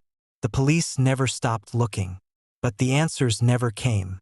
But sometimes, in the darkest of corners, the truth has a way of creeping up on you, even when you least expect it. In 2019, they arrested Charles Merritt. I remember when I first heard the name. Merritt was a friend of Joseph's, a business partner, or so I thought. He'd been a part of their lives, someone they trusted. At first, no one thought much of him. After all, he had been a part of the family's tight-knit circle. But as the investigation unraveled, the police dug deeper into Merritt's life, and what they found was chilling. His financial records, his phone records, and, most damning of all, DNA evidence found at the crime scene. It all pointed to him. I can still remember the day Merritt was arrested. I was sitting at a bar, nursing a glass of bourbon. When the news came through, my stomach dropped. How could it be? How could someone so close to them, someone who had been there, eating at their table, laughing with them, sharing stories, how could that person have killed them all? It turned out that Merritt had been embezzling money from Joseph's business. The pressure had been mounting, and as his financial problems grew, so did his desperation. But it wasn't just money that drove him to murder. There was something darker, something deeper that drove him to do the unthinkable. Joseph had started to figure it out. There were rumors of a falling out, secrets being uncovered. It wasn't just about the money. Merritt had something to hide. When they arrested him, I could hardly believe it. Charles Merritt, the guy I had seen in town, smiling and shaking hands, was a monster, a man capable of slaughtering an entire family? It's funny, the way people can wear masks so well. How you can look someone in the eyes and think you know them, when in reality, they're someone else entirely. It's terrifying to think about. Merritt's trial was a spectacle. The courtroom was packed, and I found myself sitting in the back, watching as the defense tried to spin a story, tried to paint Merritt as a victim of circumstance. But the evidence was overwhelming. Merritt was convicted of 4 counts of murder in the first degree. I've thought about that case more times than I care to admit. I still drive by the McStay house sometimes, though it's been sold and someone new lives there now. But every time I pass, I get this feeling in my gut, like something's wrong, like there's a shadow in the air that I can't shake. The case may have been solved, but for me, for all of us who were left behind, the scars are still there. I'll never forget the look in Summer's eyes, the way she used to smile when I'd wave from across the street. And the kids, oh God, the kids, they didn't deserve any of it. Sometimes, I wonder what would have happened if I had known something, if I had seen the warning signs earlier, if I had done more. But in the end, the answers never come. The truth is a beast that sleeps for years, only to wake and tear through your life when you least expect it. And when it does, it leaves you with a question that haunts your every waking moment. How well do you really know the people you trust? How well do you really know the ones you think you can call friends? Because sometimes, the biggest monsters are the ones who never show their teeth. Story number 25. The Whisper in the Basement. The snow was falling gently on Christmas night in 1996, but I couldn't enjoy the beauty of it. My mind was clouded with confusion, dread, and an odd feeling of dread that had settled deep in my gut. I'd been waiting for Christmas all year, but nothing about tonight felt right. Something was wrong. I just didn't know what. I had been driving up the winding streets of Boulder, Colorado, back toward the Ramsey house with my wife and children. We had just left a Christmas party, cheerful and full of the usual holiday merriment. There were lights in every window, wreaths on every door, and the kind of festive music that made even the most hardened man smile. But tonight, as we approached the large, imposing house on 15th Street, something was different. Something in the air, something in the silence. I still remember the feeling of unease crawling up my spine as I turned the key in the front door. I looked over at my wife, Patsy, and my two young children, and tried to push the thoughts away. I was tired, too tired to even consider the oddities. The way the house looked almost waiting. The Christmas tree sat in the corner, its lights flickering, but for some reason, the room felt cold. I could almost hear the wind whispering through the rafters. I turned and tried to dismiss the thoughts running through my mind as paranoia. But there it was again, this sense of dread that I couldn't shake. At first, it was just a passing thought. But then I realized something was wrong. JonBenet was missing.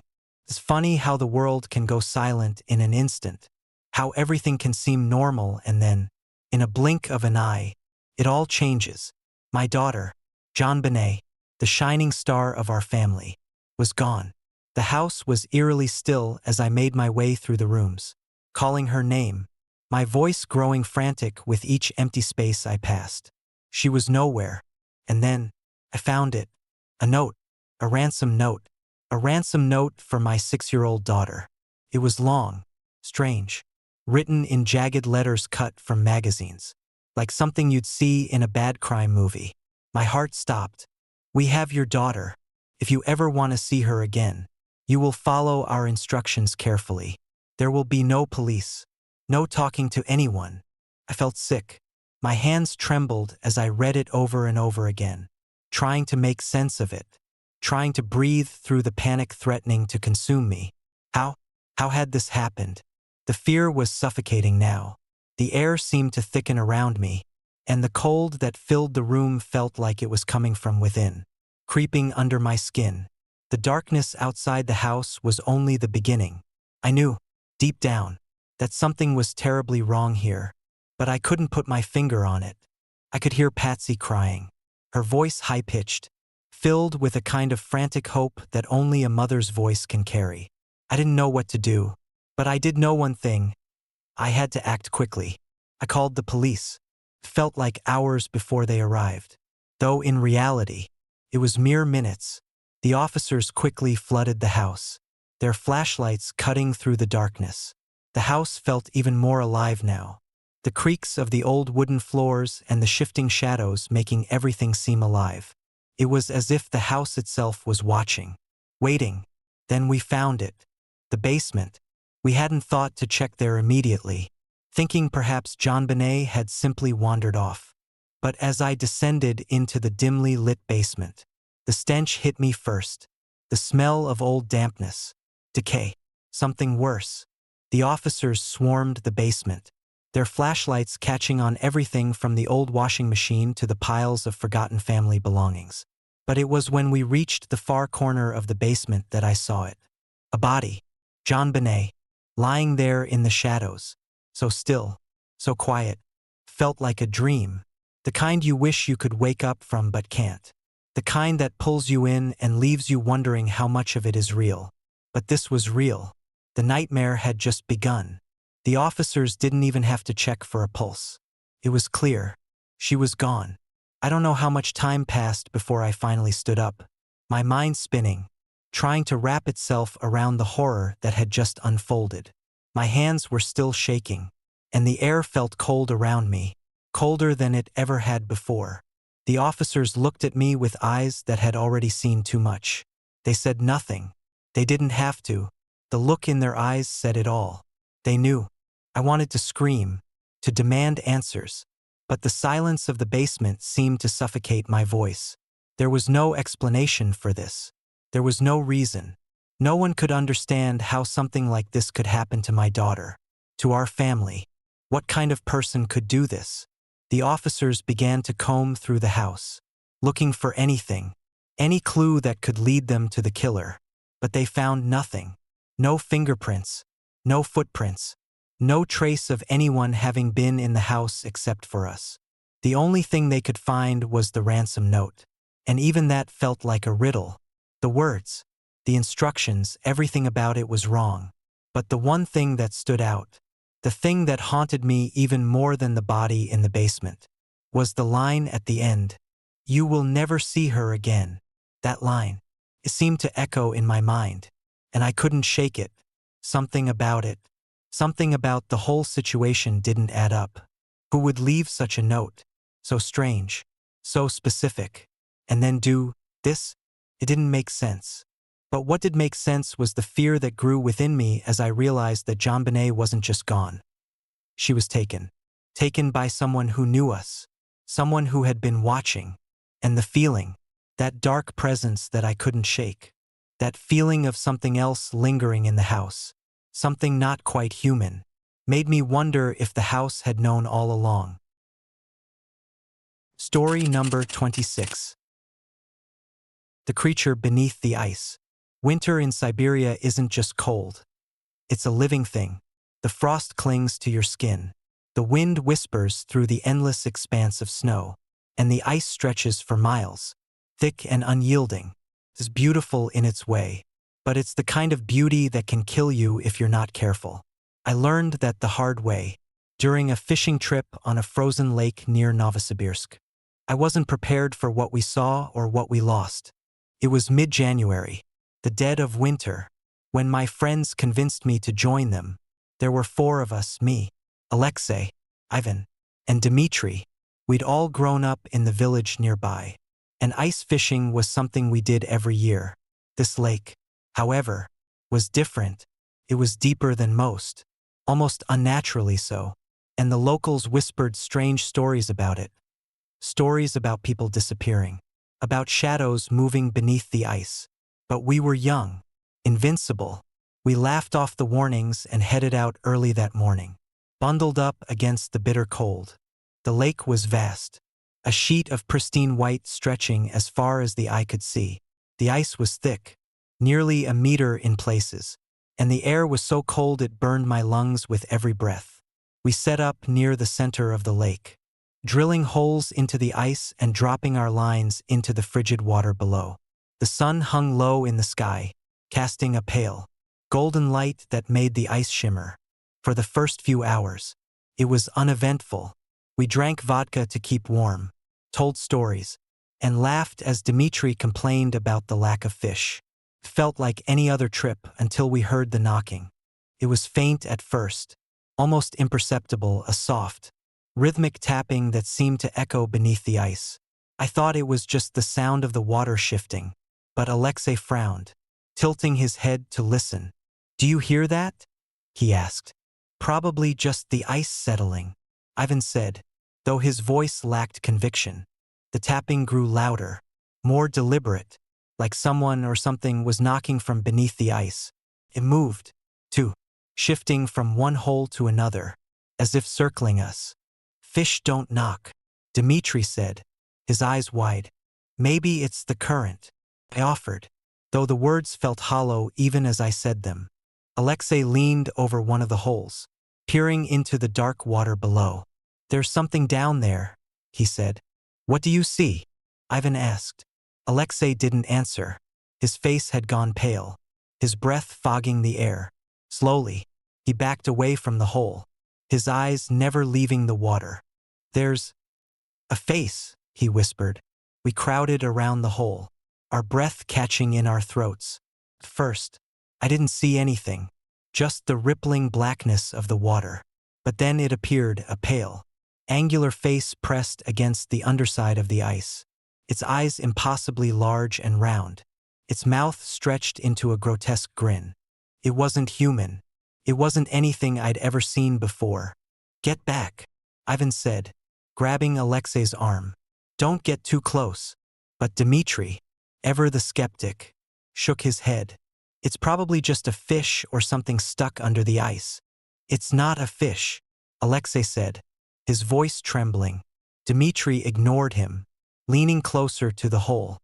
"It's probably nothing." The face moved, its eyes locking on to Dmitri. For a moment, the air seemed to freeze, the sound of the wind and the tapping fading into an oppressive silence. And then the ice cracked. It happened so fast. One moment, Dmitri was leaning over the hole, his hand reaching for the ice. The next, something shot out of the water, a pale, clawed hand, impossibly long and thin. It grabbed his arm with inhuman strength, yanking him downward. He screamed, his legs kicking wildly as the ice splintered beneath him. "Dmitri!" Alexei shouted, grabbing his other arm. We all scrambled to pull him back, but whatever was beneath the ice was stronger. Dmitri's screams grew frantic as he was dragged closer to the hole, his feet slipping on the ice. "Let go of him," Ivan shouted, pounding on the ice with his fists. The thing beneath the ice let out a sound, a high-pitched, otherworldly wail that pierced the air like a knife. Dmitri's screams turned into gurgles as his head dipped below the surface. And then he was gone, swallowed by the black water. We stared at the hole, our breath coming in ragged gasps. The ice around it was stained with blood, the water beneath still rippling. For a moment, none of us moved, our minds struggling to process what had just happened. Then the knocking started again. It was louder now, more insistent, coming from all around us. The ice groaned under our feet, the cracks spreading like spiderwebs. We grabbed our gear and ran, our boots slipping on the slick surface. The lake seemed alive, the knocking echoing beneath us like a heartbeat. When we reached the shore, we collapsed into the snow, gasping for air. The knocking had stopped, but the silence was worse. The lake stretched out before us, calm and still, as if nothing had happened. "What was that?" Ivan whispered, his face pale. Alexei didn't answer. He was staring at the lake, his hands trembling. "We have to go back for Dmitri," I said, though the words felt hollow. I knew he was gone. "No," Alexei said, his voice flat. "He's not there anymore." We returned to the village in silence, our minds reeling. When we told the locals what had happened, they exchanged uneasy glances but said nothing. It wasn't until later, when I pressed one of the elders, that I got an answer. "You shouldn't have gone to that lake," she said, her voice heavy with sorrow. "There are things in the ice, things older than us. They don't like to be disturbed." "What are they?" I asked, but she just shook her head. "Pray you never find out." I haven't been back to that lake since. I still dream about it sometimes, about Dmitri's screams and the thing beneath the ice. I can still see its face, those impossibly large eyes staring at me through the darkness. People laugh when I tell them the story, call it a hallucination or a trick of the light. But I know the truth. There's something in those frozen lakes, something ancient and hungry. And if you ever hear knocking beneath the ice, do yourself a favor. Don't look. Story number 27. The cry in the Canadian snow. The snow came down in thick, heavy flakes, covering the dense Canadian forest in an eerie silence. My brother, Tom, and I were deep into our annual hunting trip, hours from the nearest town, the kind of isolation we both craved. The plan was simple: a week in the wilderness, just us, the sound of the wind in the trees, and the crisp bite of winter air. It wasn't supposed to end like this. The first 2 days were uneventful. The forest stark and beautiful in its winter cloak. We set up camp near a frozen creek, the dense pines providing a natural windbreak. Nights were long and dark, but the crackling fire and the flask of whiskey Tom always brought made the cold bearable. On the third night, the sound began. We were huddled by the fire, our breath misting in the frigid air, when a faint noise reached my ears. At first, I thought it was the wind, but as I strained to listen, the sound became clearer, a soft, mournful cry, carried on the breeze. "Do you hear that?" I asked, my voice low. Tom looked up from his flask, his brow furrowing. "Yeah, probably a coyote or something." "That doesn't sound like a coyote," I said. The cry came again, louder this time, unmistakably human. It was the sound of a woman sobbing, her voice raw and filled with a pain so visceral it made my chest tighten. "We should check it out," Tom said, grabbing the flashlight. We left the safety of the fire and stepped into the forest, the snow crunching underfoot. The cold was sharper away from the flames, seeping through my jacket and into my bones. The sobbing continued, drawing us deeper into the woods. "Hello," Tom called, his voice echoing through the trees. "Is someone there?" No response, just the sound of crying, growing louder and more desperate. "Maybe she's lost," I said, my breath visible in the beam of the flashlight. "We can't just leave her out here." Tom nodded, and we pushed forward, the light bouncing off the snow-covered branches. The sound seemed to move, always just out of reach, pulling us deeper into the forest. That's when we saw her. She stood in a small clearing, the snow around her untouched and pristine. She was wearing a long, flowing dress that looked far too thin for the freezing weather, her dark hair falling over her face. Her shoulders shook with silent sobs, her back to us. "Ma'am," Tom called, his voice trembling. "Are you okay?" She didn't respond, didn't even turn to look at us. Something about the way she stood, the unnatural stillness of her body, made my stomach twist. "Hey!" Tom shouted, stepping closer. "Do you need help?" As he moved toward her, the temperature dropped sharply. The air around us became colder than anything I'd ever felt, the kind of cold that burns your lungs and freezes your breath midair. My flashlight flickered and died, plunging us into darkness. And then she turned. Her face was pale, almost luminous in the faint moonlight, but her eyes were black voids, empty and endless. Her mouth opened, and the sound of her crying filled the air, louder and more anguished than before. Tom froze, his flashlight trembling in his hand. "What the hell?" Before he could finish, she screamed. It was a sound unlike anything I'd ever heard, a piercing wail that seemed to come from everywhere at once. The trees around us groaned, their branches bending under the weight of the sound. "Run!" I shouted, grabbing Tom's arm. We turned and bolted, the snow flying up around us as we stumbled through the forest. The scream followed us, echoing through the trees, accompanied by the sound of footsteps, hers, impossibly fast, closing the distance. We reached the camp, but the fire had gone out, the clearing eerily quiet. I fumbled for the matches, my hands shaking so badly I could barely strike them. When the flames finally caught, the warmth was almost enough to push back the terror clawing at my chest. Almost. "What the hell was that?" Tom whispered, his face pale and drenched in sweat. "I don't know," I said, my voice shaking. "But it's not human." The crying started again, louder this time, closer, came from all directions, surrounding us, the sound rising and falling like waves. The shadows at the edge of the firelight seemed to move, twisting and stretching into shapes that didn't belong. And then she was there. She stood just outside the circle of light, her head tilted, her black eyes fixed on us. Her mouth opened, and she let out another scream, the sound so loud it felt like my skull would split.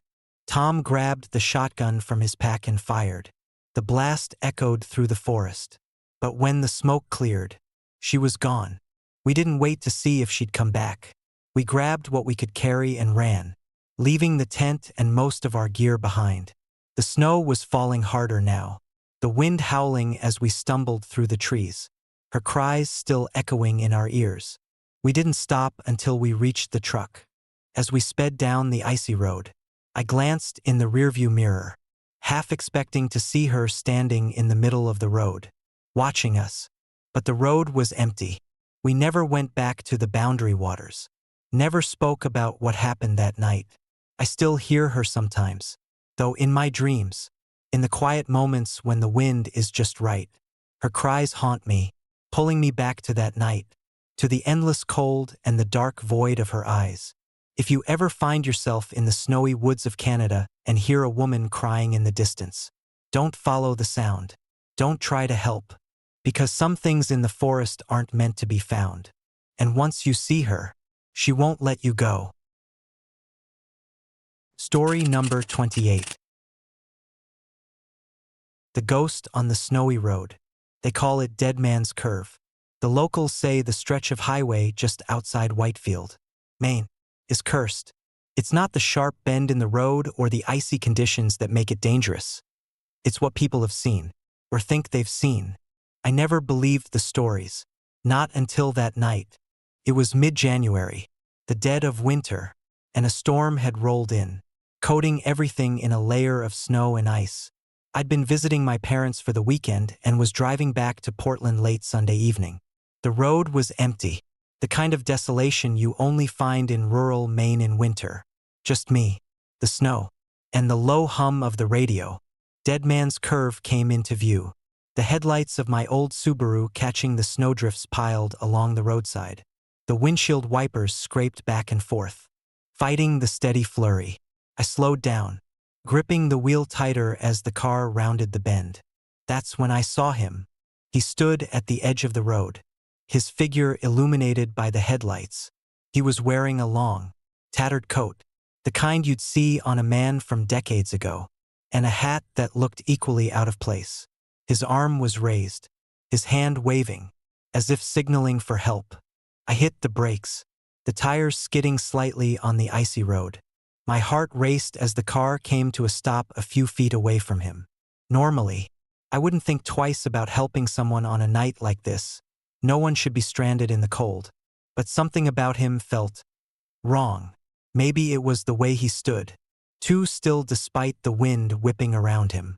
Or maybe it was the way his face was obscured, the shadow of his hat casting his features into darkness.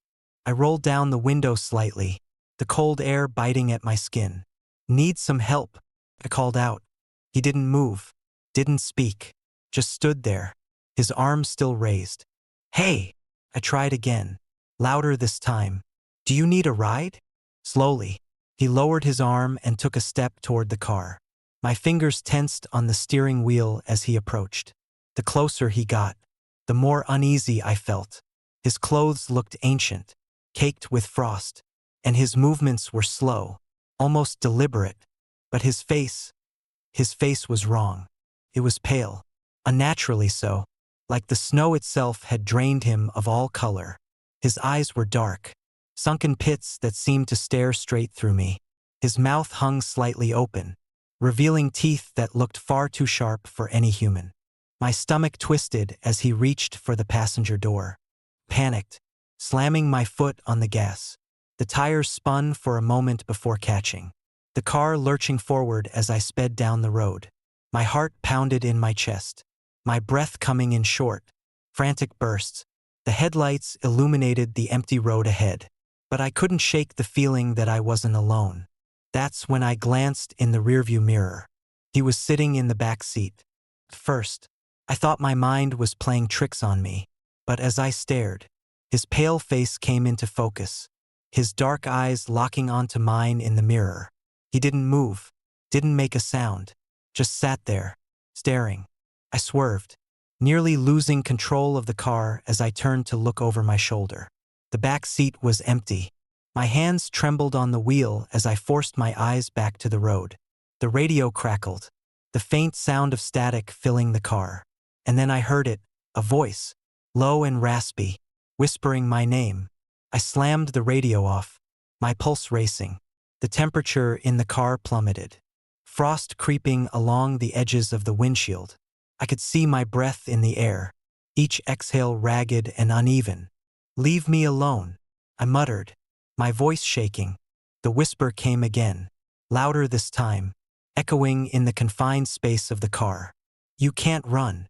The headlights flickered, the engine sputtering as the car slowed to a crawl. I pressed the gas pedal, but the car wouldn't accelerate.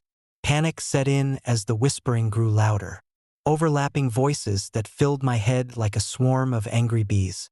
And then, just as suddenly as it started, it stopped. The car roared back to life, the headlights blazing as the heat returned. The road stretched out before me, empty and silent once more. I drove the rest of the way home without stopping. The image of that man burned into my mind. I told myself it was just a trick of the light, that the storm had played with my senses. But deep down, I knew the truth. I wasn't the first to see him. In the weeks that followed, I started researching the stories about Dead Man's Curve. Dozens of people had reported similar encounters over the years.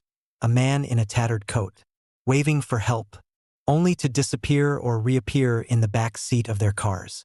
Some claimed to have heard his voice. Others felt his icy touch. A few swore they saw him again later, standing outside their homes, watching. I haven't driven that road since, but every now and then, on cold winter nights, I'll catch a glimpse of something in the corner of my eye, a shadow in the window, a figure standing just beyond the streetlights. And sometimes, when I'm alone in the car, I swear I can feel someone watching me from the back seat. Story number 29. The ghost train on the snow-covered tracks. There's a stretch of old railroad tracks outside Ashland, Wisconsin, buried deep in the woods. Most folks around here know better than to go near it during the winter, especially on snowy nights. They call it the silent line. Not because it's quiet, it's anything but. I didn't believe the stories. I wish I had. It was December 2019, and I was visiting my friend Mark. We hadn't seen each other in years, and I figured spending the holidays in a sleepy Wisconsin town would be a welcome break from the chaos of the city.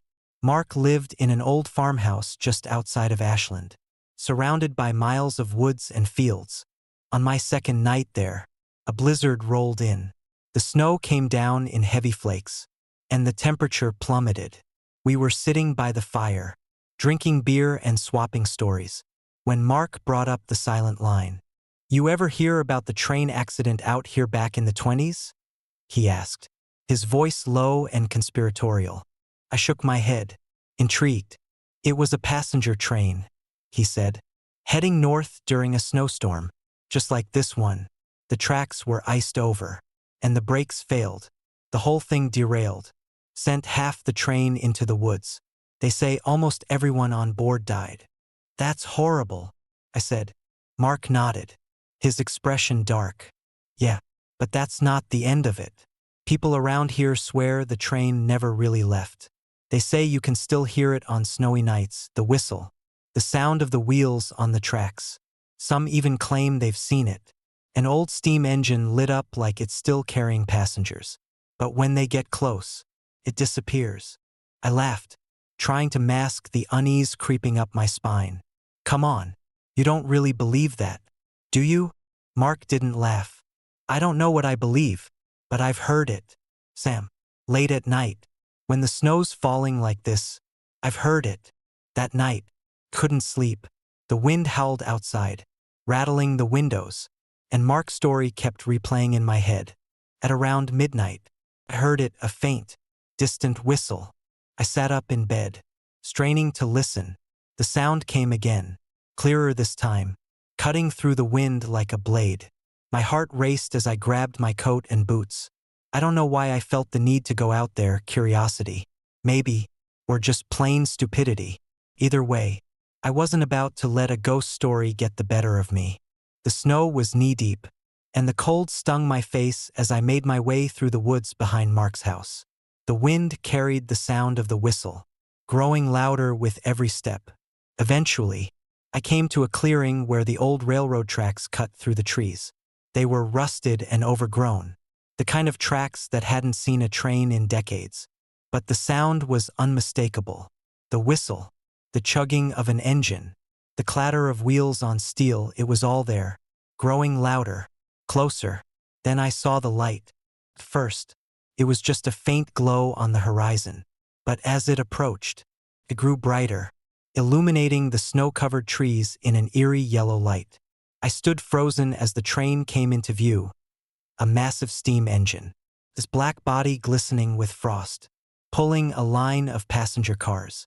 The train slowed as it approached, its wheels screeching against the icy tracks. I could see figures inside the cars, silhouettes moving behind frosted windows. The whistle blew again, a mournful, haunting sound that seemed to echo through my bones. And then it stopped. The train came to a halt a few yards from where I stood, its massive engine hissing and steaming in the cold. The light from the headlamp bathed the clearing in a ghostly glow. I felt a strange pull, an urge to step closer, to climb aboard. The door to one of the passenger cars creaked open, and a man stepped out. He was tall and thin, dressed in an old-fashioned conductor's uniform.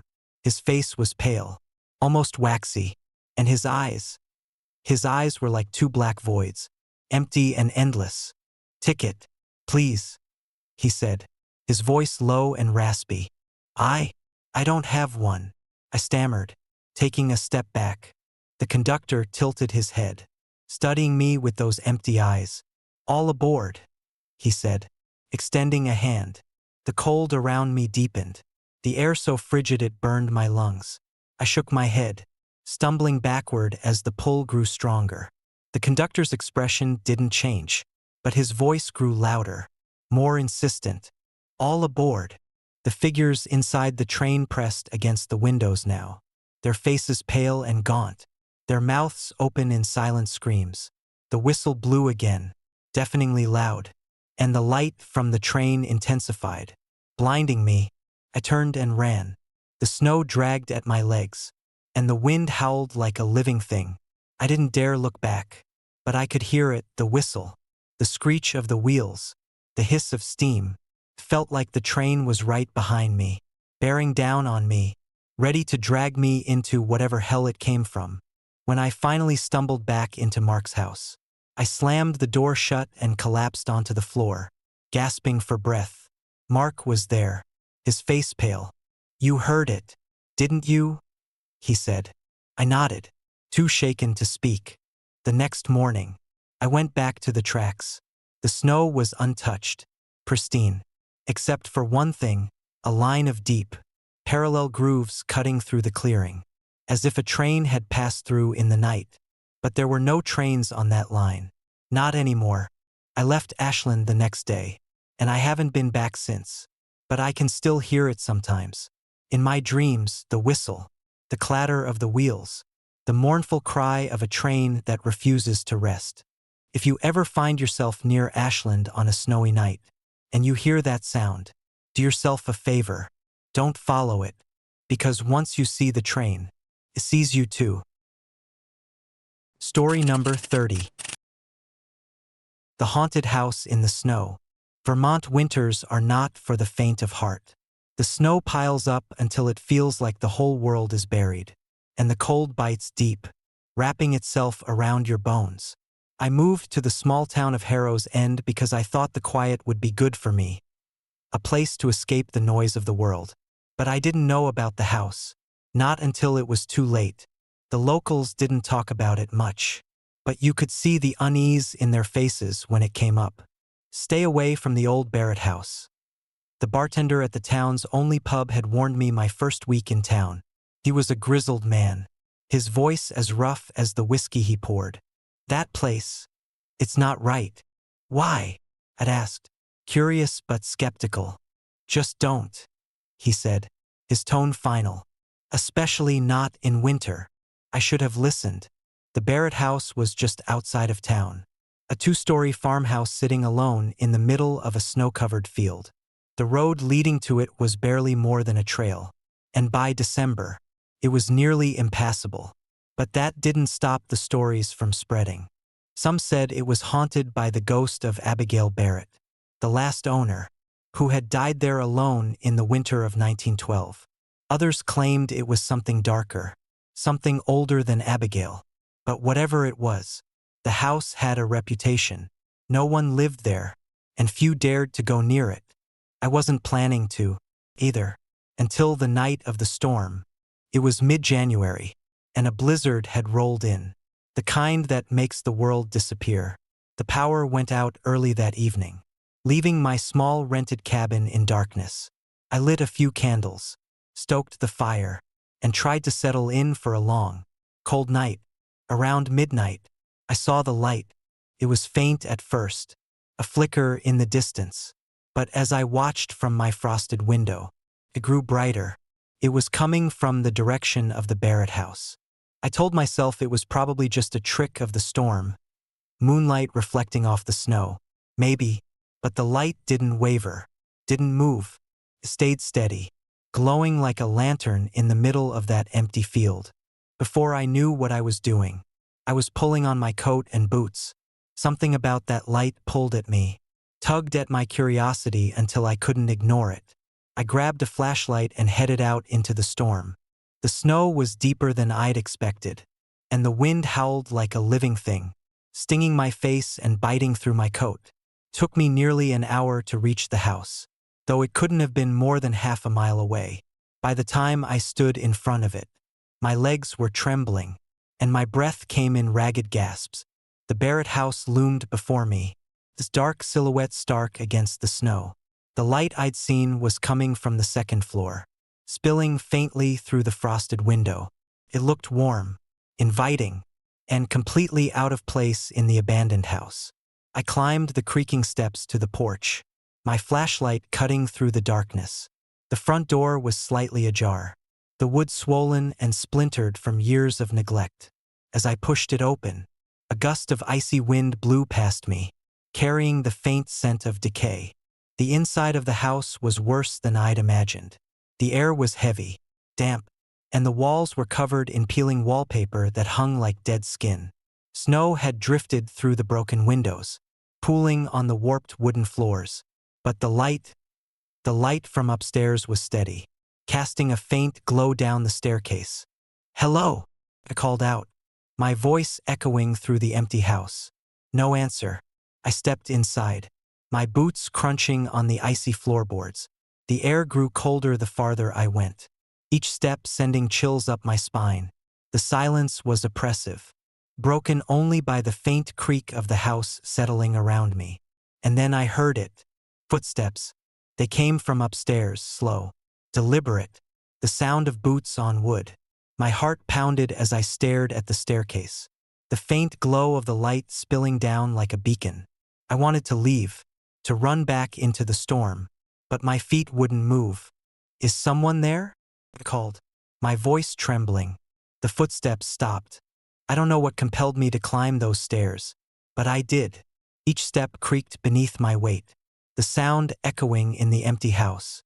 The light grew brighter as I neared the top, warm and golden, spilling from the open door of a room at the end of the hall. When I reached the doorway, I froze. The room was empty, but the light was there, coming from an old oil lamp sitting on a small table in the corner. The lamp burned steadily, its flame dancing in the cold air, though there was no sign of who had lit it. And then I saw her. She was standing by the window, her back to me, her figure faint and transparent in the lamplight. She wore a long dress, the kind you'd see in old photographs, and her hair was pulled back in a loose bun. For a moment, she didn't move, didn't seem to notice me. "Abigail," I whispered, though I didn't know why. She turned slowly, her movements unnatural, like a puppet on strings. Her face was pale, her eyes dark and hollow, and her mouth twisted into a smile that made my stomach turn. She took a step toward me, and the room grew colder, the light dimming as if the flame was being smothered.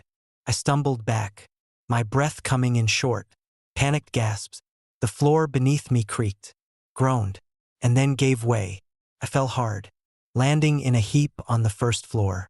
When I woke, the house was dark. The lamp was gone, and the light from upstairs had vanished. My flashlight was broken, its beam flickering weakly, and my leg throbbed with pain. I pulled myself to my feet. The memory of her face burned into my mind. The storm had died down, and I limped back to my cabin, the snow crunching underfoot. I didn't look back at the house. Couldn't. The next morning, I told the bartender what had happened. He listened quietly, his expression grim, and then poured me a shot of whiskey. "You're lucky," he said. "Most who see her don't come back."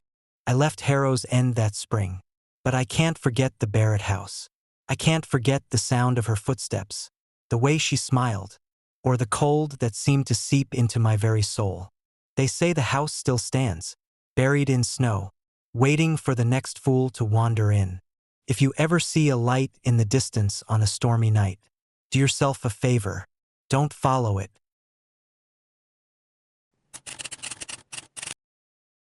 The house buried in snow. Winters in the far north aren't just cold, they're consuming. The snow falls endlessly, piling higher and higher until it feels like the world itself is being swallowed. My family and I learned this the hard way during the winter of 1996. A winter so brutal that even the oldest residents of our small village in northern Finland said they'd never seen anything like it. It was the winter my brother disappeared. We lived in a cabin on the edge of the woods, miles from the nearest neighbor. My father built it himself, sturdy and simple, meant to withstand the brutal winters that rolled in every year. It wasn't fancy, but it was home. A two-story wooden structure with a stone chimney that glowed warmly against the dark, endless nights. Until that winter, it had always been enough. The snow started early that year, in late October. By November, it was already waist-deep, and by December, it had reached the windows. My father spent hours every day shoveling paths around the house, trying to keep the front door clear. But the snow kept coming, and by January, we were completely buried. I mean that literally. The snow covered the house entirely, so deep and heavy that the windows were blocked, and the front door wouldn't budge. My father said it was fine, that we'd just have to dig our way out when the storm finally passed. But it didn't pass. The snow kept falling, and the cabin grew darker and colder with every passing day. That's when the sounds started. At first, it was just a faint scratching, like a tree branch brushing against the side of the house. We ignored it, chalking it up to the wind or the weight of the snow shifting. But as the nights went on, the sounds grew louder, more deliberate. It wasn't the wind. It was something else. Probably just an animal, my father said, though his face was pale. "What kind of animal digs through snow this deep?" my mother asked, her voice trembling. My father didn't answer. The scratching turned to scraping, like claws dragging across the wooden walls. It moved around the house, circling, stopping sometimes at the windows or the door. We couldn't see anything. The snow outside was too thick, but we could hear it, and that was enough to keep us awake, clutching each other in the dark. One night, the sound changed.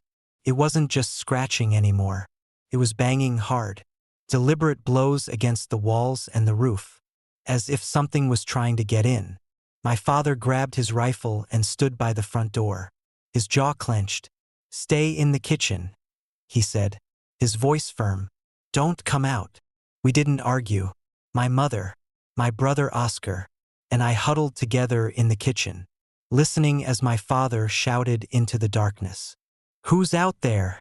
he bellowed. "Show yourself." The banging stopped. For a moment, the cabin was deathly silent. And then, from somewhere deep in the snow, came a sound I'll never forget. It was a howl, low, guttural, and impossibly loud. It didn't sound human, but it didn't sound like an animal, either. It was something in between, something ancient and hungry. The sound rattled the windows and made the walls creak, and I could feel it vibrating in my chest. My father didn't sleep that night, and neither did we. The next morning, we found the first set of footprints. They were massive, at least twice the size of my father's boots, with long, clawed toes that dug deep into the snow. They circled the house, leading from the front door to the windows and back again. My father stared at them for a long time, his face unreadable. "It's not safe here," he said finally. "We need to leave." "How?" my mother asked. "We're buried alive. We'll dig." We spent the next few hours tunneling through the snow, carving out a narrow path to the surface. It was exhausting work, and the deeper we dug, the more oppressive the air felt. The walls of the tunnel seemed to press in on us, and the light filtering through the snow above was faint and cold. By the time we broke through to the surface, it was already getting dark. My father decided we'd wait until morning to make the trek to the village. "It's too dangerous to travel at night," he said. "We'll leave at first light." That night, the banging returned. It was louder this time, more violent. Whatever was out there wasn't just circling the house, it was trying to get in. The walls shook, the roof creaked, and the front door groaned under the weight of the blows. Oscar was the first to hear the voice. "It's calling me," he whispered, his face pale. "It knows my name." "What are you talking about?" my mother asked, her voice tight with fear. "Listen," Oscar said. We strained our ears, and for a moment, I thought he was imagining things. But then I heard it, a faint, whispering voice, drifting through the cracks in the walls. It was too soft to make out the words, but it was there, persistent and insistent. My father tried to block it out, stoking the fire and singing old folk songs to drown out the sound. But Oscar wouldn't stop staring at the door, his eyes wide and glassy. "It wants me to come outside," he said. "You're not going anywhere," my father snapped, gripping Oscar's shoulder. But later that night, while the rest of us were asleep, Oscar slipped out. I woke to my mother screaming. Oscar's bed was empty, his blankets thrown aside, and the front door was wide open. My father grabbed his rifle and rushed outside, calling Oscar's name. The rest of us followed, stumbling into the freezing darkness. The snow was deep, the wind biting, and the footprints were clear. They led from the house to the edge of the woods, where they disappeared into the shadows. "Oscar!" my father shouted, his voice echoing through the trees. There was no answer, just the wind and the faint sound of something moving in the distance, something heavy and deliberate. We never found him. The villagers searched for weeks, but there was no sign of Oscar. No tracks, no body, nothing. They told us it was the storm, that he'd gotten lost in the snow. But I knew better. I'd seen the footprints circling the house. I'd heard the whispers, and I'd seen the thing standing at the edge of the woods that night, its massive frame silhouetted against the moonlight, its eyes glowing like embers. We moved away after that winter, but I still dream about that night, about the voice in the snow, the claw marks on the walls, and the footprints leading into the forest. And sometimes, when the wind howls outside my window, I think I hear it again, that low, guttural howl, rising from the depths of the snow. If you ever find yourself buried in a storm, and you hear scratching at the walls, don't open the door, because it's waiting.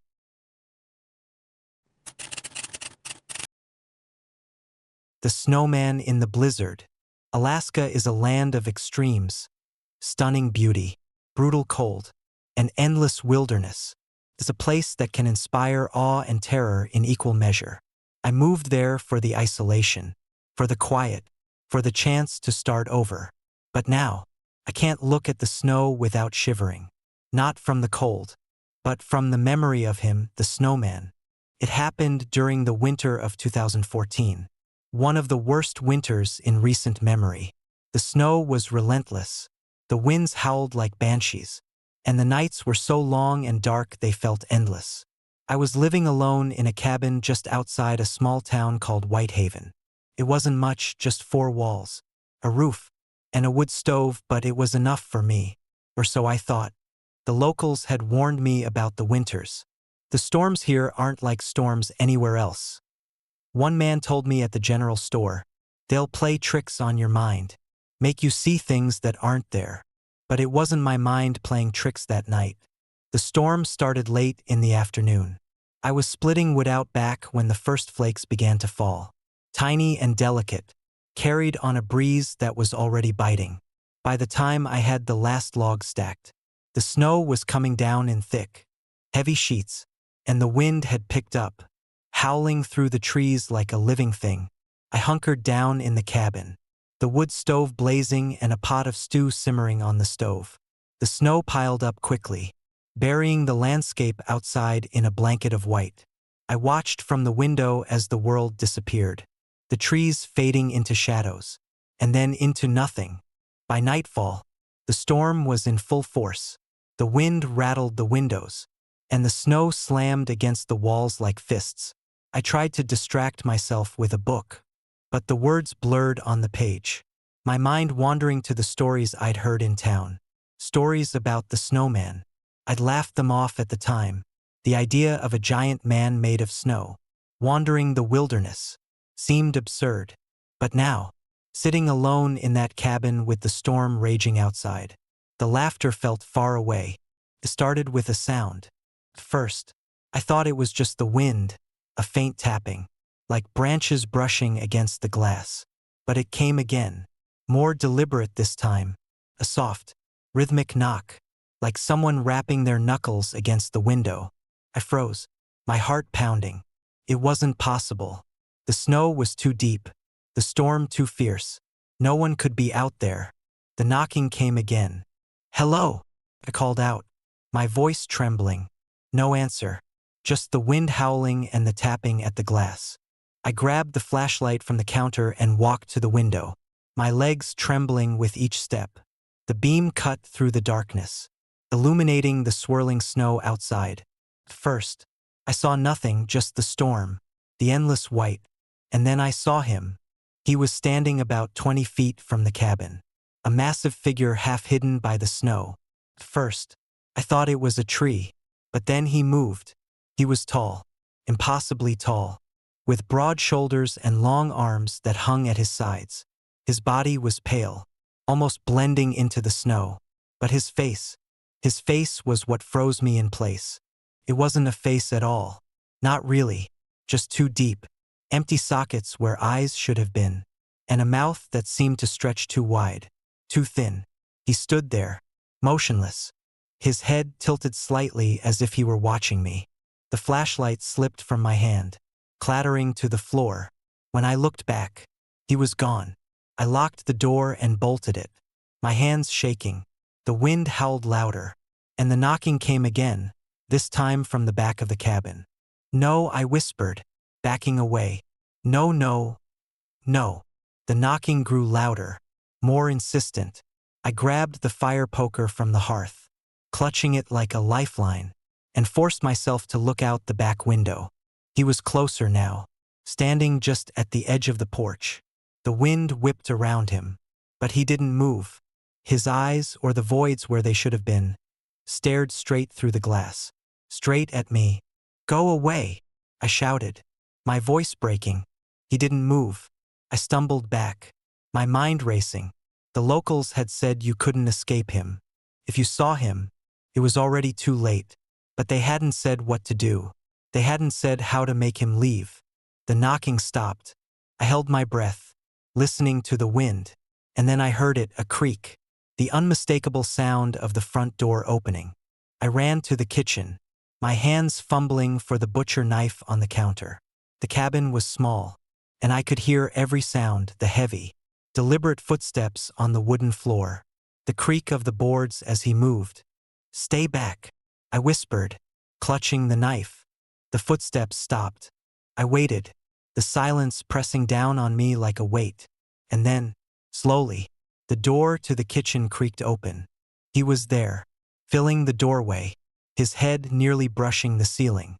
His body was covered in frost, his limbs too long, too thin, and his face, that face, those black, empty eyes stared at me, and his mouth opened, stretching into a silent scream. I don't remember what happened next. I must have passed out, because when I woke up, the storm had passed. The cabin was cold, the wood stove reduced to embers. The front door was open, snow drifting inside. But there were no footprints, no sign of anything or anyone. Outside, the ground was covered in a fresh layer of snow, untouched except for a single set of footprints. They were massive, far too large for any human, and they led from the cabin into the woods. I left Alaska a week later, packed up what little I had and never looked back. People in town asked why I was leaving, but I couldn't tell them. What could I say? That I'd seen the snowman? That he'd been inside my cabin? I don't know what he is. Maybe he's a spirit, a ghost, or something older. All I know is that when the storms come, and the wind howls, he's out there. And if you hear the knock at your window, don't open the door, because he's waiting.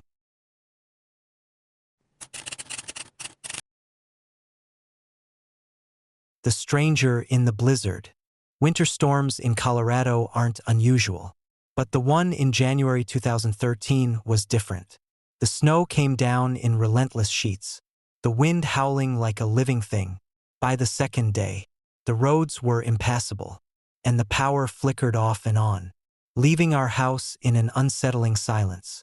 It was just me, my wife Claire, and our two kids, Mia and Jake.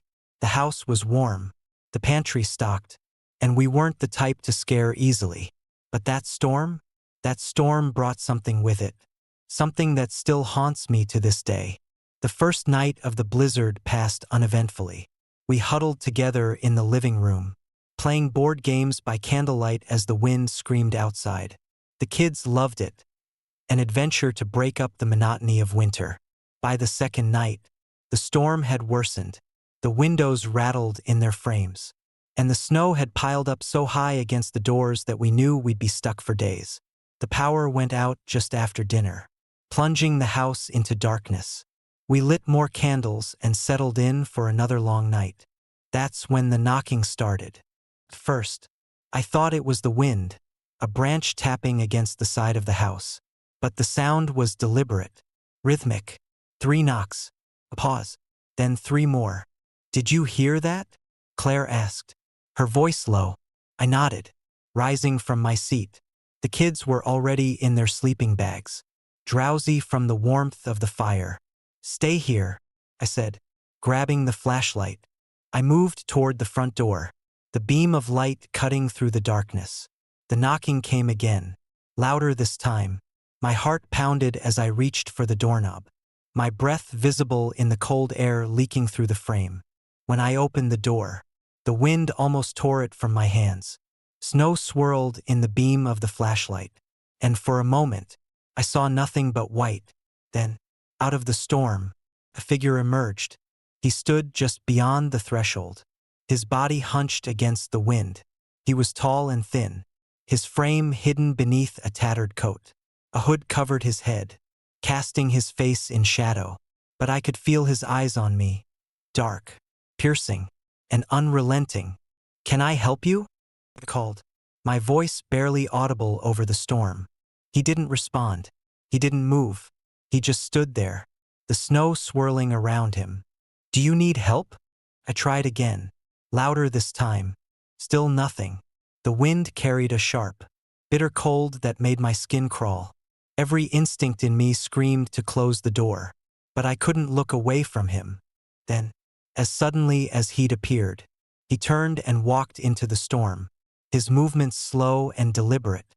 The snow swallowed him up within seconds, leaving nothing but the sound of the wind. I slammed the door shut, my hands trembling. Claire was waiting in the living room, her face pale. "Who was it?" she asked. I don't know," I said. "He didn't say anything, just left." "That's weird," she said, glancing toward the window. "Why would anyone be out in this storm?" "I don't know," I admitted, though the knot in my stomach told me there was more to it than that. We didn't sleep that night. The kids were blissfully unaware, but Claire and I sat by the fire, listening to the wind and the occasional creak of the house. Every time I closed my eyes, I saw the figure standing in the snow, his face hidden, his silence more unnerving than any scream. The next morning, the storm had eased, leaving the world buried in a thick blanket of white.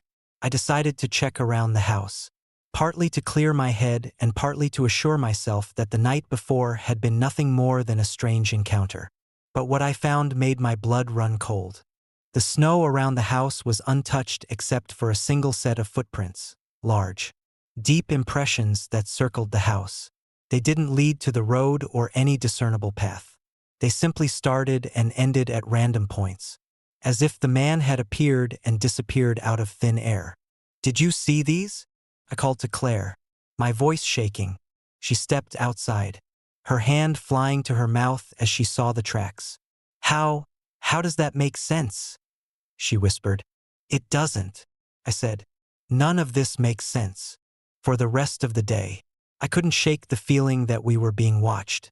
The snow reflected the sunlight so brightly it hurt my eyes, but every shadow, every distant tree, felt like it was hiding something.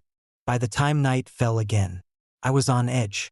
The wind had picked up once more, and the fire seemed to cast more shadows than light. Claire tried to reassure me, but I could see the fear in her eyes. The kids, thankfully, were oblivious. And then the knocking came again. This time, it was louder, more insistent. 3 knocks, a pause, then 3 more. I grabbed the flashlight and a fire poker, my hands trembling as I approached the door. "Don't open it," Claire whispered. "Please." But I had to. I couldn't just ignore it. When I opened the door, the storm roared in once more, but the figure wasn't there. Instead, the footprints were back, leading from the door into the darkness. I shone the flashlight into the night, but the beam revealed nothing. No man, no movement, just the endless snow and the howling wind. We didn't sleep for the rest of the night. The knocking came and went, sometimes at the front door, sometimes at the back. Each time I checked, no one was there, just those damn footprints circling the house like a predator stalking its prey. When the storm finally broke and the roads were clear, we packed up and left, abandoning the house without a second thought. I don't know what I saw that night, or who or what was outside in the storm, but I know this: some things are better left unanswered, and some doors are better left unopened.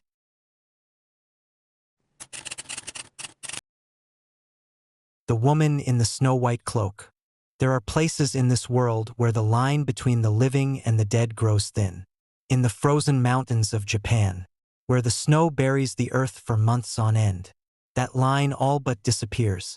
That's what the locals told me when I arrived at the small mountain village of Yuzawa.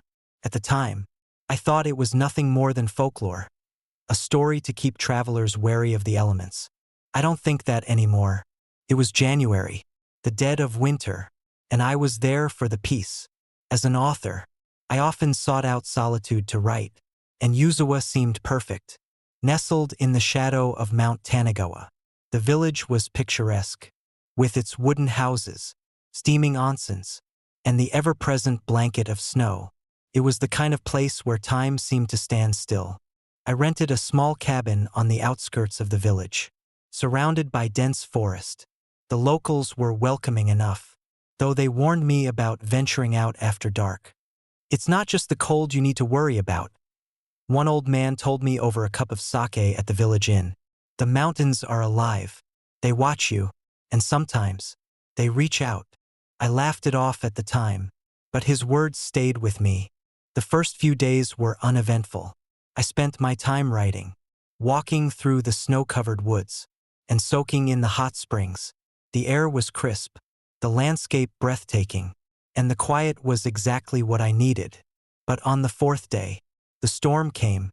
It rolled in quickly, the sky darkening as heavy flakes began to fall. By late afternoon, the wind was howling, and the snow was so thick I could barely see a few feet ahead. I decided to cut my walk short and head back to the cabin. That's when I saw her. She was standing at the edge of the forest, her figure almost blending into the blizzard. At first, I thought she was a tree, the outline of her white kimono so still it seemed unnatural. But as I moved closer, I saw her face, a pale, almost translucent visage framed by long black hair. She was beautiful in a way that felt unreal, like something out of an ancient painting. Her lips curved into a faint smile, but there was something cold about it, something that made my stomach twist. "Are you okay?" I called, raising my voice over the wind. She didn't answer, just tilted her head slightly. Her dark eyes locked on mine. The longer I looked, the harder it became to move. It wasn't the cold. I'd been in storms like this before, but something deeper, like my very will was being drained away. I took a step toward her, and she smiled wider. That's when I noticed her feet, or rather, the lack of them. She stood on the snow without leaving a single print, her kimono billowing in the wind, though the snow around her remained undisturbed. My breath caught, forming a cloud that hung in the air between us. She took a step forward, gliding across the snow as if weightless. The closer she came, the colder it got, the air around me freezing so fast I could feel the frost forming on my eyelashes. "You shouldn't be here," she said, her voice soft but carrying over the storm like a whisper in my mind. Panic set in, and I turned to run. My legs felt like lead, the snow dragging at my boots as the wind whipped around me. Behind me, I heard her laugh, a light, melodic sound that somehow carried more menace than the storm itself. "Don't leave," she called, her voice now as sharp as the ice in the air. "Stay with me." The snow seemed to grow heavier, the drifts rising around me as if the mountain itself were trying to pull me under. My breaths came in short, ragged gasps, my vision narrowing as the cold seeped into my bones. When I finally reached the cabin, I slammed the door shut and collapsed onto the floor, my body trembling uncontrollably. The warmth of the fire barely reached me as I struggled to catch my breath. Outside, the wind howled, but her laughter was gone. I didn't sleep that night. Every time I closed my eyes, I saw her face, her dark eyes, her too wide smile, the way the snow seemed to bend around her. By morning, the storm had passed, leaving a pristine, unbroken blanket of snow. But as I stepped outside, I saw them, footprints leading from the forest to my cabin. They stopped just at the door, two perfect impressions in the snow. I left Yuzawa the next day, abandoning the cabin and my plans to write. The locals didn't seem surprised when I told them what happened. One old woman simply nodded and said, "She doesn't usually let people go." I didn't ask what she meant. I didn't want to know.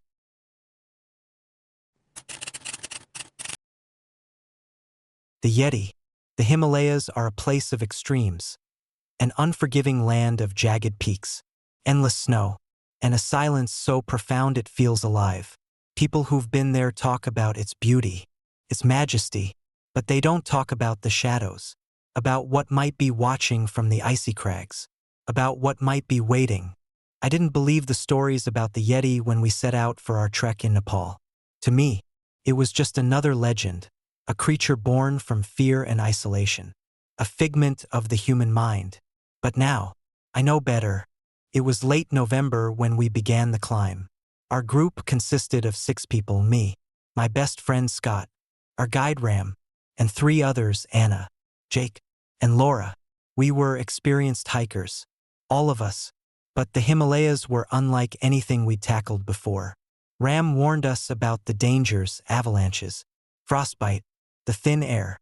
He didn't mention the Yeti, but the villagers we met along the way did. They called it Mete, the man of the snow. Their warnings were vague, just whispers about staying close to camp, about not wandering alone. I dismissed them as superstition. Scott even laughed about it, calling it the Himalayan Bigfoot. We didn't laugh for long. The first few days of the trek were grueling but uneventful. The air grew thinner, the cold sharper, and the terrain more treacherous as we climbed higher. The nights were long, the wind howling like a living thing. But it wasn't until the 4th night that the unease set in. We were camped near a steep ridge, the snow around us glowing faintly under the pale light of the moon. It was cold, colder than anything I'd ever felt, and the air carried a strange, metallic tang.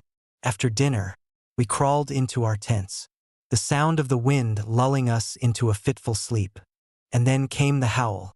It was distant at first, almost drowned out by the wind. But it grew louder, closer. It wasn't a wolf. It wasn't anything I'd ever heard before. It was deep and guttural, a sound that seemed to vibrate through my chest, primal and otherworldly. "Did you hear that?" Anna whispered from the next tent. "Probably just the wind," Scott mumbled, though his voice trembled. But it wasn't the wind. The howl came again, followed by a strange silence. The wind had stopped, the air thick and oppressive. I could hear my own heartbeat, my breath fogging the freezing air. And then, faintly, the crunch of snow, footsteps, heavy and deliberate, circling the camp. I held my breath, straining to listen. The footsteps stopped, replaced by a low growl, deep and menacing, came from just outside my tent. "Who's out there?" I whispered, though I didn't expect an answer. The growl turned into a snarl, and something scraped against the fabric of the tent. I froze, my mind racing. I wanted to look, to see what was out there, but my body wouldn't move. Fear held me in place, and then it was gone. The wind picked up again, the silence broken, and I heard Scott unzip his tent. "What the hell was that?" he asked, his flashlight cutting through the darkness. "I don't know," I said, stepping out into the cold.